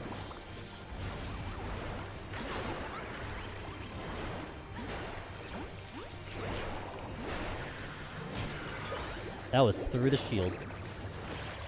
Okay. There's our sprint kiting. Handle that Abe, only got hit once, which is the browbeat. So now we want to alternate our kills. We killed something very difficult with my entire burst. Now we kill something much easier with my less of a burst, if not non-existent burst, which is going to be the polar bear. And we want to be alternating. So what I want to do here is I actually don't want to fight this thing with a lot of my bursts, and I want to hold on to some of my damage here, and maybe pull another Ape when everything is available and ready. I may want to take some time to navigate right now, and let my cooldowns come back. Like this fight, look, even with HP down, this is an okay fight. Not really too concerned about this polar bear. It doesn't do double attacks. But I want to wind up for an Ape coming in next. 20 seconds on a pull. What are we looking at here? This, that's a bronze chest. That is a non-chest over there. So let's just work the exit. I don't see a chest in that way, so we don't have to be over there. Y-Cent is coming in here. And hopefully it doesn't veer and turn back. Okay. That Ape just did its thing. That kind of sucks. I also already sprinted, so I kind of burned my sprint here. But I think I will pull this thing once this is done. I just need to be very careful because it will catch up to me very quickly. Because I don't have sprint. Okay. Waiting a second here. And pulling. Addle. Shield. Ooh. That was a crit through the shield. But I had a lot of burst left over. By the way, no strength, no steel. Not only is it no steel, but it is also no strength. So showcasing that. This will be a really good floor for studying here. Got the strength now. I'm gonna use it to show what Pictomancer is capable of. Really good floor for that. So now we pull the polar bear. Same exact strategy. I take the polar bear. I use this for me to get some time, for me to get some of my cooldowns in. And I will not use my burst here. I'm gonna wait for it to come in and use it on an ape. Now, after that kill, so we're planning to fight an ape right now, right? So that'll be my 5th kill. I do need to work on what I'm going to kill after that. I think I saw a line up here. Sorry, I just bumped my microphone. There's a gold chest here. I do want to kind of get to the gold chest here, so we're gonna wait for this. Very spooky on DPS. I mean, basically, Batra, you don't want to get hit with them at all because they hit so hard. But there are a number of jobs that can delete them before that becomes a problem. Otherwise, you know, melees will do bloodbath, you know, so on and so forth. He's fresh. I'm gonna wait. Really? Really? Okay. Gonna hardcast here. Wait, pop a potion. Quince.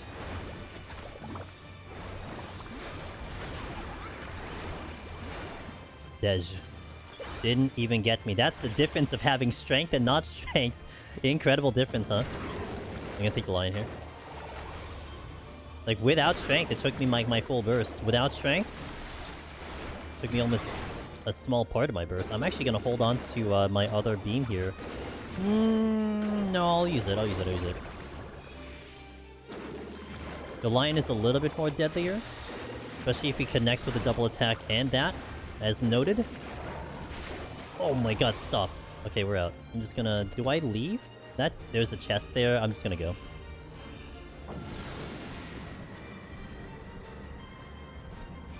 Hopefully we'll get some good info out there for you to pick from Metro. That's what I'm hoping with these videos. Oh, HP down again.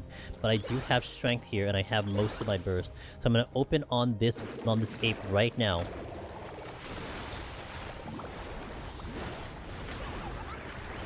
Look at that damage with strength. Oh, hell! Look at that damage with strength on. Got a little overconfident. I ran back into him. Alright, so now I don't want to pull an ape right now because my burst is going to be down. Ah, but thoughts change. So now we change everything. That Wyson dropped its wallet. It's got to go pick it back up again. Now I picked it up, so let's go. So now that seal opens a lot of doors now. Now I don't have to be as kind of careful and waiting for things to happen. I can just go. I can also pop the shield right away. Wyson I'm not too worried about. Even if it gets to its 30-second soft enrage, I can sleep swift it. So we can sleep it out. That's one of the pulls I'm not too concerned about. I do have to deal with a couple apes. The lion. Ooh, okay, lion here. So now you're gonna see a little bit of difference, right? We were being very kind of like attentive to my burst, attentive to my cooldowns. Now with the steel on, yeah, not so much. I'm just gonna be a little bit more aggressive now.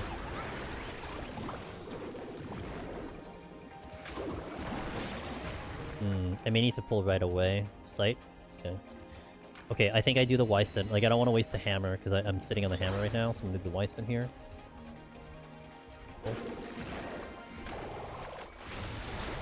And here we are the 6th floor. Another 6th floor check. How's our time? 9 minutes ahead of pace. About 10 minutes ahead of pace, because we walked in here with maybe 40 minutes. If we are above 30 minutes, we have more than 30 minutes. I can kind of chill. I can just do whatever I've been doing and just maintain it. If I'm under 30 minutes, if you walked in here with 29 or less, you may want to start to strongly consider doing something. A flight, a rage, a strength. Something to help you out. Just because, you know, on your pace, you will fall behind. So that's something to very much keep in mind in terms of, like, how's my time doing? What am I supposed to do? You know, what are my choices? That's how you kind of look at it. I like to do the halfway mark. I used to do per floor, but a lot of things can happen on the floor. You can take 10 minutes on one floor, 2 minutes on the next floor. Then it averages out to 5 minutes anyway, you know? So I do that check on the 6th floor, how we're doing. I mean, it also, like, if you walk into the 6th floor and it's like less than 20 minutes, 15 minutes, I mean, you gotta, like, if you didn't figure it out by then that you need to go faster, I think you know, you gotta recheck some things, but at least, like, we're talking at least a nice checkpoint of, like, maybe between 20 and 40 minutes, right? I think you're gonna start to feel the time crunch if you're, like, on 174 and then there's like 25 minutes remaining. Now it's like, okay, really gotta move. Alright, into the 7th floor. With strength on and a fresh steel, we are looking really good for just dominating this place. Anzus may be coming up here. Don't care about the Anzus, we wiped them out. Oh, look. And I say what I mean. Anzu coming in right now.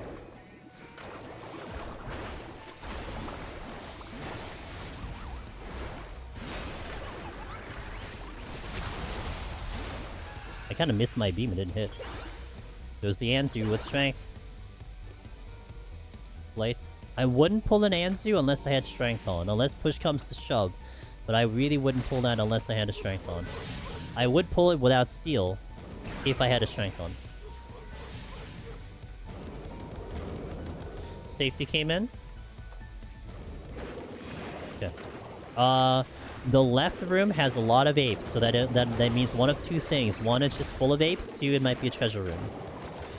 That's one thing that might be good intel for you. Like, if you haven't actually visually seen the floor yet, if you hear a lot of apes in a room, that's usually the reasoning. It might be a treasure room, or you're just really unlucky and there's like 3 of them in one room. Anzu going down. Oh wait, no, actually, woo. There's 3 Anzu here. I'm gonna pull this one. That's a little bit more dangerous. Again, this is where Pictomancer is massive. Look at this. Anzu, what Anzu, right?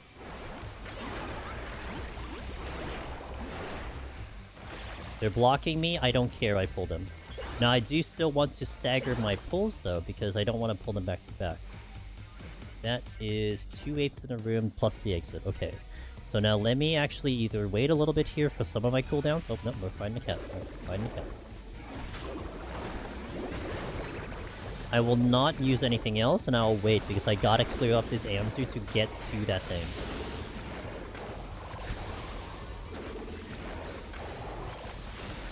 Anzu had a family? Well, it shouldn't have parked it in front of me. Now, I want to mind the Paralyze. So I know where the exit is. I don't know if you guys caught it, but I quickly recognized where the exit was, which was in that direction towards the Anzu. I want to wait for this Paralyze to go out. I don't know if I want to go through this room, though. Free kill? Okay. Anzu is looking in this direction. I'm gonna try to sneak behind it. It's okay if it aggroes, because I'm ready. I would prefer not to fight it right now, because I want to fight the other ones. So now we're gonna pull Anzu number 3. You know, this floor, for like almost any other job, would be terrifying. Because having to fight through Anzu is not fun. Pictomancer? Who cares, right? Look at this, dude. Gone. Okay, let's see where it's facing. It's a little bit angled to the right side. I might be able to sneak in here. Yep, we can. Now, also lucky here is that the 2 apes are here, but they're not near the exit. And even if this thing is going to do its chest thing, it's not going to come in my direction. At least, it shouldn't. Look at that. That room for other jobs could be, like I said, a really nasty room. Any other room for Pictomancer.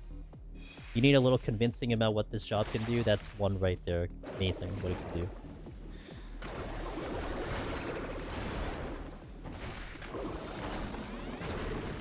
Blind again. Note that I have not picked up the Serenity I used on that no item floor. Haven't seen it. So I may want to consider an Affluence leading into the next floor. Now I want to get rid of this ape first and foremost, because it is going to be the more deadlier one to deal with. Shit. Well, okay. Now let's just try to deal with this really quickly.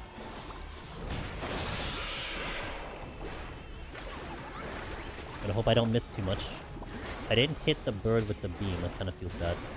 Okay, we're okay. That was an okay pull, because I still had the steel on. And I wanted to prioritize the ape, because I wanted to prioritize the ape with steel on. Especially with the blind. Now the blind, it's a big thing.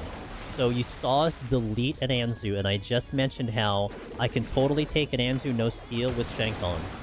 With blind, completely different story. In the live tutorial, in the guide that we did, I died to an Anzu with blind on, because I missed one G-City that needed to kill it, and then that was the G-City that got me killed. So blind is a little bit treacherous in terms of making your decisions on how you want to handle the floor. Got yet another rage, the 4th rage on the floor. So this floor has just been going with time. Now here, 30 seconds left. Just for the sake of demonstration, I'm gonna pull this one right now. 30 seconds left on the clock, making the most of this steel, because this one is going to be a problem. Now, I could have just obviously done the rage, but this was just like, hey, you know, making your steel work. Okay.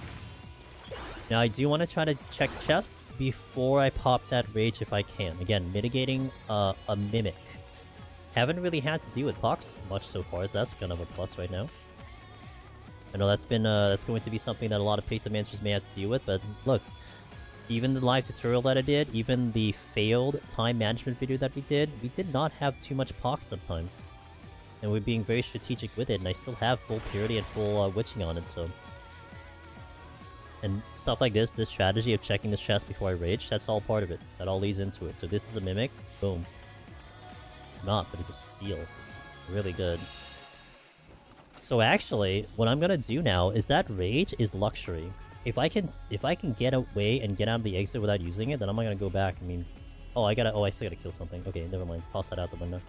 If the exit was open, I was gonna do that, but this ape is also just blocking me. I do want to get to the chests. Let me just eye this room. There is a chest over there. I can get this clean, but I got 2 birds that I'm contending with as well. Safety. That's actually really good. We'll see where the birds go, but if they come towards me, then I'm probably just gonna rage. Okay, we're just gonna rage here. No, you don't.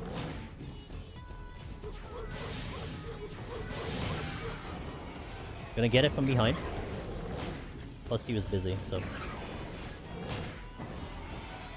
You don't wanna... If you wanna run the risk of you actually running into an ape when its attack bonus is on, do not hit it, do not aggro it when you're in front of it. It's kind of this... There's no Serenity, by the way. it's kind of the same rules that we warned people about Behemoth and a couple other enemies. That like if Behemoth is casting his meteor, and then you're standing dead front of it, you're looking at it eye to eye, doing a staring contest into it. It can actually hit you in between meteors. You may not think it's possible, but it can, and a lot of enemies can do that because there's definitely a difference between the actual animation and its casting bar. If it's done casting, it's free to do whatever it wants. The animation may still be going, but it's done its obligation with the cast bar. So in between its meteors, it's going to have a chance to hit you. And the same logic goes in that situation with the ripe bananaed monkey who has the attack bonus. If you get him from behind, they have to physically turn around and then hit you. And even that, like 1 second, 2 seconds, might be enough that it doesn't actually get to you. Whereas if you approach it head on, it's already facing you and it could just hit you with the damage bonus. Now, I wouldn't recommend you hitting an ape with ripe banana. Just wait it out, get it. However, there are strategies that can make it a little bit safer, should you want to do that. So as you saw, I was very much focusing on getting behind the ape, so it had to actually turn around to get to me. And therefore, it wouldn't sneak in a hit. That actually applies to rage in any enemy. You know, any enemy that's a little treacherous, something to think about. Okay, so that's fun. Let's see what we got. Don't need to deal with that room. So here's an interesting situation here. I can probably get off of this floor without doing the Serenity. It's possible. Especially with the steel on. The steel is going to be a big factor here. Now, my only issue here is if I get anything good. You know, hoping for the raising. If I get a Strength and Steel, probably think about the Strength and Steel. Because the Strength and Steel might be a big boon. Because then I could carry it into the next fight. Into the next floor. I got 2 patrols coming at me. I'm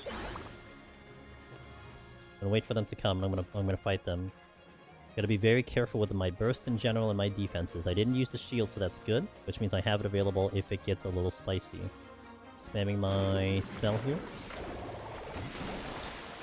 The unfortunate Biftech actually earlier in chat just said it. Good luck to not get a no items on 79, and guess what? We got a no items on 79, so thankfully Biftech blessed the run.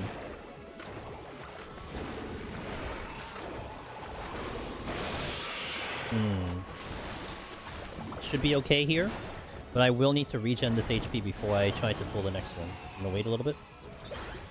Probably want to have a little bit of something resembling a burst as well. And this is like, again, the patience of Pictomancer. As much as it's great going fast and killing fast, this right here is a perfect example of what Pictomancer is also capable of. As long as you wait for that burst, as long as you have that damage, you can kill a lot of things even without steel, even without items. Now the steel is carrying us right now, because that's actually a big factor as to why I'm even thinking about doing something like this. If I had a strength on, I would also feel a little bit more confident into trying to manage this floor without the items, but the steel is the secondary way of doing it. Now the only problem is I do want to get out of here before the steel goes out. So I am on a little bit of a timer here because I don't want to dilly-dally too long. Otherwise, I will end up having to Serenity regardless. Or, I mean, I could do some sleep tech, you know, blah blah blah. Okay, gonna observe this Anzu. I know it just moved earlier. So yeah, there we go, it just moved. So I wanted to watch him, so that I know if I can move across this room, and now we have the opportunity to do so. I'm checking chests. If it's a Mimic, oh well, I'm gonna Serenity. Oh, but that's kind of oh well, because I probably get the steal for the boss. So I probably Serenity after I check these chests then, because I wouldn't want to use that steal. And a straight. Oh, we got to. That's just an answer. But here, I want to use it for the boss, not for this floor. So I'm going to fight through this floor normally. Now, I will fight the cats first. I was thinking, like, do I go back and get the Anzu with my 2 minutes of steal? But I think I will have this steal available, even if I need more kills after the cats. I also did recognize that I had a cat in the far east room that I can fight. So now, you know, with the resources being a little thin and having to have certain criteria to kill certain enemies, I do want to calculate, you know, what if I need 3, what if I need 4, what's my kill order? That's something that you definitely want to do while planning out, you know? Ay, okay. so here wants to be a witching. A witching here to save the purity.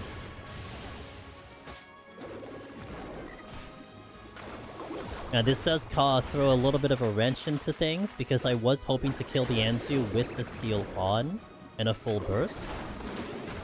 Now that seems a little unlikely, because I'd rather fight the cat right now, because he might be out. Now this does add to the kill count, so that's one plus side. So it might need, maybe I don't need that Anzu. Oh, I don't need them all. So there's another chest, and it's another mimic. Great. That's amazing. So what do I do here? Secondary witching. I'm gonna witching again. If it's another mimic, then I will have the purity. I could do a waiting thing where I wait for my pox to go out. That's also an option, but I would just prefer not to wait. But hopefully we don't get a third mimic. It'll be good for you guys to see it, but not for me to see it. I do need to keep an eye on that Anzu, because my steel's over there, so if he looks into the chest, then I cannot get that thing. Now he's looking into the wall, so that's actually really good. I'm gonna get that chest first, and then get the strength here, I think. Or I can get that one first. That's the steel. Okay, so then that's fine. I can do the strength and steel right here, and then off we go to the boss. 25 minutes into the boss. This is actually enough time for a double dip, should you need it. And you know, hey, look, you move really fast to these floors.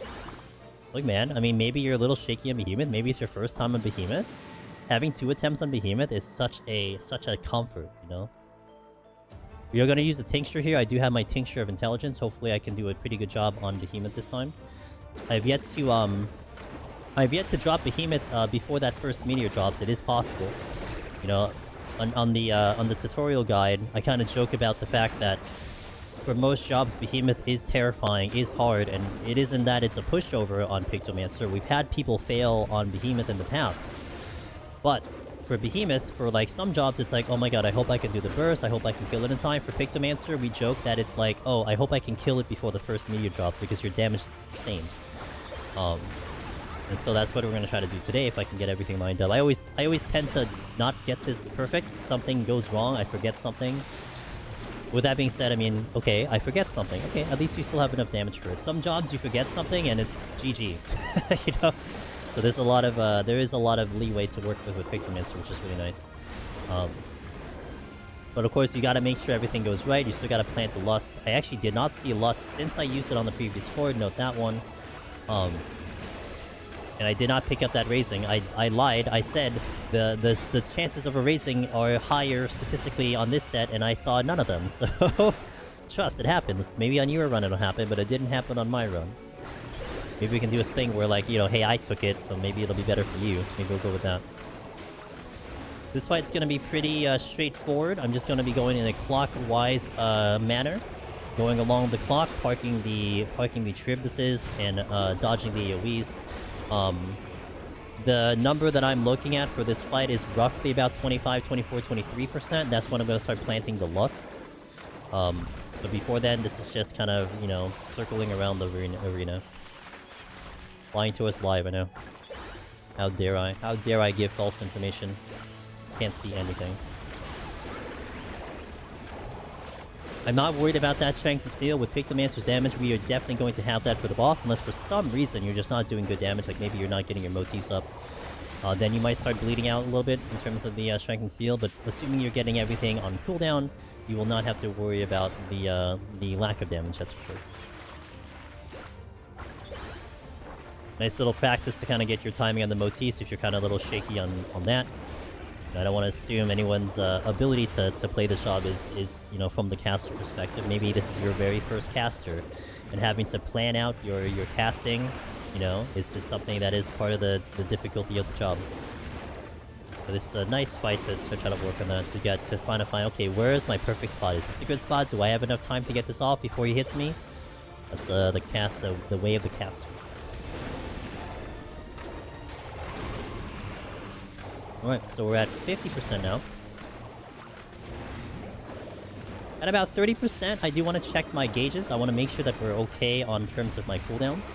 Luckily, Pictomancer doesn't have that massive cooldown, but I wouldn't want to blow, like, my Mog Beam out before that burst is coming in. It should come back in time, but Hammer is something I could probably use, because that's a 1-minute cooldown. but I probably want to hold on to my my winged and my Mog.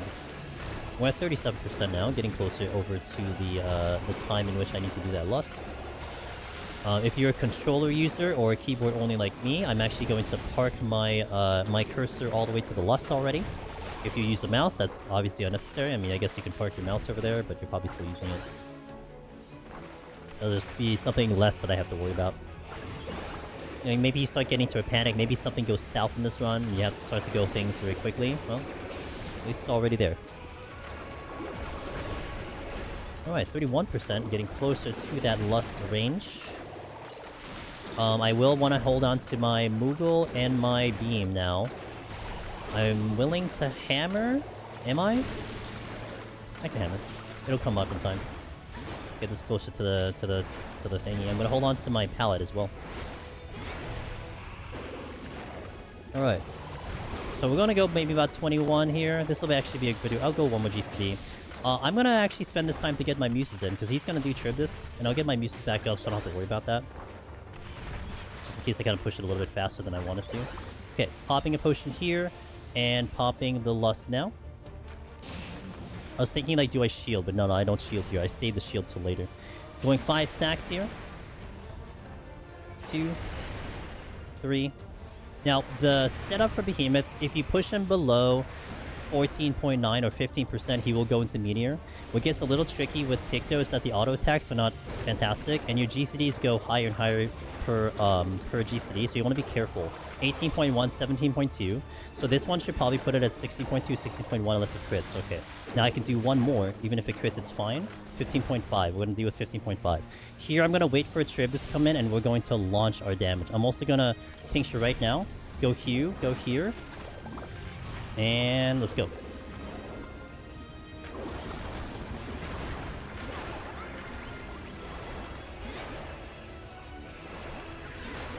Oh, I missed it. I didn't do the thing. Unfortunate. Almost. I kind of messed up again. I'm like, oh, I should probably do my my other thingy, but I didn't do it, so there you go. That's Behemoth. Nice and steady on that one. 180 in the books. Nothing to complain about. Tincture strat. Full damage. Just missed that first meteor window. But that's a lot of leeway, and I still had my palette, my subtractive palette to use up there, so that is Behemoth and 180. Palms are a little questionable, because I did go down to Serenity. I did have one witching, because I had a back-to-back mimic, so I decided to witching there, and then we only have 2 raising, so 1 each in the next preceding 4. But what's up, B4? How you doing? Alright, so I hope that was good for you guys. Hopefully that's good. And Batra, good to see you. Welcome in. Okay, good. My Pictomancer is parked at 181 right now. Our palm's looking somewhat similar. Okay, hopefully we can show you something good. Hopefully, you know, honestly, Zabin, I hope I don't pick up like 4 rages like I did, or 5 rages again. That's not gonna help you. So I hope that doesn't happen again, but we'll see. You know, I work with what the game gives me. I don't like to manipulate. I don't like to manipulate much, with the run. I like to keep it as organic as possible. So, okay, now, guys, if you will entertain me for a little bit. We just finished Behemoth, but now I'm gonna feed you guys with some Tokyo treat snacks. We're gonna do our little box showcase here, and then I will take a short break thereafter. I only have 1 purity though. Ooh, okay. Yeah, the Pox situation is certainly something. We'll see how we handle Pox going in. But I hope you can pull something away from it. So, 2 rages instead of 3. We have too many rages. We'll see what we can do on our run. But we're gonna do our little Tokyo treat box showcase. Every month we show you guys a box of the month that they do. I'm very proud to be a part of the Tokyo treat family and to be able to show you guys these boxes. These snacks have been amazing. Everyone from the community who has gotten these have loved them. I love them. I'm so happy I get to stick around with them for another year. And I'm gonna show you guys what's in the box. So we're gonna do a little promo video for you to show you kind of, you know, what they like to do, and then I'll open up the box and I'll give you a little bit of a showcase of what's in the box for this month. This month is Osaka themed, and so it's gonna be a lot of snacks related to Osaka or from Osaka. A lot of cool things in there when I was looking at the box. So, all right, check out this video. Let me kill the music background a little bit here. Boom. All right, check it out.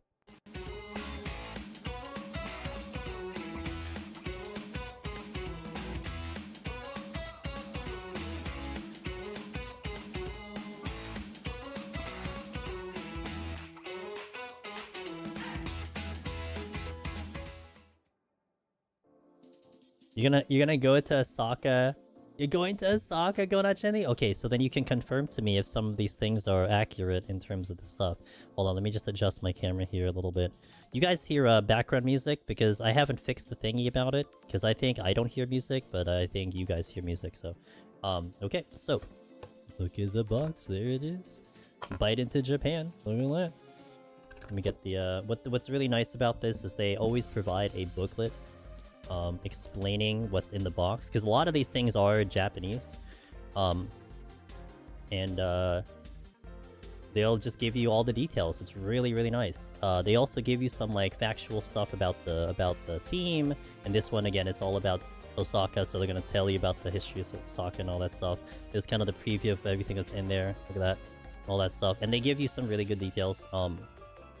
Like for instance, like if I do this one like this, they'll show you like what it is. They'll give you like some nutritional facts about it in case you guys have some allergies.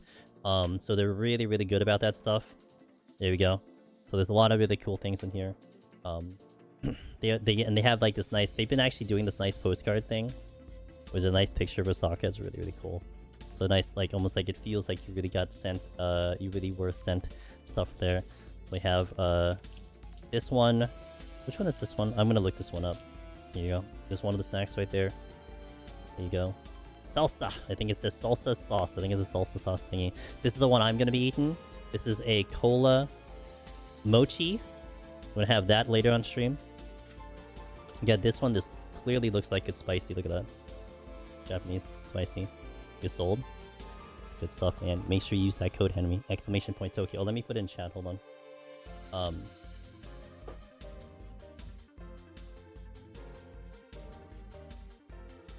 There you go, exclamation point Tokyo. Make sure you use the code. Check out the website. Check out what... Dude, the stuff's good. If you have any more questions, by the way, Henry, let me know. I'll answer as much as I can. You know, it's another snack right there. These couple of ones, I'm gonna look up. Actually, this one looks like a crab. Do you see this? I didn't even notice this, because I was holding it upside down. See that? It's a crab. So it's probably a crab snack right there. The giant crab over there. Spider crab. This one, if you guys know what a Mont Blanc is, that's a Mont Blanc Kit Kat right there. I usually have the Kit Kats because they're all usually really good, but in this case, I'm gonna have the cola one. It feels like I'm shopping. I'm actually very interested in this one. This is like a little bit of a pastry, but it's ramen flavored. So it's you know, Moogle. Yeah, it looks like a Moogle. It looks like a Moogle that is about to get, you know, chomped on. What about the snack sitting in a chair? Oh, no. That's your own interpretation there. Is this chips of something? Yeah, this is like, I guess, flavored. Here you go. Okay, now let me examine what these are so you guys know what they are, because I mean I can't explain to you what they are. Let's see. So again, we're looking through the booklet. Oh, this one, the one I showed you right here. This one right here, I showed you earlier, right there. It is the ramen right there. There you go. Get a second win of the fluffy dorayaki ramen flavor right there. Let me see. They have squid stuff. Oh, this one right here, right there. That is a white chocolate crunch. Osaka's entertainment stars shine bright, but this star-shaped snack is ready to steal the show. Nice. Yeah, these are again showing you the information there, so it's really nice. So like you really don't miss out on like what they're explaining. This is the one I'm gonna be eating right here, the cola mochi right there, right over there. So I'll showcase that when I eat there. And then one thing that's really nice, they always provide a ramen, and this time they haven't had it for a couple months. There's the ramen right there. Kitsune. Actually, it's an udon this time. Kitsune udon right there. They haven't done it in a couple months, but they do have a drink now. They used to have a drink almost every box, and in like a couple boxes they didn't have it. So there you go. There's the drink. The drink I believe is let me see. Hold on. The drink is.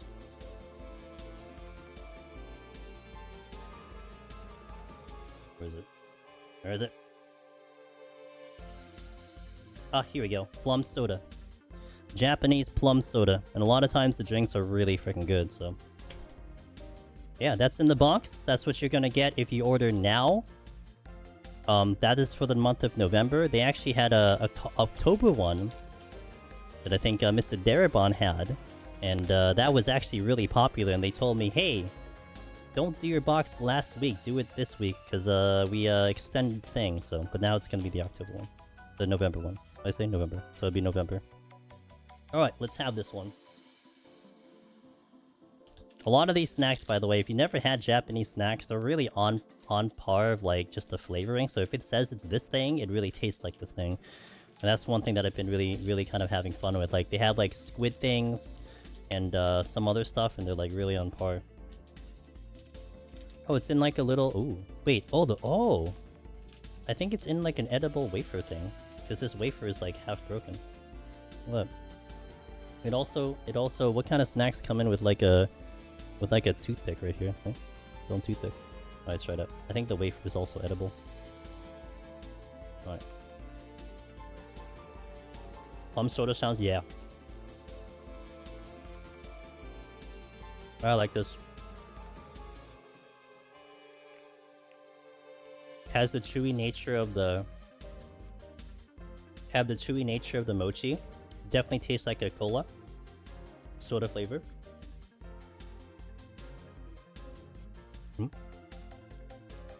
Oh yeah, and here. Wafer.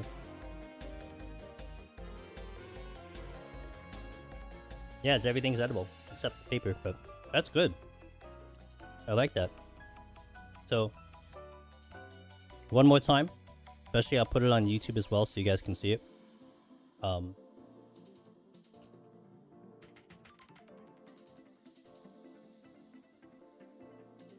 Exclamation point Tokyo. Check out the link. Make sure you put the code, and when you do checkout, they do subscription boxes, so you can they have subscription boxes so you can have a 1 month, a 3 month. Now, logistically speaking, I theoretically will get more money if you guys do it per month. If you guys get a 1 year subscription, I get $20. If you do a 1 month subscription, I get $20. And it is also for new subscriptions. Now, of course, you gotta do what you gotta do, you know, whatever is going to be good for your, you know, if you're looking into doing it, whatever is okay with your budget. I'm just putting it out there. But I do get $20 for each commission, so it's a really generous, commission that they give. And one really important thing that that I really liked about this company, which is one reason why I accepted it and wanted to do it, it's that it's international. Basically, but when it ships to US, it'll be the same shipping cost if it's to Europe. It'll be the same shipping cost if it's to the Oceanic region. I think the shipping is literally like $14.50. Now, the only issue is depending on where you live, country-wise, you may have customs. So if there is some taxes or customs on imported food, that might be a thing. So you may want to double check with your country and your laws and everything for customs. I can at least confirm to you when it comes to NA, definitely for United States and probably Canada, there's no issue because it'll all come into here. But just note that if you're like, I know we had a couple guys, like 1 or 2 guys in Europe that had to worry about the customs depending on specifically the country. So just note that. But if the customs aren't a problem, we're all paying the same shipping. And since we have such an international audience, that's what's important to me, is that we have a fair deal for everyone around the world. Because man, like, it just doesn't do me any good if I have something that we're sponsored with and it's literally like, oh, it's only NA only. It's like half my audience, right? So that's why I really like this brand a lot. So yeah, check it out. Appreciate you guys giving me the time to showcase that. I hope you liked it. And again, we'll be doing it again next month. And I imagine next month is going to be Christmas. So very curious to see what's in the Christmas box. But that's the Tokyo treat. So thank you for watching, guys. All right, now we're going to be setting up for the 181 set going forward, but I'm going to take a small break here. I'm going to stand up, stretch, and also hit an ad here. So thank you guys for watching. Thank you for being here. I'll be back in a little bit, and then we'll continue the tutorial run. So hang tight. Be back in about 3 minutes or less. BRB. Szechuan peppercorn chicken. Oh my god, I would love to try those. Were they super spicy? Were they super spicy? Or like moderately spicy? Cause like Szechuan peppercorn can be spicy, but they're more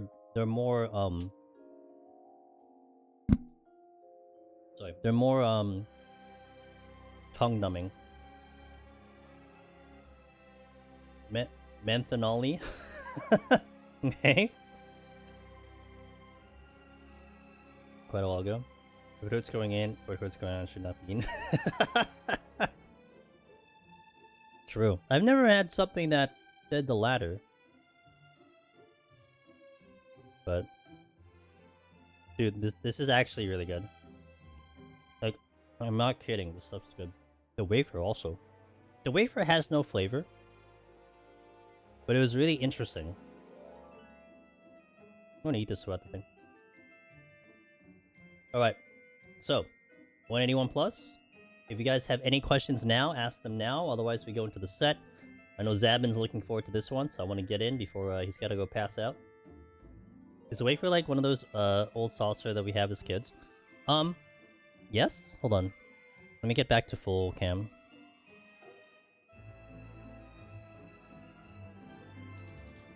Well, let me also get over here. So,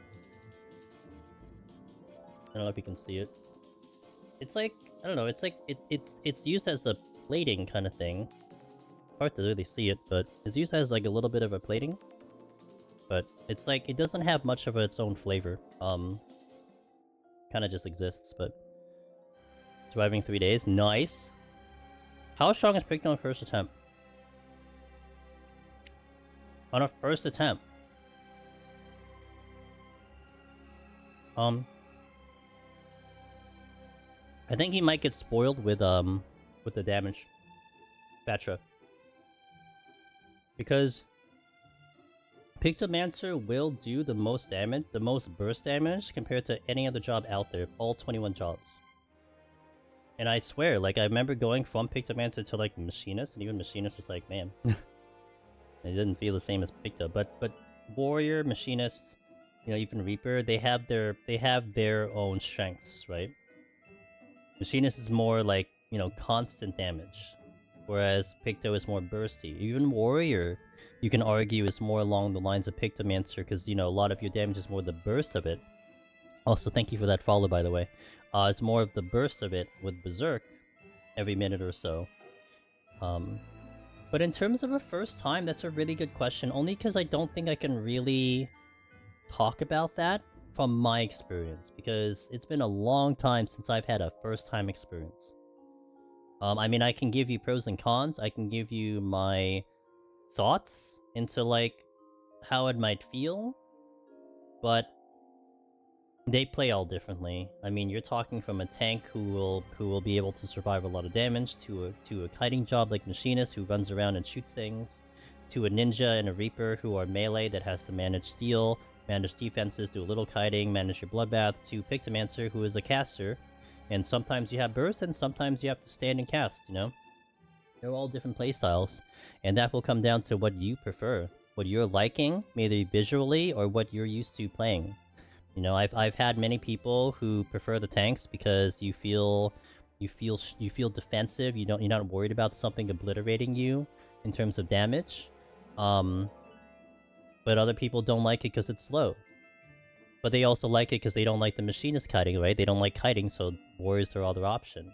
You have people like me who love kiting. I love running around and gunning. I love the idea of, you know, maybe having that fragile defense, but also being able to obliterate things. That to me is very entertaining. So it's it kind of comes down to what you prefer.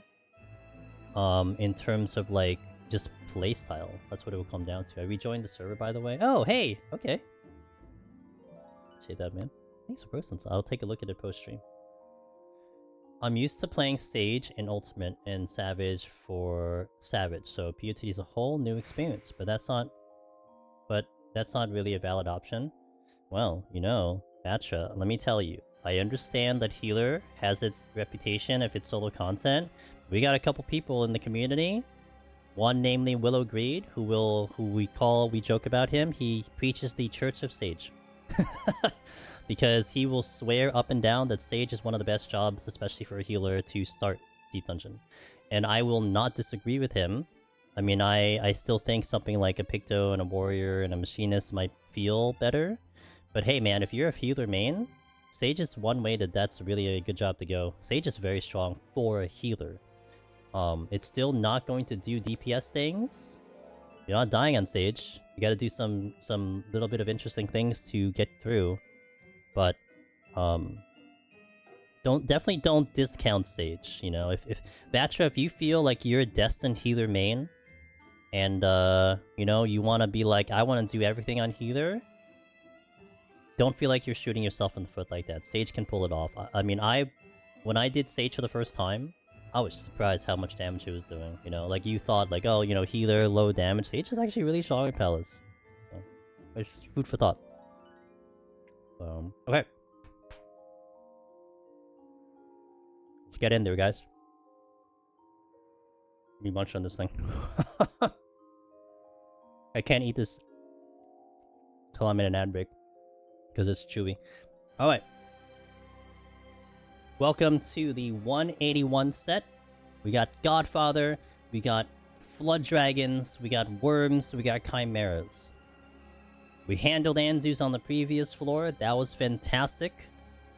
There are a couple enemies we'll be able to obliterate here, but one thing that's going to be tough about this floor is that the palm management will be probably the one you want to eye and you want to watch for, because what you come out of here on this set will make the difference on 191. If you walk into 191 with an empty tank, 191 is so much harder. If you walk into 191 with like 3 of everything, that's, I mean, I don't want to say a victory lap because it's still going to be really hard, but man, does it take a lot of stress out of you, right? So this floor is what it comes down to in terms of how this, if you get possibly a Necromancer title or not.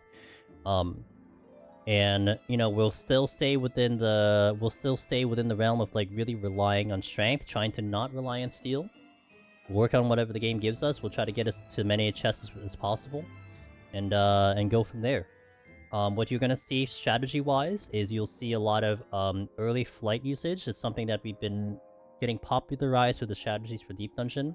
And I've definitely been trying to showcase it on a tutorial. So you're gonna see us do a flight for 182 and 183. Unless we get more. Probably we'll see alterations later on, but we'll see how our time looks. I would prefer not to alter, because we'd want to avoid those mimics, but it depends, you know? Maybe we get a lot of mimics and we're just, like, riding Pox for the entire duration, then you might see me start using alterations. But, definitely keep an eye on how we manage our palms, how we manage our pulls, how the time looks. And, hopefully when we get to Godfather, we'll showcase to you a pretty good Godfather that maybe will feel a little less intimidating, because we've already had a couple people... We had one person, while I was doing this video, die to 190. A couple people are worried about 190, and that's completely understandable. It's gonna be hard on cast, but hopefully we can, you know, showcase a little bit of a nice, chill way of doing it, so we'll go from there. But, anyway, do our checks here as always. Sustaining potion check, make sure you're good. If you don't know, some nice little trivia.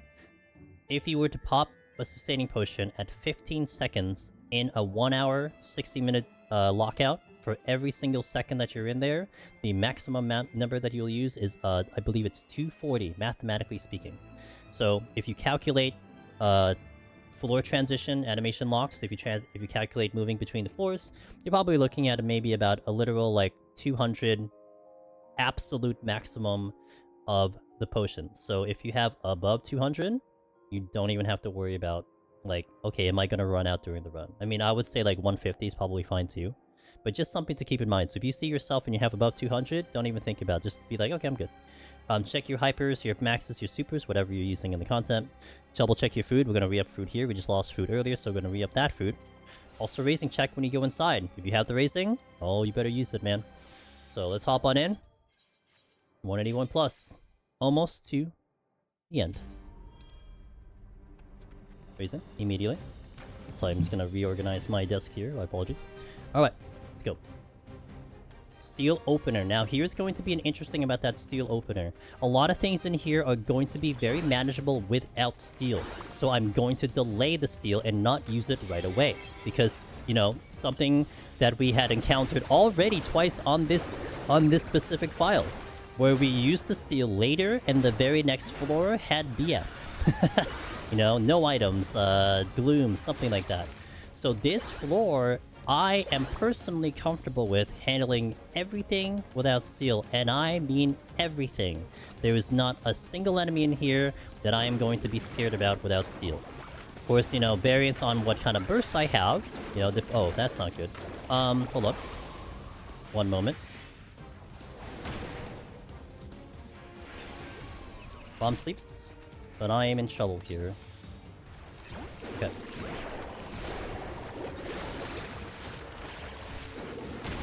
And I am dead. Because I had that bomb on me. It's okay. We're now going to have to do this without the raising, so it's perfectly fine. I lost the strength, but now, what did I just say? I can deal with everything without steel. Well, that's partially true, except I can't deal with two things without steel. So, what I'm gonna try to do here, I'm gonna re-strength. Oh, I think that's gonna re-aggro because I hit it. Yeah, it is. That was weird. I think I know why that happened. Anyway. I'm gonna re-strength. I'm still going to chill on that steel, but now I really have to button up my strategy. Here, I guess it's going to be a good thing if maybe you're lacking the raising. Let's demonstrate that, shall we? We have to be very careful and very concise about all of our pulls. Okay. So I'm going to wait a little bit for a bigger burst on the one more Campo. Let's handle the one more now. Hey, and you know what? We've had a lot of people who get afraid about walking into these higher floors. Like, oh, what if I die? What if I just mess up right at the beginning? Guess what? I just messed up right at the beginning. You know? Happens to everyone. It all comes down to how you pick yourself back up. I think that's what's most important about some of these things. So we just pick ourselves back up. We have a harder challenge, but it's alright. Take a deep breath. Go back in there. Okay, I don't have a an appropriate burst here. However, I will want to redo this Wamura Campa because I obviously want to show you guys that yes, you can do it as long as you don't mess up like I did and hit your incorrect button to kill yourself. So I'm gonna wait for my burst here. I'm going to open with this. I have 30 seconds on the shield. I'm gonna pop this. I'm gonna hit my hammer right away too.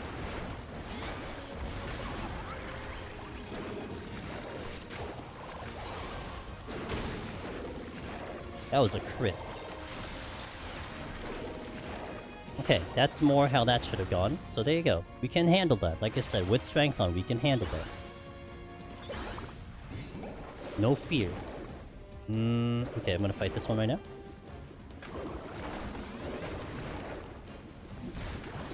It's just on top of the bomb hitting me and the Remora getting too close. That's why that got very bad and very dangerous. The Remora Campa is good when you're fighting it away from you, because he has a ranged attack and an unavoidable range attack. So if he's auto-attacking you plus the range attack, that's where it gets very deadly, and that's the position I put myself in, unfortunately.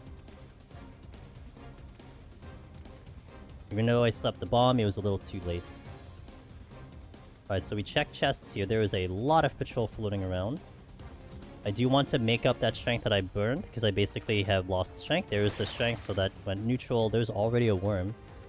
That's kind of where this is. A worm that this low is a little bit rare, so...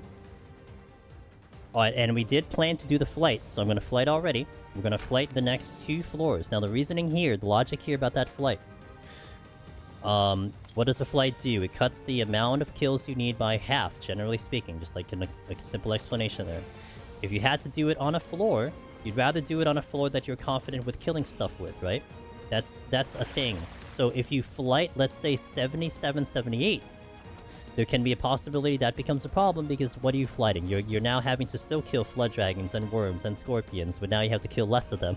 You know, you'd rather kill less of grenades and Wormur Campas, and so you get your time saved here as opposed to later, and that's the logic of why you use a flight earlier than later. interesting situation here. Now, this is a really good reasoning as to what I was just talking about, you know, what's going to be better manageable in terms of kills. And so here we have a Gloom and a Blind Floor. But we have bombs, we have sprites, which I can handle. And I would rather deal with a bomb in a Gloom Blind Floor than a freaking Flood Dragon or a freaking Worm. You know what I mean? So there's that logic there. So I'm getting the time save due to the flight. And now we get to save the Serenity because this is manageable. I may deal with the Chimera, just so it doesn't bother me. I just have to be very, very careful. Again, we are now having to do this entire floor without the raising. I would rather have the raising for 191. Now, one thing I will make a point about this is if you are progging and you've never seen 191 ever, like it's your first climb up, this is like your PB, please raising here. You'd rather see more than see less. Now, if you're someone that's in the position of like, well, I've been here a couple times, this is my 5th time up here, you know, I've gotten through this a couple times. Okay, maybe you want to save that raising, you know, you could still learn something here, but it might be more beneficial for you to have that raising on 191 when you have a lot of emotions that are high, your anxiety's high, and you know you haven't cleared yet, because that is a factor in how you clear. You know, nerves, anxiety. For me, it's gonna be a little bit different because I have a number of clears under my belt. So for me, 191 is not going to feel like 191 for someone who hasn't gotten their title yet. And let me tell you, when you're trying to get your title, there's a lot of things that you're going to start to think about. Maybe you shouldn't be thinking about it, but you're going to think about it. So having a little bit more of an insurance probably is a better choice. But there's your 2 paths there. First time prog, please raising. Couple times in here, try to save the raising. Try your best to get away from here.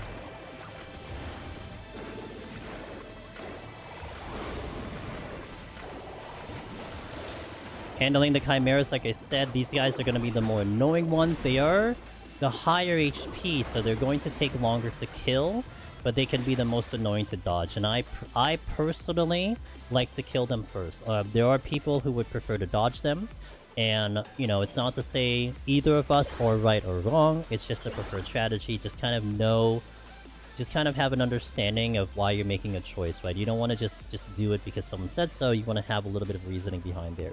My reasoning is they're big, they're proximity, they're easy to kill, so I just don't want to have to dodge them all the time. We're doing our second flight here. Now I'm going to probably couple it with a Affluence. Maybe I get a couple things back here.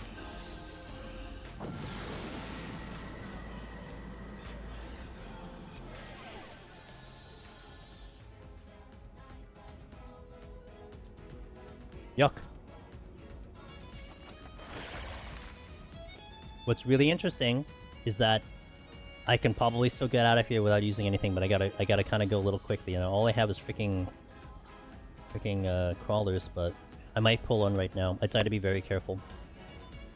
Okay, I don't have sprints.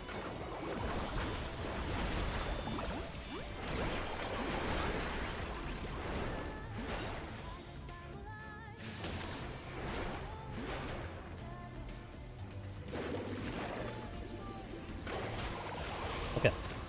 Not pulling another crawler until either I have my burst up or something.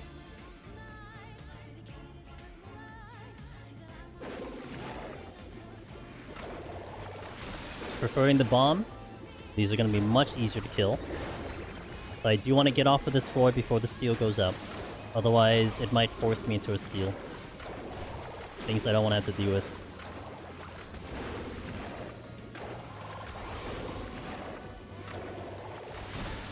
It was a quick kill on the Gloom. It was also with basically my full burst, so...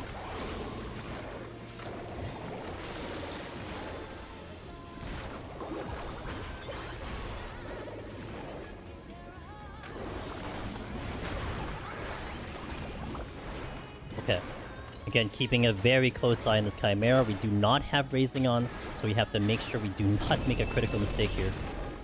A lot of things can one-shot me, so I have to be very careful.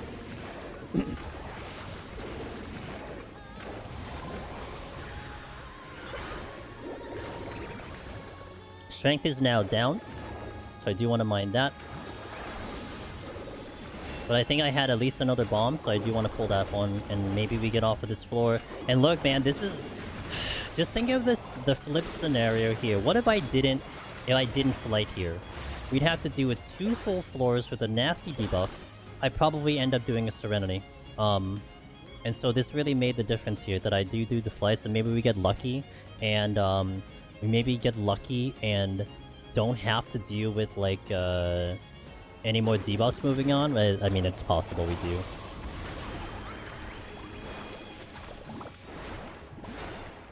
Very possible that we do.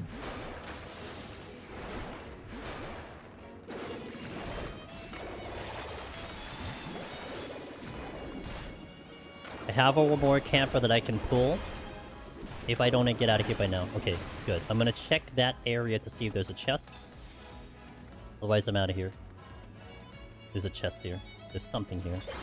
There's a gold chest. Okay, I could do a mimic. I just don't know if I can do it in 30 seconds. It's the only problem. Okay, very good strength. I might keep that up when I enter the next floor. We might use that strength to keep the strength up time.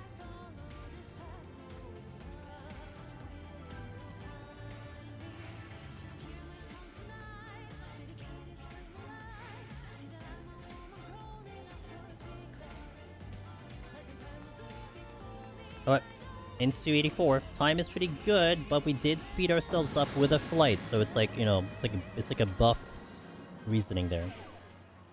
A debuff here. What do we get? No items, okay. So this is going to be interesting. Let's check some chests first. They might give me some answers. Sights. So what I actually want to do here is... This probably ends up becoming a Serenity, and it's a good thing I picked it up. I would say if I had the raising on, I would be a little bit more ballsy and try to fight more things, but without the raising, it can get a little spicy. But I am curious to see what the game's gonna give me. I mean, I guess I should just... We're just gonna Serenity. I'm not even gonna question right now. I don't want to cause a problem. If I aggro by accident, then I need, you know, a couple of buffer steps to work with. Oh. Whatever I say, guys, we're gonna delete it out of the video. Don't worry about it. I didn't say anything. I have a full burst. I'm going to pop the one more. Wait, I'm gonna strength burst. Now I'm gonna pop the one more.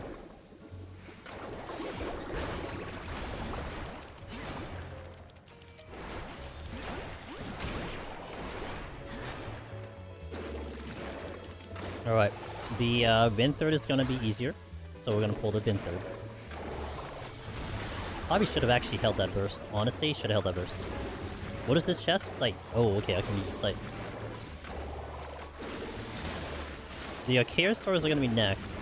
I did want to have a little bit more of a burst on me than what I do now have. Sight. Oh, these are the only gold chests. Oh, there's only one more gold chest, which was by the Sprite. Okay, this is a small room, so I think I pulled the... I got a Witching back, that's really good. That's a Lorien Trap. Alright, so... Again, I do want more of a burst, and maybe my shield before I put an Archaeosaur. I do have my... I do have my shield.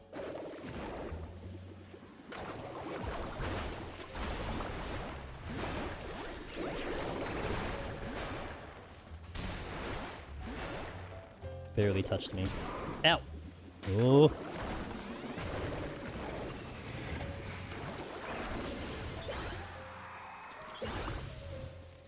Okay. I have a double burst available, my shield is down, I still have Addle, I have sprints. Alright, so let's do a sprint pull on this next one. Waiting. There we go.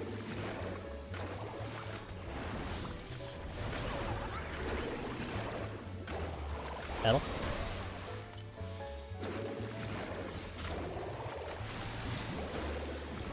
I have a potion to help me. I'm gonna take the hit here. Do the underbite. Okay. I wanted that underbite to come out, so it won't use it for a little bit. I have a pretty decent burst and my shield. So let's pull another Archaeosaur here.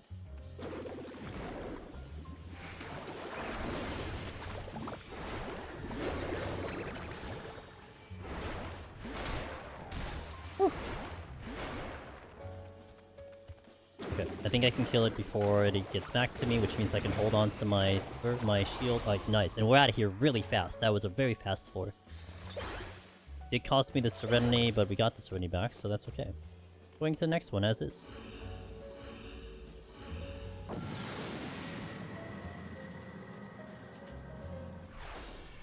This is a blind or ability down. Ability. Okay, so that really throws a lot of crap into the thing, because I basically can't kill anything. Unless I pick up a steal, then we're definitely going to have to do something to this floor. More than likely it's the Serenity, simply because I have the Strength rolling. And I think I will decide on that more or less right now. Yeah, okay, so... Alright, so the more deadlier one here is going to be the Sprites. I'm more concerned about the Sprite than I am with the Archaeosaur, because I cannot kite the Sprite. Yeah. I did shield already, so I don't want to pull another one. I can do our more Campa, but I want to wait for my burst a little bit here. Can check the chests. Alteration. I will alter. This time I'm going to alter. We're going to start getting into more unfavorable enemies. So if I can get lucky with Corrigan, great. If I have to deal with a Mimic, then fine. I'll deal with a Mimic. Alright, we have 2 Chimeras, so those are going to be good pulls. Don't have a lot of room to move around here, but we're not going to get blasted by worms, so that's okay. Need to kill this in time before that other one shows up, but I imagine we have enough time here. I just don't want to travel too far away because I have the Archaeosaur behind me. I can sleep it, but I don't want to have to resort to that if needed. I'm gonna hold on to my hammer here.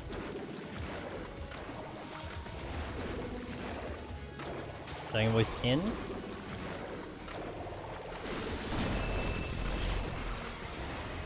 Exit is over there. I see it right there.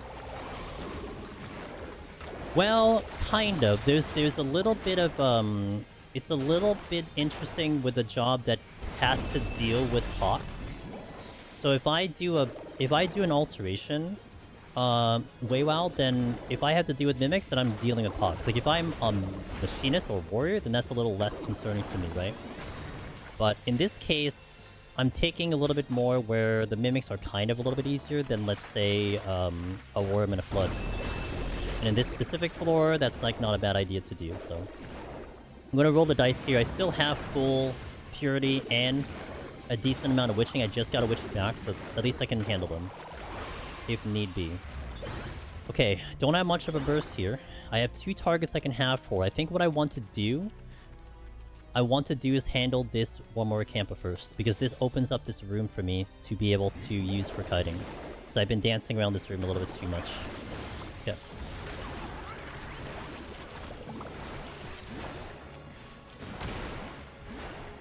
Okay. Now, I still want a little bit of a burst to resemble a burst, so I think I want to pull you, and I think I could be fine. I'm gonna save a Swift Sleep here, just in case this goes a little south. I'm also going to do that. I'm going to do that. I'm going to take a double hit here, which is fine. What did I say? Was it fine? Oh, that was fine. I'm going to sleep you now. Alright, I'm going to sleep him. That was my backup plan, to just sleep it and just get my HP back. It's going to open with the double attack here. So I kind of want to wait for a little bit of something to happen, because I have no burst available right now. So I'm going to wait for probably Hammer to show up, and then we'll go at it. I just got to be... I gotta be attentive to my potion, because it's going to do heavy damage like it just did if it gets up to me. I'm gonna hit it here, because it's gonna wake up before my hammer's available. I'm gonna be in motion, so I only take the underbites. There we go. Now, my sprint's available, and I have a hammer, so I'm going to now pop this one. I don't have a shield, but I do have a lot of my bursts available. I just don't want to be stuck in motion here, so I'm gonna wait. I'm gonna pop the shield now. I'm gonna let it hit me. Okay, perfect. Now let's do the shield. Now it's not gonna... Well, it did sneak in an auto, but that's okay. And then GCD it down here. Excellent. Now I would want to have another burst available for another pull. I do want to eye this chest to see if it's a gold. It is a gold? Question mark? It is a gold. So we go to the chest. And this buys me time to wait for my cooldown to come in. Where is this fight facing? It is facing towards its right side. I can sneak around the crawler here. I'm gonna hover over a witching in case this goes very south. Because if I get the sprite here, then I have to walk out of here to not hit the crawler. That is a rage. Okay, so... Kidding me? You shot me across the thing. Okay, so I'm gonna pop the rage here. We just had a respawn on top of the exit, so I guess it worked out. And I needed more than that kill. Because that rage was very fortunate. Okay, be a little careful. I don't want to aggro this thing before I get to it. If I hit a luring trap, it's fine. Okay, we're gonna go. Taking the rage. There was nothing else in that other room, so we're just gonna go. And we have an altar running right now. We have no boss running. I still have only 2 Serenity, so I need to be a little bit careful about that, but this next one is altered. So this is a little dicey. I still gotta get out of here without the without that raising. So we have to be very careful about what my choices are. Okay. Okay. Ah, we did get Korgans. Okay. And we have Archaeosaur. I have a burst. I'm actually gonna do with the Archaeosaur now. Excuse me. Because my burst is available. Don't do that.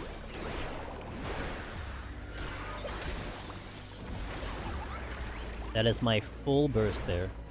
Everything without strength on. Okay.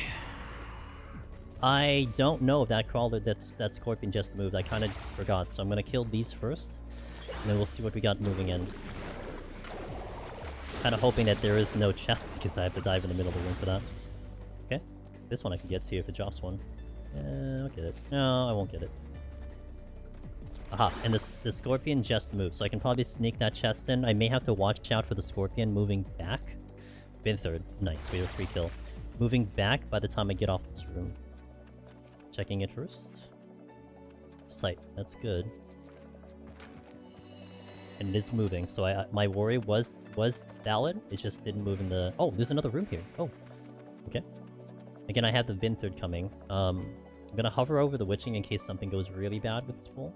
I'm gonna check that trap. That is a frog trap? Okay, frog trap. Walking here to avoid the crawler. That's a purity in case we get a mimic, so noted.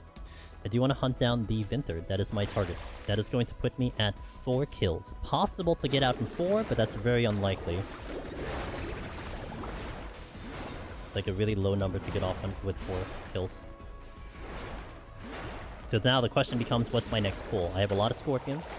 I'm confident with a scorpion without strength on, but I don't have strength on, and I only have 2 strength on. So more than likely, you're looking at a steal situation here. I think a steal situation is probably gonna happen. Don't want to worm if I don't have strength on. So the steal would open the door for me to get a scorpion. Let me see what else is over here.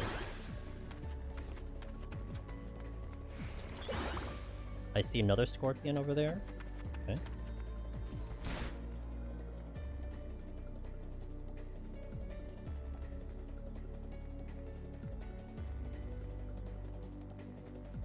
Would love an Archaeosaur. There is one over there.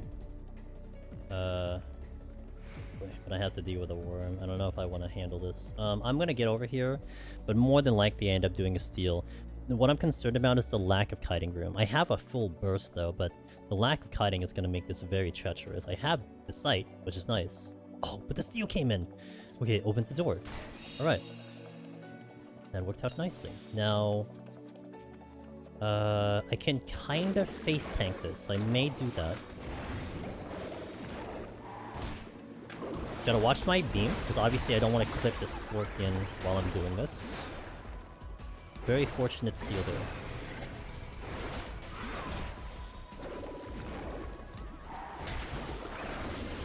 Okay, not off the floor yet.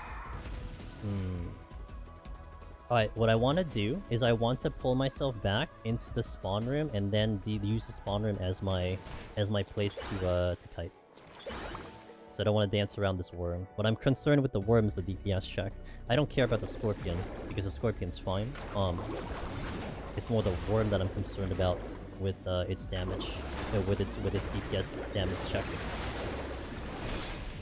I can shield out the tail screw. I should be able to shield it out. I'm gonna add it too. Blocks. Oh no, it did. Oh, come on. Oh my crit. Jerk. Okay, I got the thing in anyway. Through the shield, through Addle. That's amazing. Alright. I crit it. I just saw just the large number show up. Alright, it's fine. No big deal. Oh wait, actually I had the Scorpion in the near the other gold chests, right? Just go poke him. Instead of the other one. Yep. That's a much better pull, and then I don't have to dance around the worm. Because actually trying to pull the Scorpion through a room is just a nightmare, because it's just gonna pull me back.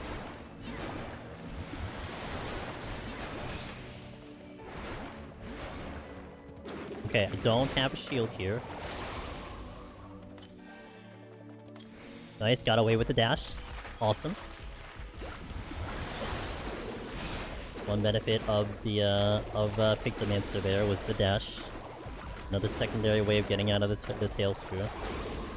I have a shield available. Little jerk. Alright, we're out. Oh, hi. That's not great. Arm's length, you still get pulled in with arm's length. So it doesn't prevent the pull-in.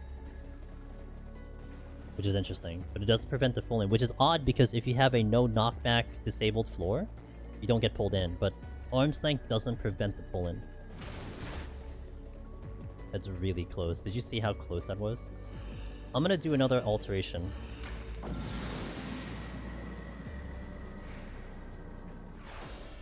That is a blind or an ability. Man, it's an ability. Honestly, now I'm hoping for Mimics to give me an excuse to freaking rage. To do a double dip here. I'm thinking about a double dip because of that. I don't want to go down to 1 Serenity. We did get Mimics. Okay, so I'm gonna sight here. Exit is over that away, which is to the 2 worms. There's 3 dragons here. That is a frog trap. So I'm gonna have to get out of here. I mean, that's gonna be 6 kills if I try to go for that. If I try to go for it now. Might get lucky with 6. I'm gonna try to go for it. I'm gonna pull this Chimera right now. And then we're going to Rage and hope I don't mess this up. Rage. So this is a non-hesitation play. Because basically, like, what's my solution here? I Serenity. I'm not killing anything with ability down. So I may as well take advantage now and just do a double dip. And this Chimera came in at a very clutch time. Amazing. Okay, so now we're gonna get that double dip Rage. I think this was a good spot. More times than not, I'm probably going to Rage on this set. You know, I'm probably going to have to do one either for time or just because the enemies are crappy. And so, that's why I didn't really hesitate there to do that Rage, and I had 3 anyway. Oh, and this floor is disgusting. Okay, we're gonna try to get out, kill as much as we can, because this is almost a guaranteed Rage. I don't know if I can get out though, that's the only problem. And I don't have auto heals, so I have to be very careful with my pulls here. I think I can get the worm, the Chimera. At least I have abilities. That is a treasure room? No, that's a dead end. Okay, I could get out of here by fighting the Chimera. Let's do it while I have my steel on. I gotta be very careful here, because I have that Chimera that is creeping behind me. Full focused here.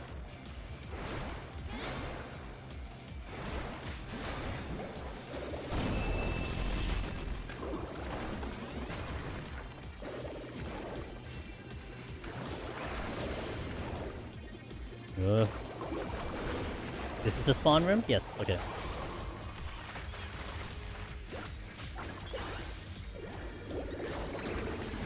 Dragon Voice in.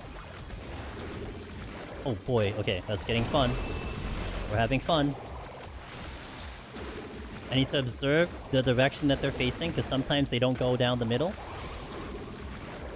They are angling to the right. They both aggro, I'm gonna cry. Okay, so what I'm gonna do here is I'm going to wait for them to walk out of here. Because I don't know what's going to be safe, if it's going to be left or right. And the Chimeras can cause an issue, because if they do like dragons, I have to get in there, right? So I'm going to just respect them and wait for them to walk out and then deal with them later. They are the ones I want to fight with the steel on.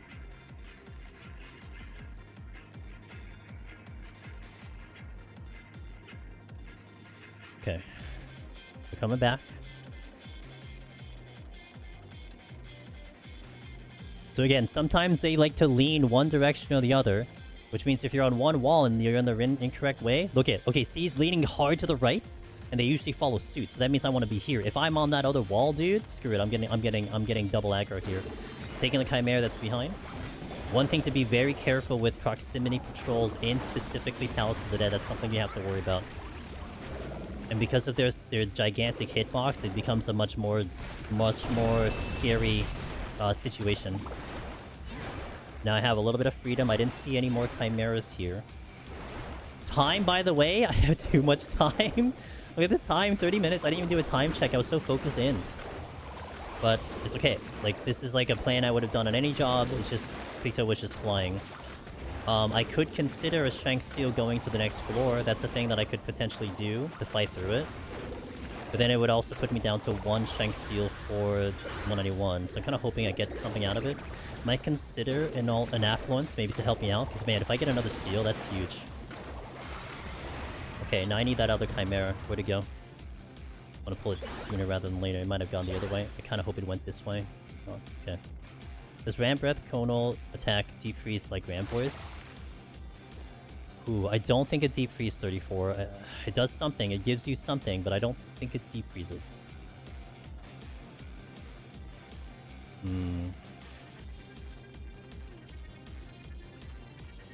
I think I'd rather fight the Chimera than an Archaeosaur. It's just I'm worried about the steel dropping. But I think the Chimera is going to be the smarter play here.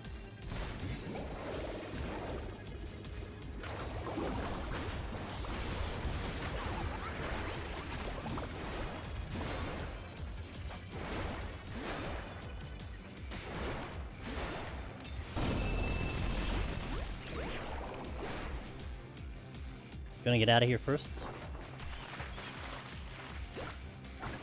Gonna have to be very careful here. One small slip, I'm gone. This run is over.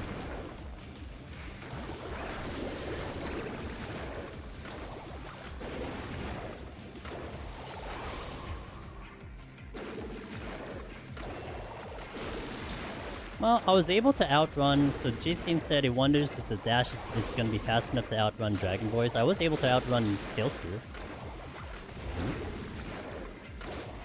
So fortunate. We had exactly the amount of kills I needed. Unbelievable. I don't know if I want to deal with any chests here. I think I just get to the next floor. I think I will Affluence. I'm going to Affluence. And then we'll see whatever the next floor gives me. Actually, let me do an Altar too. Why not? Worst case, I end up raging here and a Fortune. So I'm really good on rages, but... Usually we like to call this the Chimera Nest, by the way. Chimeras tend to be overabundant here. Not always, but they can be. But sometimes you can just get off the floor because there's just a million Chimera. Now, also, I want to observe my options of killing. There's another Chimera right there. Let me check the chests first. There's 3 at least. If the light came back, that's good. I'll kill this first.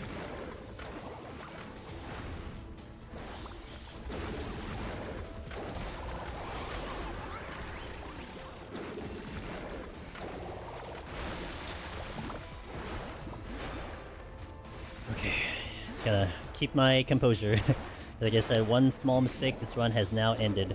I am ending earlier than I wanted to, so we do not want that to happen, and you guys probably don't want that to happen.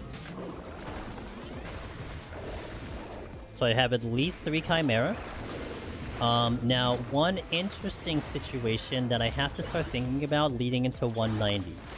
What's our loadout? I have 1 Lust. So the fight for 190, I apologize. The fight for 190 Godfather, probably gonna look at a 6 and a 6.5 minute fight if I don't use Lust. So Lust probably speeds it up by a minute. So maybe about 5 minutes for a lusted Godfather if I do the full Lust. Why that matters is if I do not have enough kills for the Chimeras that are floating around here, then maybe I can distribute about, you know, 2 or 3 minutes of my Strength and Steel into other things here. I use it on this floor, kill a couple things to try to get off the floor, and then boom, we get to the boss and try to do it, you know, tight like that. That's one thing now where that Lust starts to become a little bit important. You know, we're not using it just to kill the fight faster. We're doing it to maybe help me on this floor in particular. You know what I mean? So we'll see. 3 kills in. Minimum to me to get off a floor is 4. Maximum could be possibly 9, 10, 11, around there. So we'll see what the game decides to do for me. This thing has now forgotten its abilities. I do not enjoy that very much. I have to be careful with my potion here. Bang a voice in.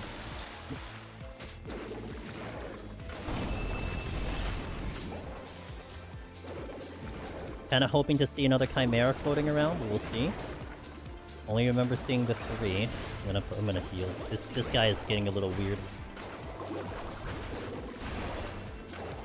He's not gonna hit me, is he? Of course he's not.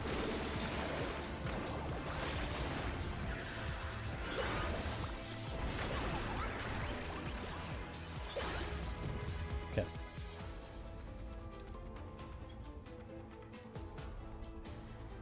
There's another Chimera. I have a witching... Shit. Okay, that's fine. Alright, we're gonna do backup plan here. I had the witching hovered over. Like, I was going to plan to do it if this happened. I could have been a little bit more patient, but it's fine.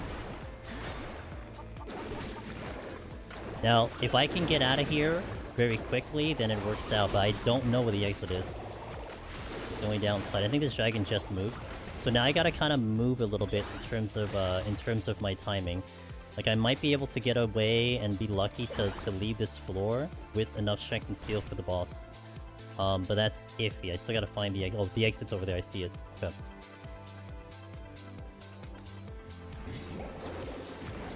Now we gotta move. I was thinking about going to the location of the Chimera, but I don't know when the Scorpion moves. I don't want to have to bring it with me. I don't want to go use another witching. Even though I do have 2 of them. And the Scorpion did go in the direction that I was about to go. What I'm gonna hope for is I get out of here fast, because then I could carry it to the boss. But we'll see. I may pull this Scorpion right away. If it moves, I don't. If it doesn't move, I pull it. Okay, pulling it. Wait. Oh, stop! Okay.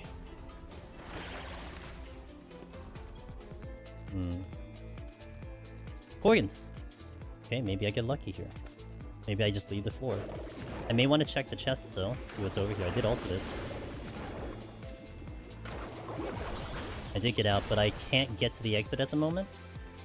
I actually killed that Corrigan, full HP. I could get leave. Okay, go.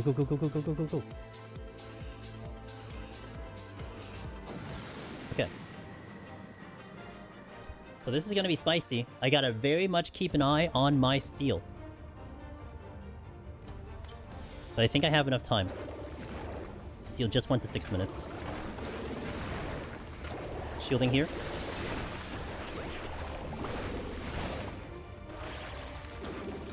Gonna hammer the ad here.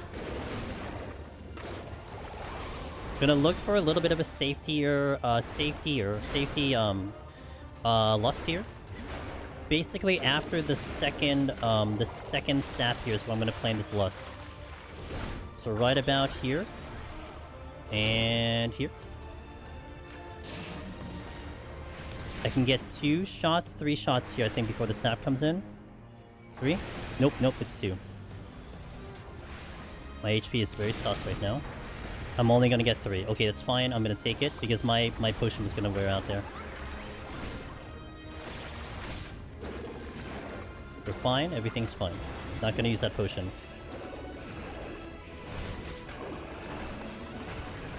First ad is going to be to the east. I want to watch my my splash damage here. Okay, we should be a little bit more control now with the fight. Now this part is, I think, key for Pictomancers right here. Don't do damage. I'm gonna sprint. I'm just gonna run. I mean, I could do hammer because I have hammer. You want to probably time your dash directly after the tank buster to buy yourself a little spacing here. Because he's gonna take a while to get to you.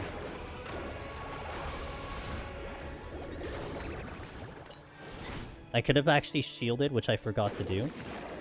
Shield would have been really nice in that part. but I can change the shield into the other tank buster. You basically would have a shield every at least for one tank buster coming up. So I'll save it for the next tank buster to make it a little bit more smoother. I know this looks spicy. Experience is kind of carrying me here because I kind of know the damage coming in. I kind of have an idea of, like, you know, am I in danger or not? I'm gonna take a hit here, then I'm gonna shield. I'm gonna time the dash right here. Okay. Next one is going to be to the southwest, the southeast rather. That's bad. Okay, we're good. Shields are important. Not gonna use the hammer. That should be close enough. Yeah, that's like right at the edge. Okay, gonna sprint. Gonna move. Hammer's coming in. Gonna do the dash directly after the tank buster to get some distance. I'm really far away apparently. Okay.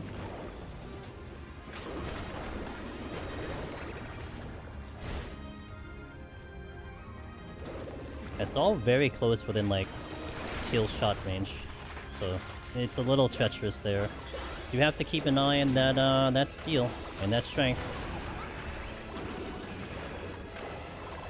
May have to re-up it. If I have to re-up it, it's only the steel, not the strength. Should be okay without the strength. Okay, shield is gonna come up here. Have a potion just in case. Next bomb is going to be to the northeast. Shields up. Dash. That one is a lot better.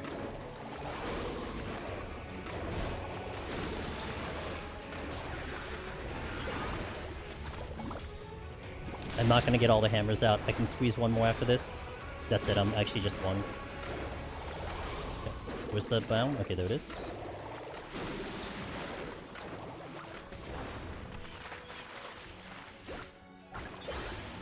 Okay, going here. Gonna sprint. Potion. Paddle, since it's up. Just gonna run, I'm not gonna cast anything. Dash.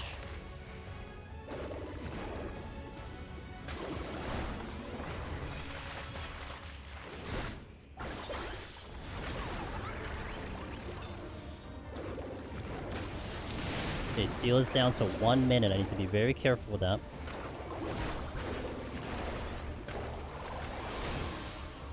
Saving my shield for the tank buster after this other sap.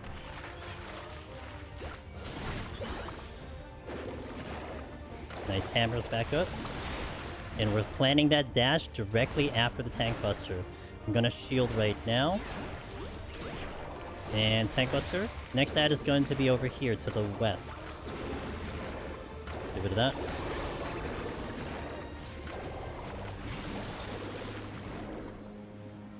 I see the steel. I'm probably gonna have to re-up the steel. I was really hoping I didn't have to, but I think we're at a point where I have to. Now, I might get lucky. Well, no, I don't think it's gonna carry over into the thing. I was hoping that maybe it carries over into the second tank buster, but I don't think it's gonna carry into the second tank buster. Gonna sprint here, keeping a very close eye on the steel. Oh, it's bad! Yes, thank you. Ugh, I gotta do this again. That was a auto into a crit, and I think I just had just enough HP on that one. Damn. I had a feeling that was kicking in. I should have popped the potion, but I felt like I was gonna be fine there, but I didn't. Double crit on that, man. Rough. If I had, and honestly, if I had the raising, then it would have been fine because I had 19 minutes. But you know what caused me a problem there? I'll tell you what caused me a problem that one. I know exactly what happened, why we died there. Because I was busy casting my palette on during the massive bursts. I didn't recast my motifs. So after he finished the massive bursts, I then casted the motif. And when I casted that, I was basically sitting there taking 2 autos I shouldn't have taken. I basically could have avoided one of those autos, and that's why that got bad. If anything, that's an example of why you wouldn't want to do that. I did something you shouldn't do. I should have just ran. And I said at the beginning, just run during that phase. Sprint, run, dash. So I took an auto. I basically, like I said, I shouldn't have taken because of that. So that was my mistake. Pure mistake on my part. And it's fine. It's, you know, it's the fine-tuning of the job. It's things that I probably have to pick up too, you know, especially with a class like this.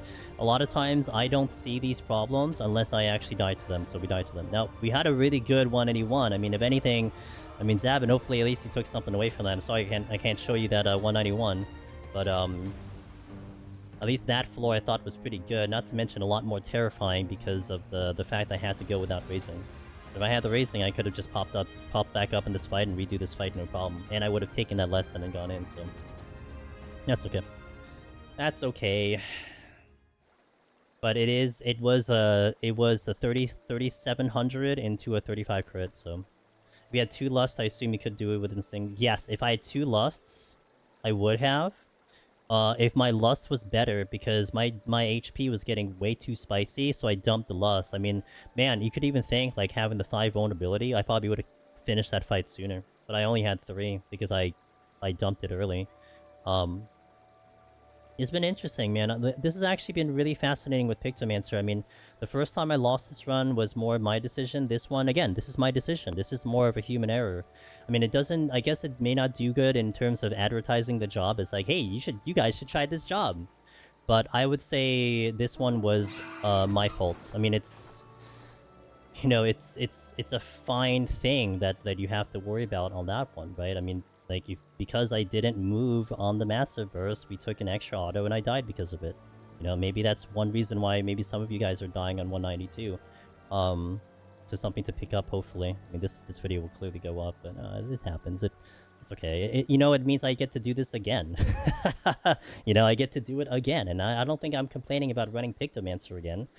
So, but unfortunate. But hey, had a good time. I hope you guys had a good one. Hopefully you're able to pick up something. Again, I apologize for, not getting to 191, but one could argue that honestly the 181 is probably the big one, you know. I mean, I was gonna walk in with what, 2 rages. I mean, it was gonna be a pretty smooth 191 more than likely. So unless we had what we had last time, which was debuff hell, well, at least we got through the 181. So yeah, we'll do it. I don't know when I'll do this again. It has to be soon because I'm wrapping up that tutorial with the editing and everything. You know, that tutorial is almost getting wrapped up. I hope I can finish it up within a week. So I need to get this video in. But we'll see when I want to do it. I'm not sure. If not this week, maybe next week. I'd probably look into it. Maybe, you know what? Maybe an excuse to do the patch for 14, to hang into 14 during the patch. So I might do that during when the 7.1 comes in. Maybe it might be an excuse for me to give an updated version. Actually, I like that story. We do like an updated version, 7.1 version of the time management. Maybe that'll be what I do. Okay. Alright, that's a plan. Maybe, you know what? That's my personality, by the way, guys. I always try to twist something into a positive take, you know, to something optimistic, and, you know. So that's what it is. So yeah, I think I actually like that plan. Because if anything changes with Pictomancer, well, here's the video that shows the changes to Pictomancer. Not a bad idea. So, I'll take it. Trying to get off my file back to 100 before I fly off. Good luck, Donut Family. But yeah, hey guys, if you're interested in doing Deep Dungeon yourself, we have an amazing Discord of people who are just there to help.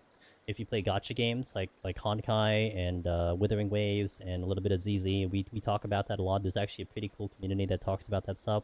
And you know, amongst other things, you know, Darabon just posted some pizza. If you want to see some IRL pizza from Mr. Darabon, then it's in that Discord that I'll check out when I finish. If you want guides, that's in the YouTube channel, and I'm being a little bit more active on the socials, like Blue Sky and Twitter now, especially because Blue Sky was kind of popping a little bit, so I'm posting a little bit more stuff, shorts and whatnot. So that's what we got. So thank you guys for joining me.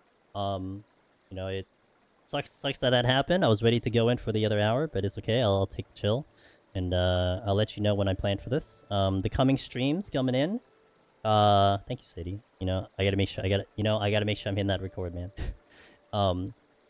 Couple things. Also, Azza, wait, I got one thing to say first. Hold on. Azza on YouTube, I don't know if you're here, but I'm gonna respond to this anyway. Do you have any tips for floor? Heaven on High, 70 to 80. Had some issues with time management because monsters hit hard. Currently using Machinist for the job. Distributing palms. I like to use a lot of flights. Azka. in 71 plus to get through on 71 plus, and try to hold on to Magicites and Petrifies. A lot of kiting is really good for Machinist, running around the rooms and do stuff like that. That's what I like to do at Machinist. You know, I mean, if you have a really bad debuff floor, consider doing a Serenity. Because the worse the debuff, I mean, if you're fighting in Gloom, you know, they're catching up to you. So maybe that'll, hopefully that's a little bit of help there. But anyway, coming up schedule-wise, Monday, EU hour stream. We're going to continue our Project Oops and Eureka Orthos. We might actually wrap it up Monday. All I have to record is Chimera, Scorpion Sting, I think it's Dragon Breath, and I think Dragon Voice I need to record. And then we have a whole bunch on 99. I gotta get hit with double fire, double ice. I gotta get hit with, I think, solid or empty. I gotta get hit with X Glacius and X Flamius. So there's a lot that I need to actually die to. So we may finish it Monday, but more than likely, maybe not. Yeah, and Azka, you know, drop a comment in one of the videos if you want to ask further, man, because I'm ending here, and I apologize I didn't see that soon enough. But yeah, drop a comment in YouTube. We can continue the conversation, or hop into my Discord, whichever works out. I would love to continue the conversation if you need more help. So Monday is that. Tuesday, we're going to be in Honkai Star Rail. It should have new endgame. It should be Pure Fiction, and they also have a new simulated universe thing, so I'll do that all stream. And if you want your drops, that's going to be there. Thursday and Friday, looking to do Satisfactory, and I'm not sure what I'll do next Saturday, but it will be Deep Dungeon. You can bet your money it'll be Deep Dungeon. So that's what we got for the coming week. So thank you guys for watching. I'm gonna go find someone to raid into. I don't think I have anyone doing. Well, maybe actually. Let me take a look at well, they might not be streaming. Let me just scour the directory here of anyone that I recognize is in potentially Deep Dungeon. Otherwise, we'll go to some friends. Let's see. One buddy that's here. One I haven't seen in a while. No one I'm eyeing is doing Deep Dungeon. Beavis is doing Deep Dungeon. We raided them, I think, last time. So I do want to spread the love to someone else at least.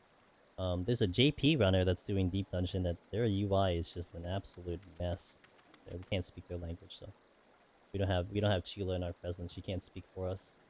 Okay. Well, I'll go to someone in the 14 directory. Not doing Deep Dungeon, but I do enjoy kind of visiting their stream. They're good people. They're always kind to me. And they're doing their weeklies. Let me see their uptime. Let me just make sure their uptime is doing. Their uptime is... They just started! Oh, perfect. Okay. I'm gonna go visit a buddy of mine, Dreamy Etude, who actually does some gacha games as well. I've kind of caught them doing Honkai a little bit. They do a lot of 14 as well. So we'll drop you off to Dreamy. And yeah, definitely expect this run to happen once again in 7.1. I think that'll just be smart, because we're 2 weeks away from the patch, so may as well just try to time it for 7.1. We'll get it done. And if you have any more Pictomancer questions, definitely ask me directly. But otherwise, I hope to catch you guys in 2 days on Monday, 3 p.m. Eastern, for the Eureka Orthos. Have a wonderful night. Thanks for being here. Wallen, everyone on YouTube as well. Wallen, Go Not Gently, Darebon, 34. I think Darebon's going live in a little bit, so check him out. And Zabin. Zabin, again, I hope it helped you, man. I'm sorry I couldn't get any further, but I hope it helped you on your run. Good night, guys. Let's go raid.